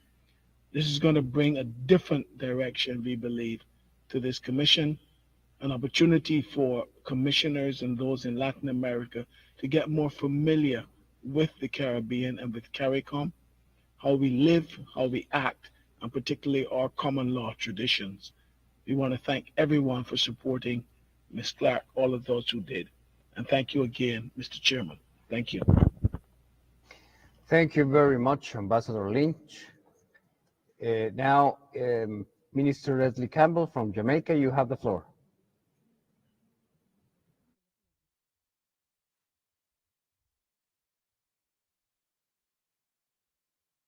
We would like to, at this stage, before the proceedings are closed, to thank Guatemala for the very excellent service during these proceedings, and to thank all the parties who have contributed to making this these proceedings a success. And really want to congratulate Peru on offering to host next year's meeting, and to say that they have our full support. Overall, thanks to everyone who has made these proceedings a memorable one. Thanks again. Goodbye. Thank you very much, Minister.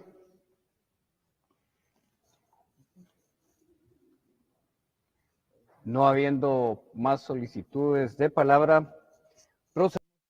I don't see any additional requests for the floor, says the chair.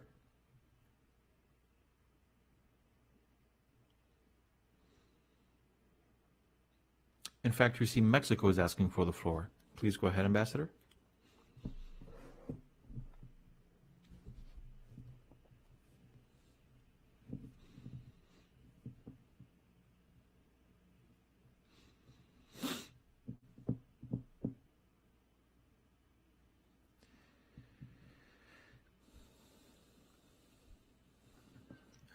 Thank you very much, Mr. Chairman. Very quickly,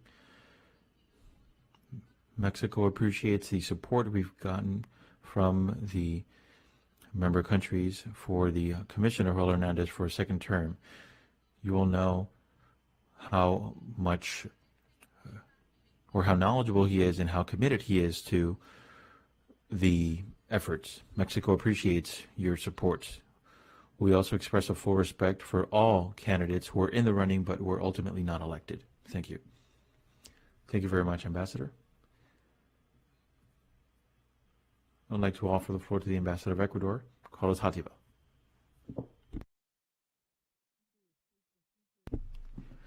I am certainly aware of how late it is, but I believe that all of my colleagues and everyone who is here wanted to present a last draft resolution just to pay tribute and express our gratitude for your work. inserting the work of this 51st regular session.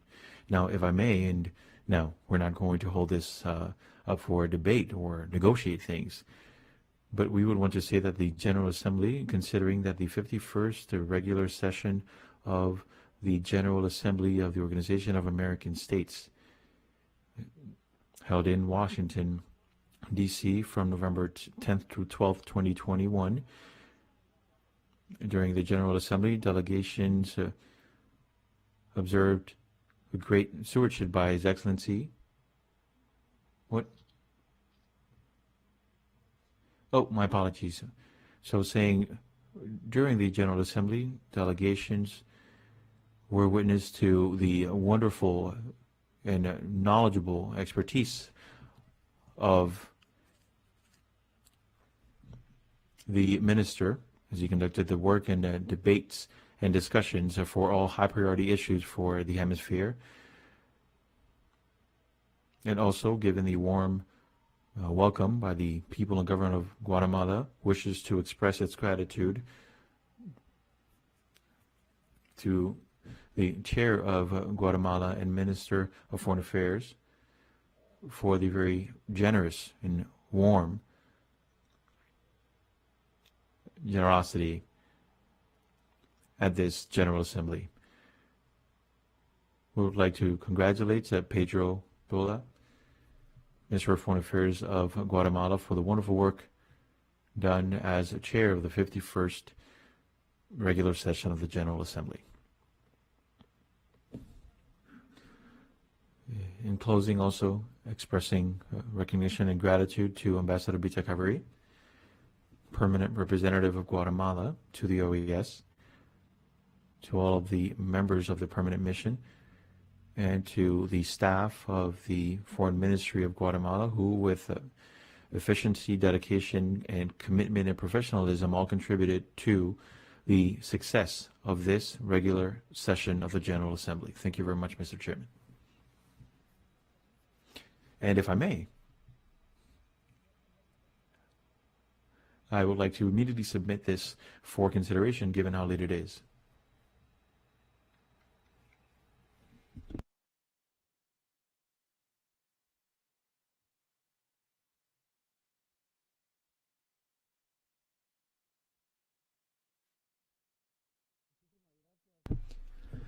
Thank you very much, Ambassador.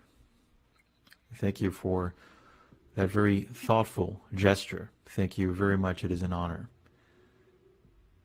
Let me offer the floor to Ambassador Hugh Atsett of Canada.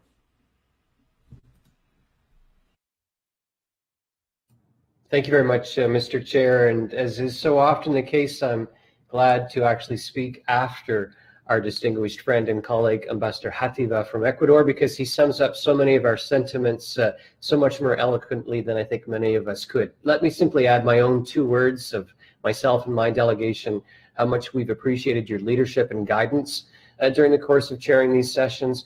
The warm welcome that you offered to us at the beginning of our General Assembly, and that your delegation consistently offers to us here. Special thanks to Ambassador Rita Claverie, all the members of her mission, and to the people of Guatemala for offering to host the General Assembly in circumstances that were much different, I'm sure, than what you had hoped for many, many months ago. Let me also say thanks to the Secretariat, who provided invaluable support and have allowed us to participate not only in person at the Sala, but also away as well, and have made this such a successful General Assembly. We are looking forward to doing this again next year in Peru. Thank you very much. Thank you very much for your kind words, Ambassador. Now I give the floor to the Ambassador of Antigua Barbuda, Sir Ronald Sanders. Thank you, Mr. Chairman. Mr. Chairman, I could not let the meeting end without myself expressing, on behalf of the CARICOM group of ambassadors in the OAS, for your extremely shrewd and perfect chairmanship of this 51st General Assembly. We got through this work, sir, because you moved it along in the way that you did. Even though I am aware that many people caused you some concern by overstepping the time that we were all allocated. But that, sir, is par for the course in the Organization of American States. The day we are able to start anything on time or to keep to our schedule will be a red letter day that will go down in history. But, sir, you did remarkably well, and I would like to thank you very much for all that you did. I particularly wish to thank you for making my task as your vice chair very, very easy. I had very little to do. But thank you very much, sir. My only regret was that we did not actually have this meeting in Guatemala, where if your hospitality here was anything to judge by, we would have all have had a very wonderful Guatemalan time. I still look forward to that possibility. And I take this opportunity, sir, to thank Peru for its offer of the next General Assembly, and I hope indeed that we can hold it in Peru. Thank you very much. Thank you very much, Ambassador Sanders, for your words and your support. Doy la palabra al embajador Harold Forsyth de Perú. I will now offer the floor to Ambassador Forsyth of Peru. Mr. Chairman, thank you very much. Now, I wanted to very quickly take the floor to ask for the proposal of the distinguished delegate of Ecuador be approved by acclamation. But we saw that with what he said, it seems that it all came together exactly as it should have, and so I would like to, at this point, just add my words to the acclamation that we heard, given the wonderful, very generous, and great stewardship that you have had of this event. So thank you very much. Thank you very much, Ambassador Forsyth. An absolute pleasure. I offer the floor to Ambassador Carlos Hativa of Ecuador.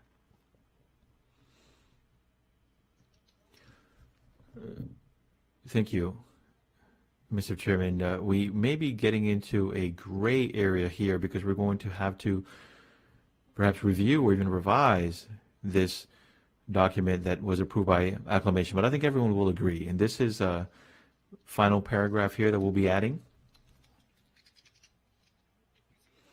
This is in the operative section.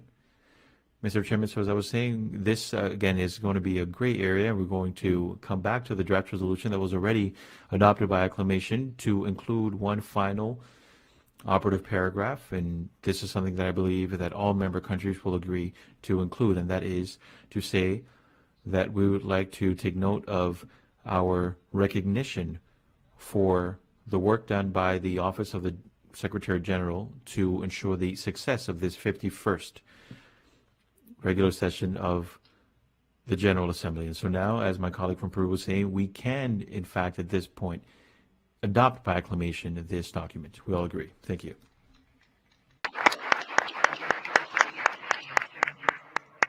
Muchísimas gracias, embajador Hativa. Cedo la palabra a la delegación de Guatemala, viceministro Carlos Ramiro Martínez. Thank you very much, Ambassador. Guatemala has the floor. Thank you very much, Mr. Chairman. On behalf of the delegation of Guatemala, I would like to thank all of the members of our staff here representing us at the OAS, our colleagues from the Foreign Ministry who are with us, particularly from the Multilateral Department, also member countries of the OAS, the Secretary General, the Assistant Secretary General, the Secretariat for all of the support that they offered over the course of these days, in particular to the Department of Conferences, to the interpreters, to protocol, to the press department, and everyone who made it possible for this assembly to actually take place. As someone who already spoke said, not in the ideal scenario, but in a scenario nonetheless. What was important here was that we were able to come together in this hybrid format and not a fully virtual format. I believe that this shows that the doors are starting to slowly open so that we can come back to normal at the OAS. And so a very sincere and heartfelt thank you to everyone who supported us in the previous months and in these last few days. Thank you very much. Thank you very much, Carlos Martinez.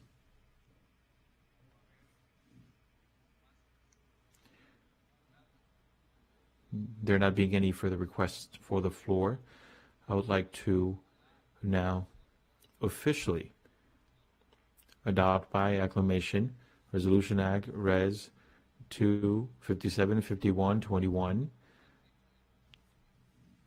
the host and date of the 52nd regular session of the General Assembly of the OAS. Before we conclude, I would like to express my gratitude for all of the support from member countries, from ambassadors, from representatives, and the OAS staff. Thank the Secretary General, Luis Almagro, and Assistant Secretary General, Nestor Mendez, the Secretary of the General Assembly, the Conferences Department, Interpreters, Protocol, the press team, and everyone who made this assembly possible. I would like to ask that we all give them a hand.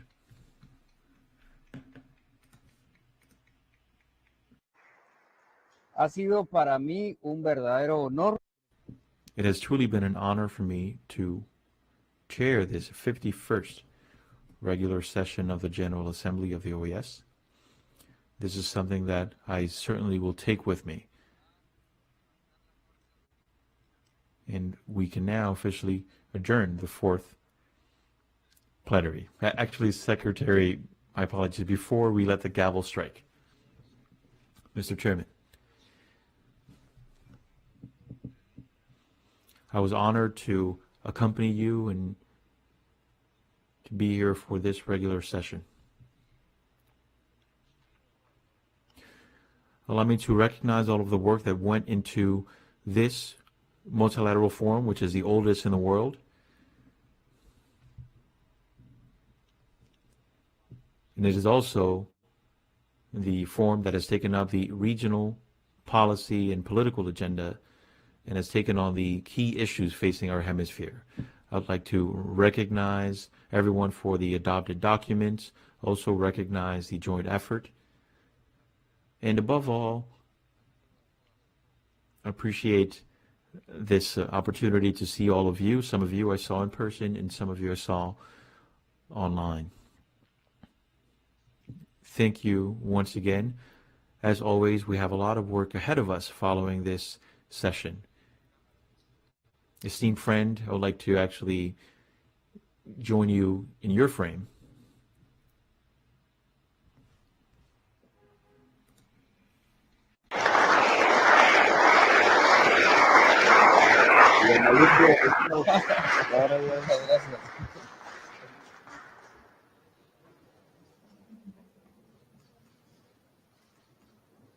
Vamos a bajar esto un poco. Si lo bajan, nos vemos. ¿Ah? Vamos a ver.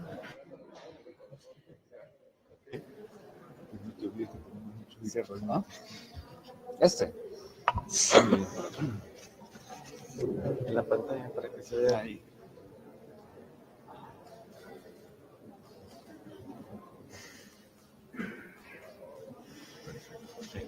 El trabajo continúa. Sí, todavía tenemos la otra. Bueno.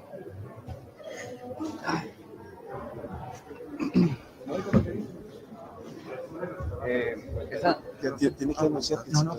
Ahora sí puedes tener que bajar el martillo. Sí.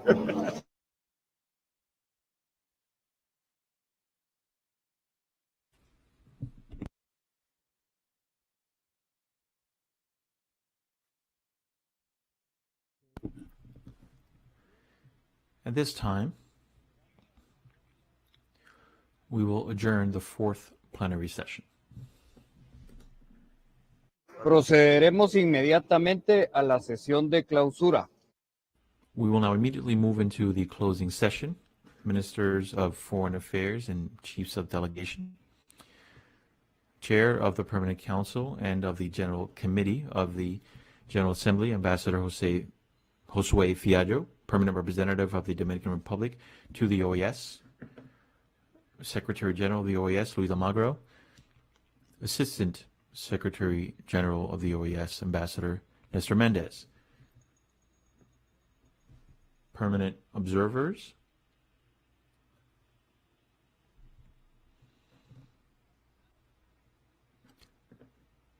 civil society representatives, and other social actors. Ladies and gentlemen, I am very pleased to announce the conclusion of the work of the 51st regular session of the General Assembly of the OAS.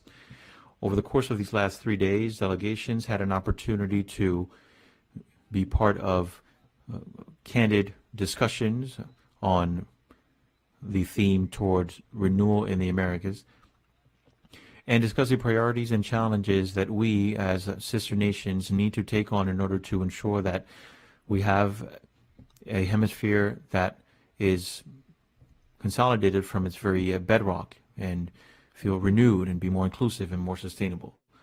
We have thought about all of the different issues and what has been exacerbated by the COVID-19 pandemic, and we have reiterated everyone's commitment to building resilience and to economic recovery in order to ensure that our economies become more resilient, more sustainable, and can adapt to what has come from the pandemic.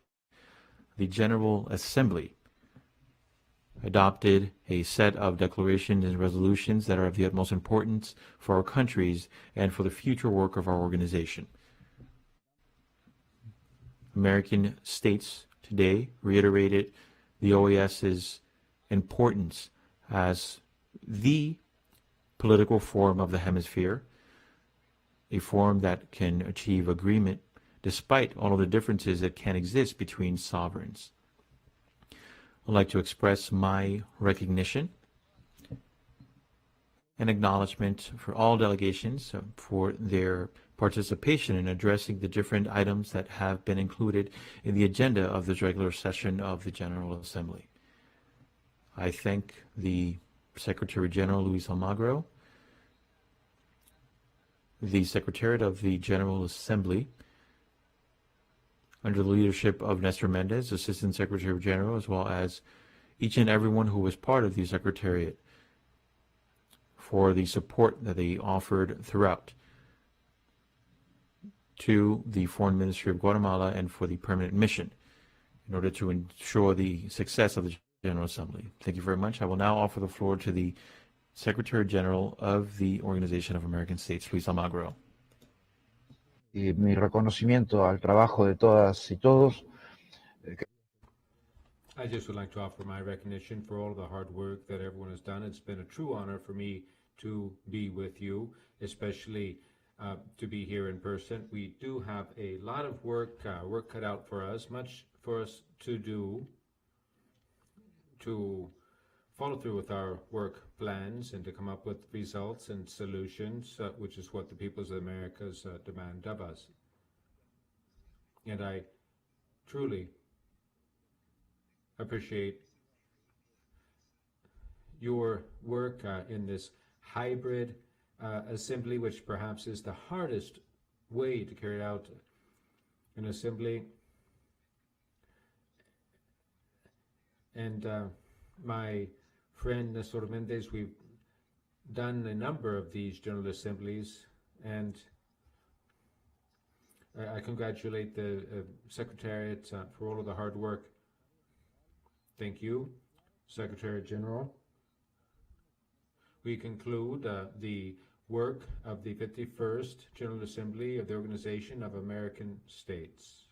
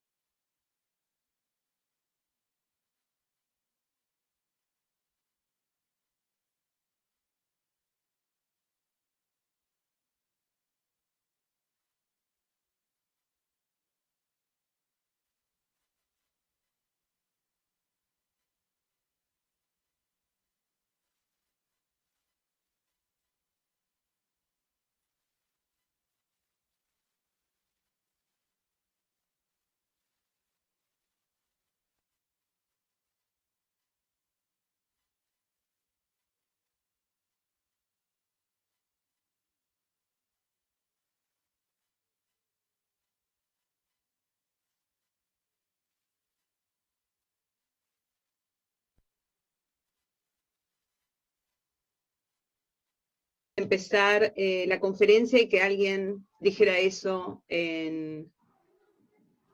cuando los periodistas empiecen a conectarse. Okay. Pero no dijeron nada, ¿verdad? ¿Quién no dijo nada? Dijeron algo, lo que pasa es que yo no escuché, no dijeron nada al fin de la conferencia del... Ah, en la plenaria no. No dijeron nada ya. No. Ok, bueno, yo ya mandé 5 preguntas. Ok. Pero veo que no se ha conectado nadie, ¿verdad? No, estamos webcast, tú, María Isabel, OAS host debe ser Fernando, lo más seguro.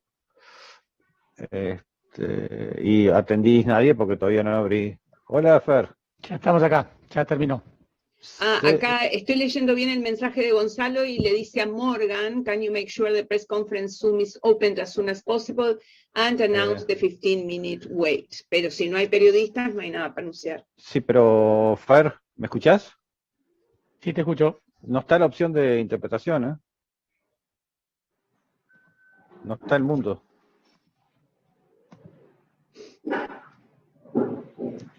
Hace un ratito estaba. Como entré como host, tomó el host de mí. Espera que te paso como host ahí. Ok. Porque veo a Lambis Luis. y a Esperanza Pombo. Dime. Se escucha todo por YouTube. Ok. Pero vamos a hablar solo de lo que sea Sería lo ideal que pusieran el mute YouTube. Porque estamos justamente en modo test. Lambis.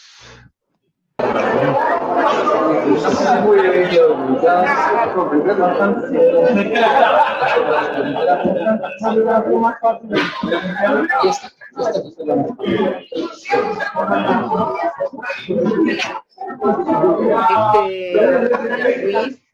Dime. Me están avisando que todo este audio está saliendo por YouTube. Ok, chao.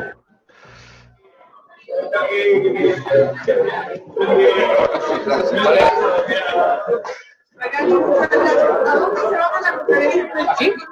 Así mismo. Sí. Se nos fue. Mira.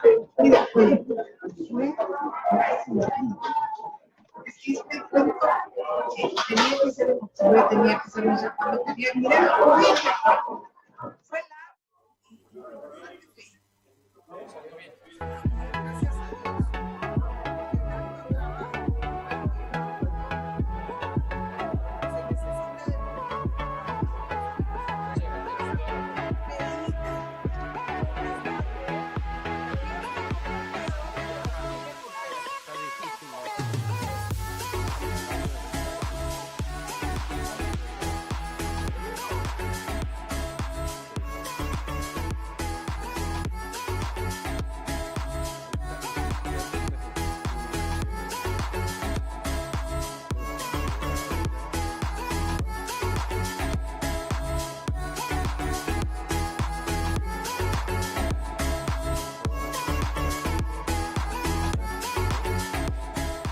Nosotros estamos en una zona netamente selvática. La línea de adyacencia va desde el norte hasta el sur, va desde Modesto Méndez hasta Aguas Turbias, tanto en el norte como en el sur. Esta línea tiene 215 kilómetros de extensión.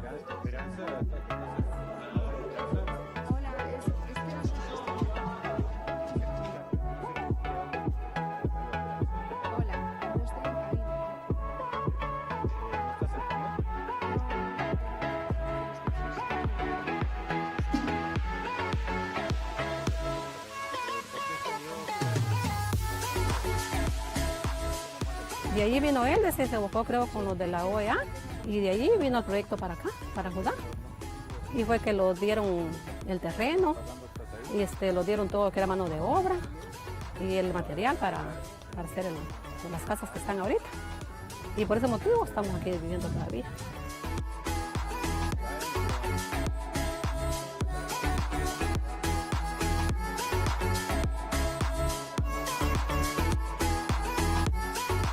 La misión continúa trabajando en la implementación de medidas de fomento de la confianza mientras aguarda el resultado del reclamo que está teniendo la Corte Internacional de Justicia por la disputa marítima, territorial e insular.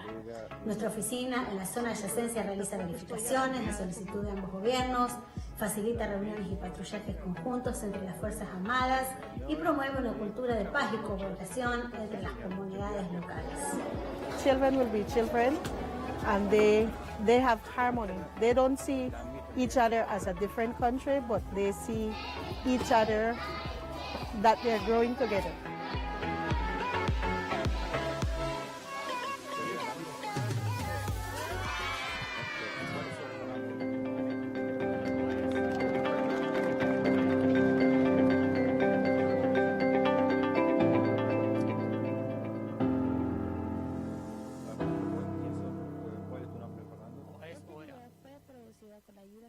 Buenas noches, efectuando una prueba para el embajador Néstor Méndez. Perfecto, Mauro, te escucho. ¿Me escuchan? Sí, perfecto. Gracias. Ok, Fer, ya estás.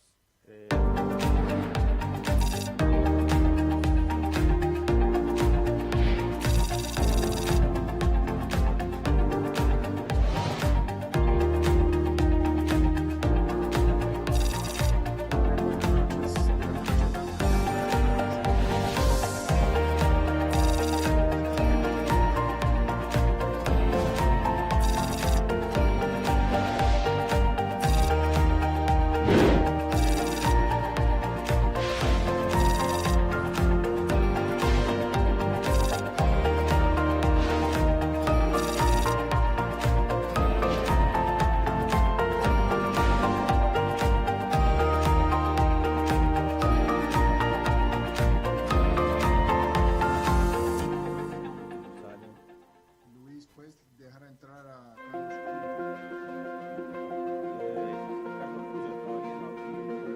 Bueno, la CIM tiene una agenda enorme en el tema de democracia y de liderazgos. El primer ámbito tiene que ver con la gobernanza electoral, para que esta gobernanza electoral responda a las necesidades con las que fue creada, y es buscar los espacios de redistribución del poder. Después hay un programa interamericano sobre el liderazgo de las mujeres, donde generamos conocimiento y también tenemos cursos de capacitación.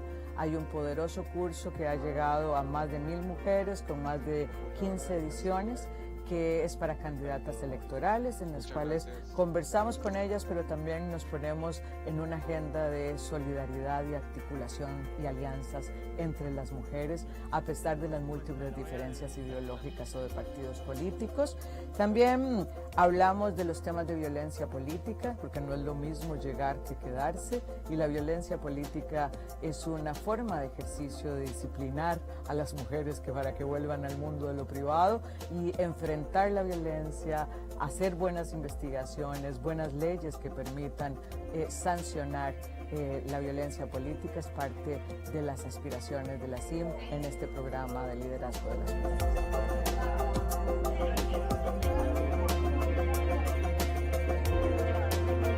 La aspiración histórica de las mujeres es estar en el mundo de lo público, que nuestro trabajo sea remunerado y que tenga un reconocimiento.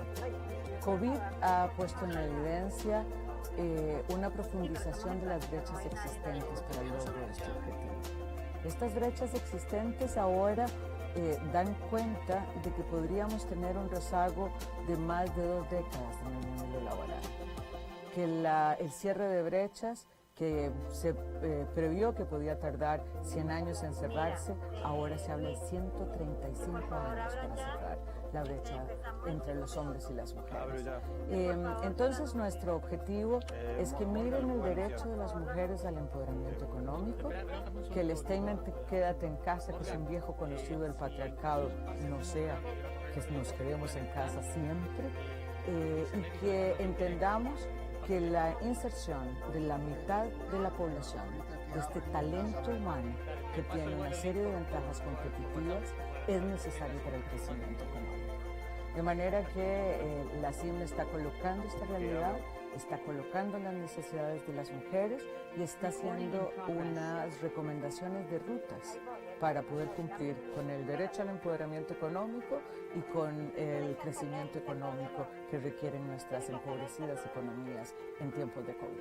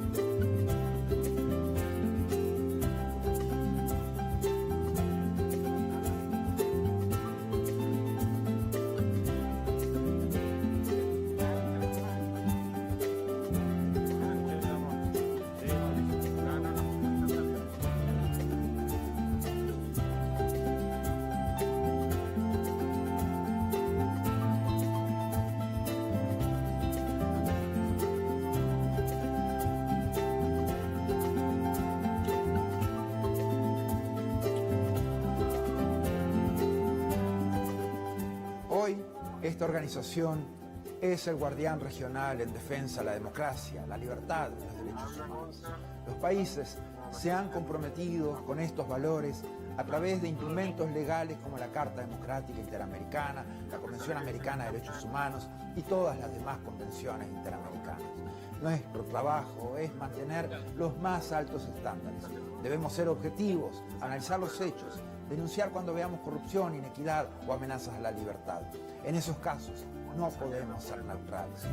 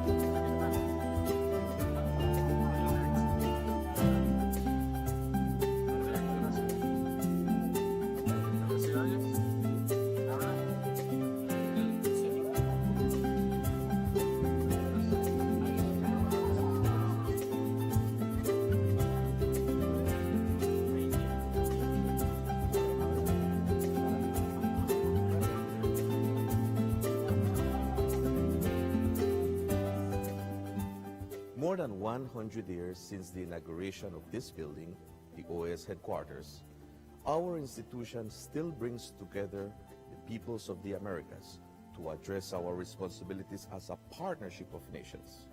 As we look to the future, our work must also focus on the construction of a positive agenda that continues to favorably impact millions of lives every day.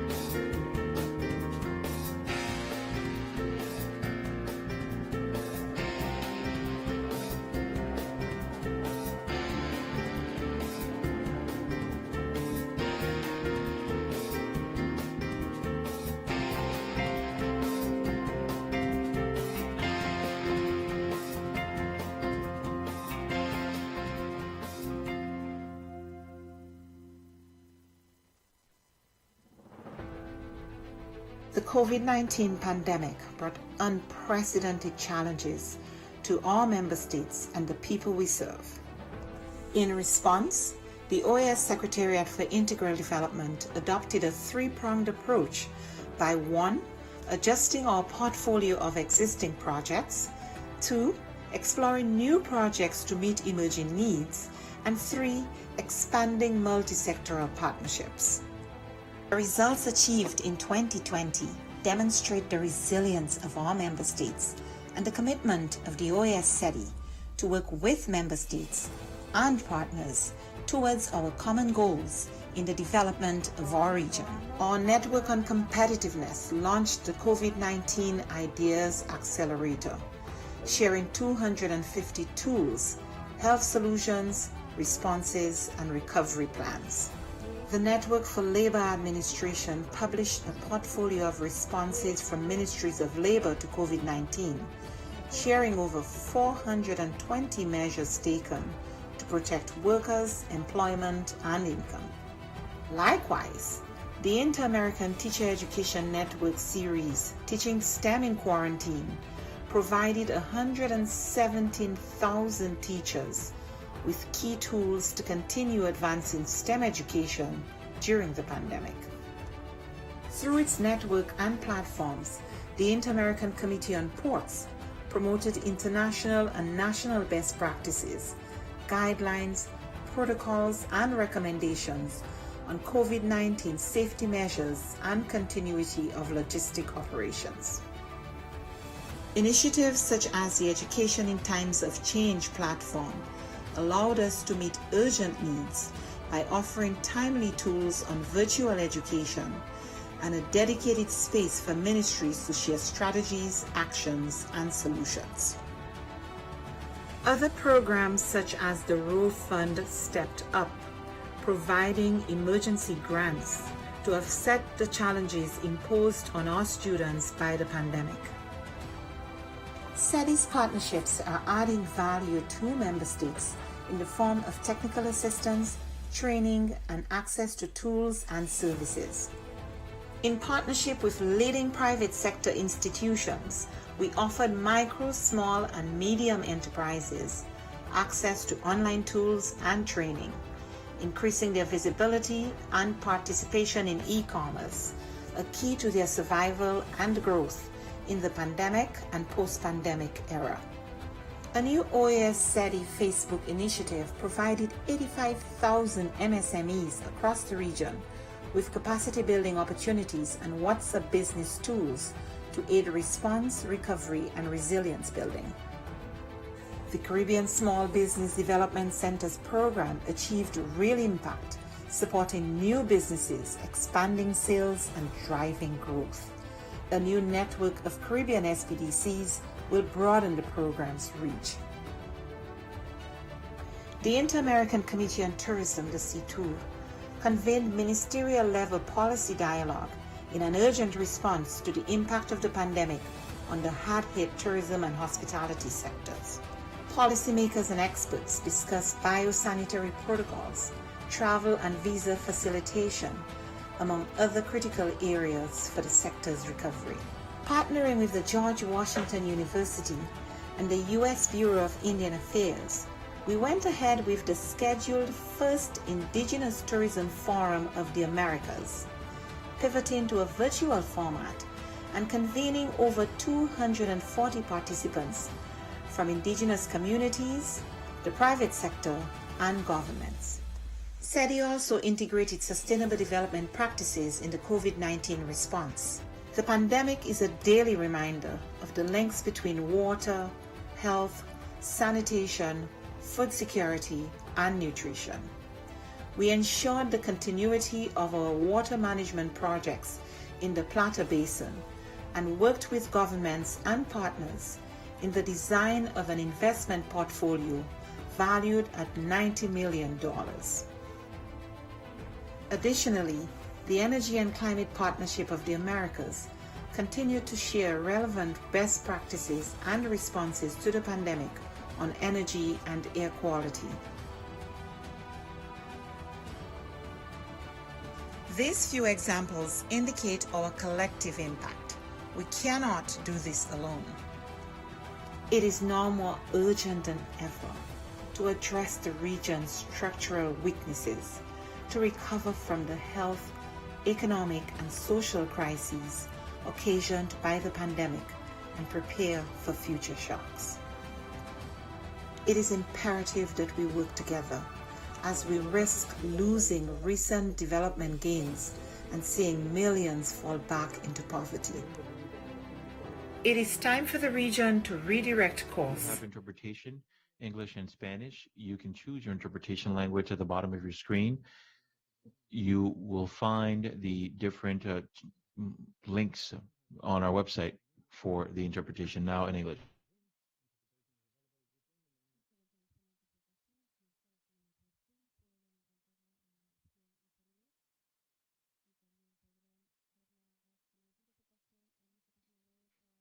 For this event, we have the Minister of Foreign Affairs of Guatemala and the Secretary General of the OAS, as well as the Assistant Secretary General. Welcome to all three. Thank you very much for making yourselves available. We would like to first begin with observers, and then we're going to take your questions. To send in questions, as I use the Q&A feature at the bottom of your screens, we ask that you write your name and your media company.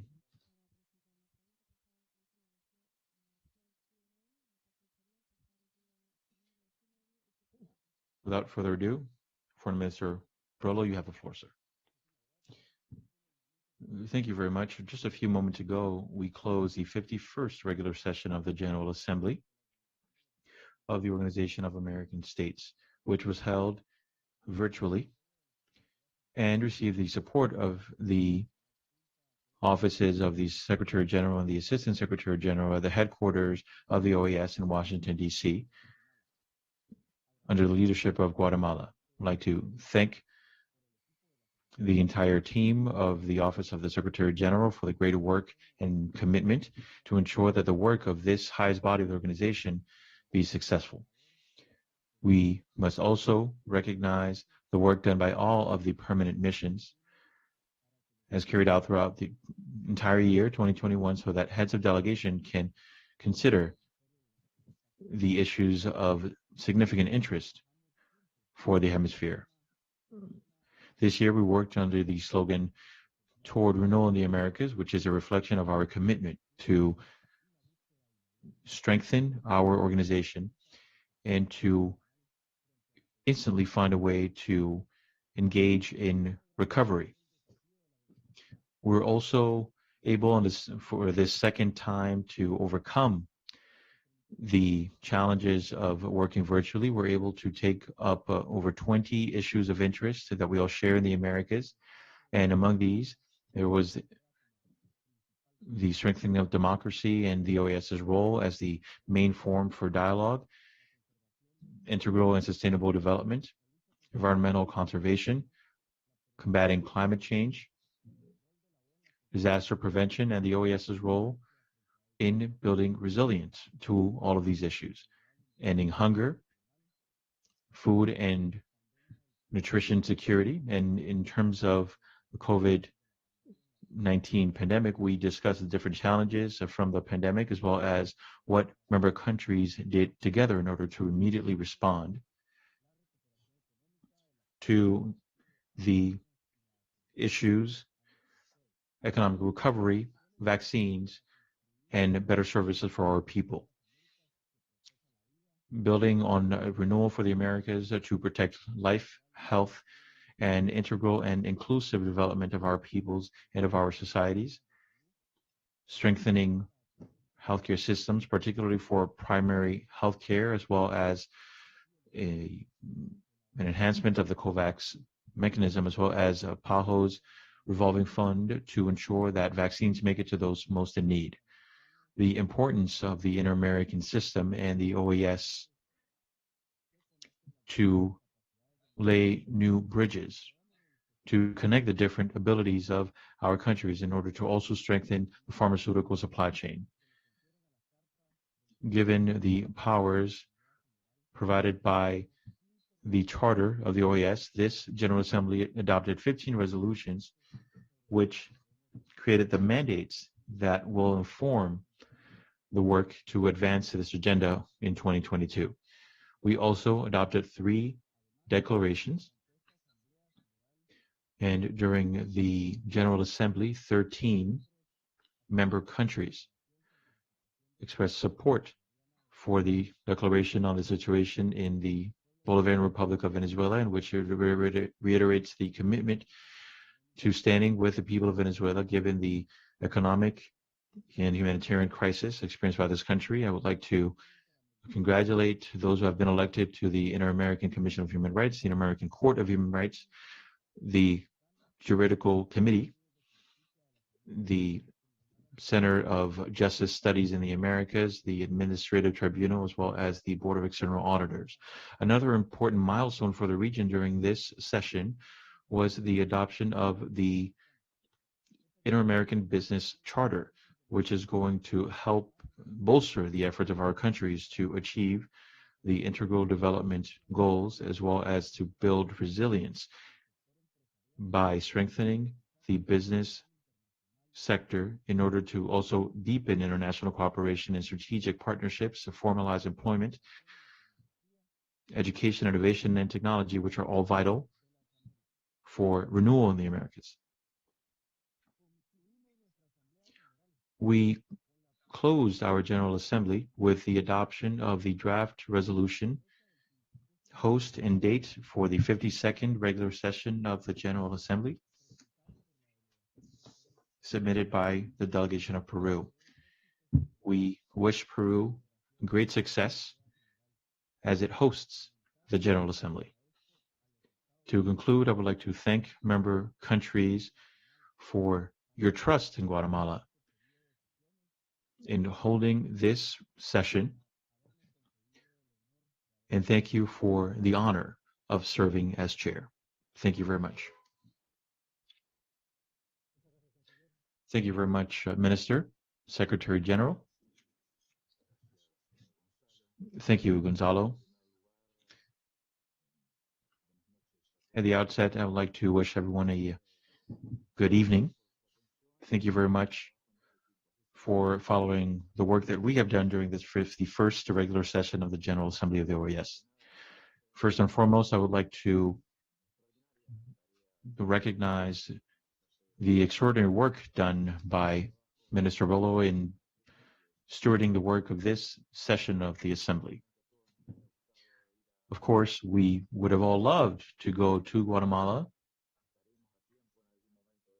and I know that at some point we will have the opportunity. This time around, however, we needed to work in a hybrid format, a very complex and challenging situation where we had to have a virtual component and an in-person component. However, there was extraordinary efficiency in the stewardship of this work. We need to thank you, first and foremost, Minister, and also thank the Secretariat of the General Assembly for making this possible, and the Office of the Assistant Secretary General. We concluded a General Assembly that took up all of the different issues on the regional agenda. All the issues that faced our hemisphere were addressed during our General Assembly, and as you know, and this is what we just heard from Minister Rolo, there were very important documents and resolutions and declarations that were adopted to strengthen democracy, on international law, on supporting and monitoring the Summit of the Americas, also supporting and helping social advocates, and also natural disaster resilience, which is absolutely crucial in combating climate change, which is something that this region does every year. Also coordinating volunteer activities in order to respond to these natural disasters, which is an important instrument in the response arsenal. We have also adopted a charter. This is the Inter-American Charter for Businesses, which is going to have very important clout in considering the work done for economy and businesses in the Americas. Also the priority role played by the OAS and ICTs, which is absolutely vital in this context as we talk during this pandemic, because we do need to make sure that our societies and our peoples can overcome the digital divide. We have reiterated our commitment to defending and championing human rights, addressing the key challenges in terms of human rights in the region. Each of the specific items that have to do with human rights, from the advocacy done for human rights and for the rights of all individuals, for children, for stateless persons, all of these were considered during the Assembly. There was the resolution on commitments for post-COVID-19 economic recovery and how to address COVID-19 by making sure that there are fair and equal conditions in the region, vaccines, medical care, as well as some of the main social challenges stemming from COVID-19. We also addressed the full agenda for the hemisphere. We have a resolution on Haiti that was adopted, on Nicaragua that was adopted. And as you can imagine, This all took a great deal of work and a great deal of commitment in order to ensure that all of this happened in so little time. 34 countries came together to make sure that we had the best working conditions. Very diverse countries, very different countries, but who all come together in this organization in order to find a common ground that can allow for cooperation to resolve the shared challenges. We need to acknowledge the willingness of governments and of the people of these different governments and civil society for coming together, and obviously also acknowledge Peru, who very generously offered to host the next General Assembly. Towards renewal in the Americas was the theme, and this was included in the documents that were adopted. Thank you very much for the work and for the spirit that we found in the work of all of those who helped us move this forward. Thank you.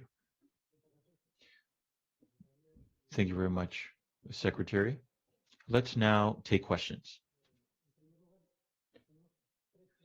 We have 3 questions first on Nicaragua. These are 3 questions that are all similar. I'm going to read the 3 right now. Yusuf Calderon, Edmonton 24, Secretary General, now that the resolution on Nicaragua has been adopted, how is this collective assessment going to be carried out in line with the Democratic Charter to take action on Nicaragua? And that could include the suspension of Nicaragua is one of the questions. Also, another question, does the Secretary General believe that member countries are willing to apply Article 21 of the Democratic Charter once the collective assessment has been conducted? And also in Público Nicaragua, with another question on the resolution adopted, what is going to come after the Permanent Council's considerations on the assessment it is going to conduct? Do you believe that people of Nicaragua are going to be able to stand another 5 years of a government that has completely deprived them of their rights?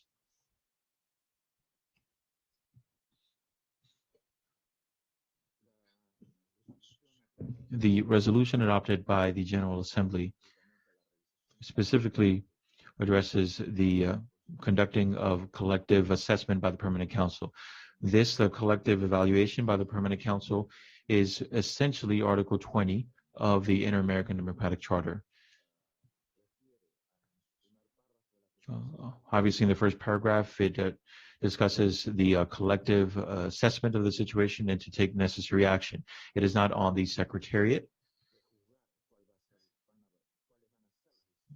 Presuppose what the decisions are going to be or what the decision is going to be from the Permanent Council during that collective evaluation. It needs to come from negotiation and from discussion and from all the work done. What this resolution shows is that the OAS is willing to engage with Nicaragua and find a solution for the challenges of its institutions that Nicaragua is beset by. That is going to take time. For the collective assessment, it needs to be conducted before the set date, and that is essentially the work that will be done by the countries. And this is fully in line with the principles of the OAS Charter as well as those of the Inter-American Democratic Charter. The Permanent Council, given the situation, following the collective evaluation, has a number of decisions it can make. For example, using the necessary diplomatic efforts, good offices, negotiations, or call a special General Assembly to address the issue. These are the instruments it has at its disposal and the instruments that the organization can turn to as part of its mechanisms to resolve the crisis. What we want to do is support that work. And in that support, obviously, we need to do it within the capacity that we have as the General Secretariat, and also our ability to do things on a legal front, as well as the different electoral and human rights aspects of the issues that can be addressed at the Permanent Council through its collective assessment. In terms of conducting diplomatic efforts, obviously that starts now. There is no time to lose. And what this resolution shows is that the organization and all member countries are willing to engage with Nicaragua to solve this crisis. Thank you, Secretary. We have another question for you. Eva Rodriguez, do you believe that the OAS comes out of this General Assembly strong?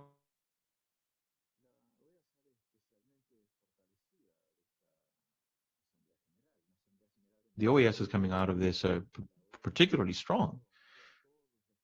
As we have highlighted, the OAS was able to take up all of the issues that are of the utmost interest for the hemisphere with concrete and real solutions and steps with actual action to take, with proposals that countries are both able and willing to start taking. This is a regular General Assembly in which we have been able to deliver on the key issues for the hemisphere through the document. We have also advanced our work. We have addressed the entirety of the hemispheric agenda, and all of this happened through dialogue, through joint work, and through proposals that led to concrete solutions. Thank you, Secretary. Navarro Zef. This has shown the polarization in the region. It's what we saw in the OAS. How does the Secretary General believe this can be addressed? Well, I think that the premise of the question is completely wrong. This is a General Assembly where of the 20 documents that were adopted, virtually most of them were adopted by consensus, and the ones that were adopted by resolutions that required a voting mechanism, they had overwhelming majorities vote for them, overwhelmingly. And so what is in the premise of this question is not accurate. Countries work together to find joint solutions, and obviously when there's a country or a government that is found to be in the minority, they sometimes don't like it very much and may come up with a different way to express what has happened. But what we see here is that there was a willingness to work together, and that willingness to cooperate is what led to solutions for all of the issues facing the hemisphere. The political agenda was addressed with great maturity and with a great demonstration of what work can be done within this great organization. This is an organization that has shown it can garner great consensus in addition to getting overwhelming majority support on the key issues for the hemisphere. And so I believe that in this case, governments who lean right, who lean left, or at the center, have been able to work together to deliver on results, broad results, not based on ideological leanings, but rather considerations that were principled, based on the Charter of the OAS and on the Inter-American Democratic Charter and the Human Rights Conventions. And so we acknowledge that praiseworthy work done by everyone.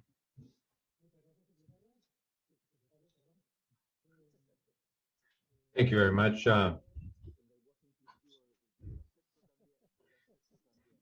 I accept the inclusive language, gendering of secretary in the feminine. So I thank everyone, Secretary General, the technicians, and the public, and the journalists who posed questions, and that wraps it up. Good night, everyone.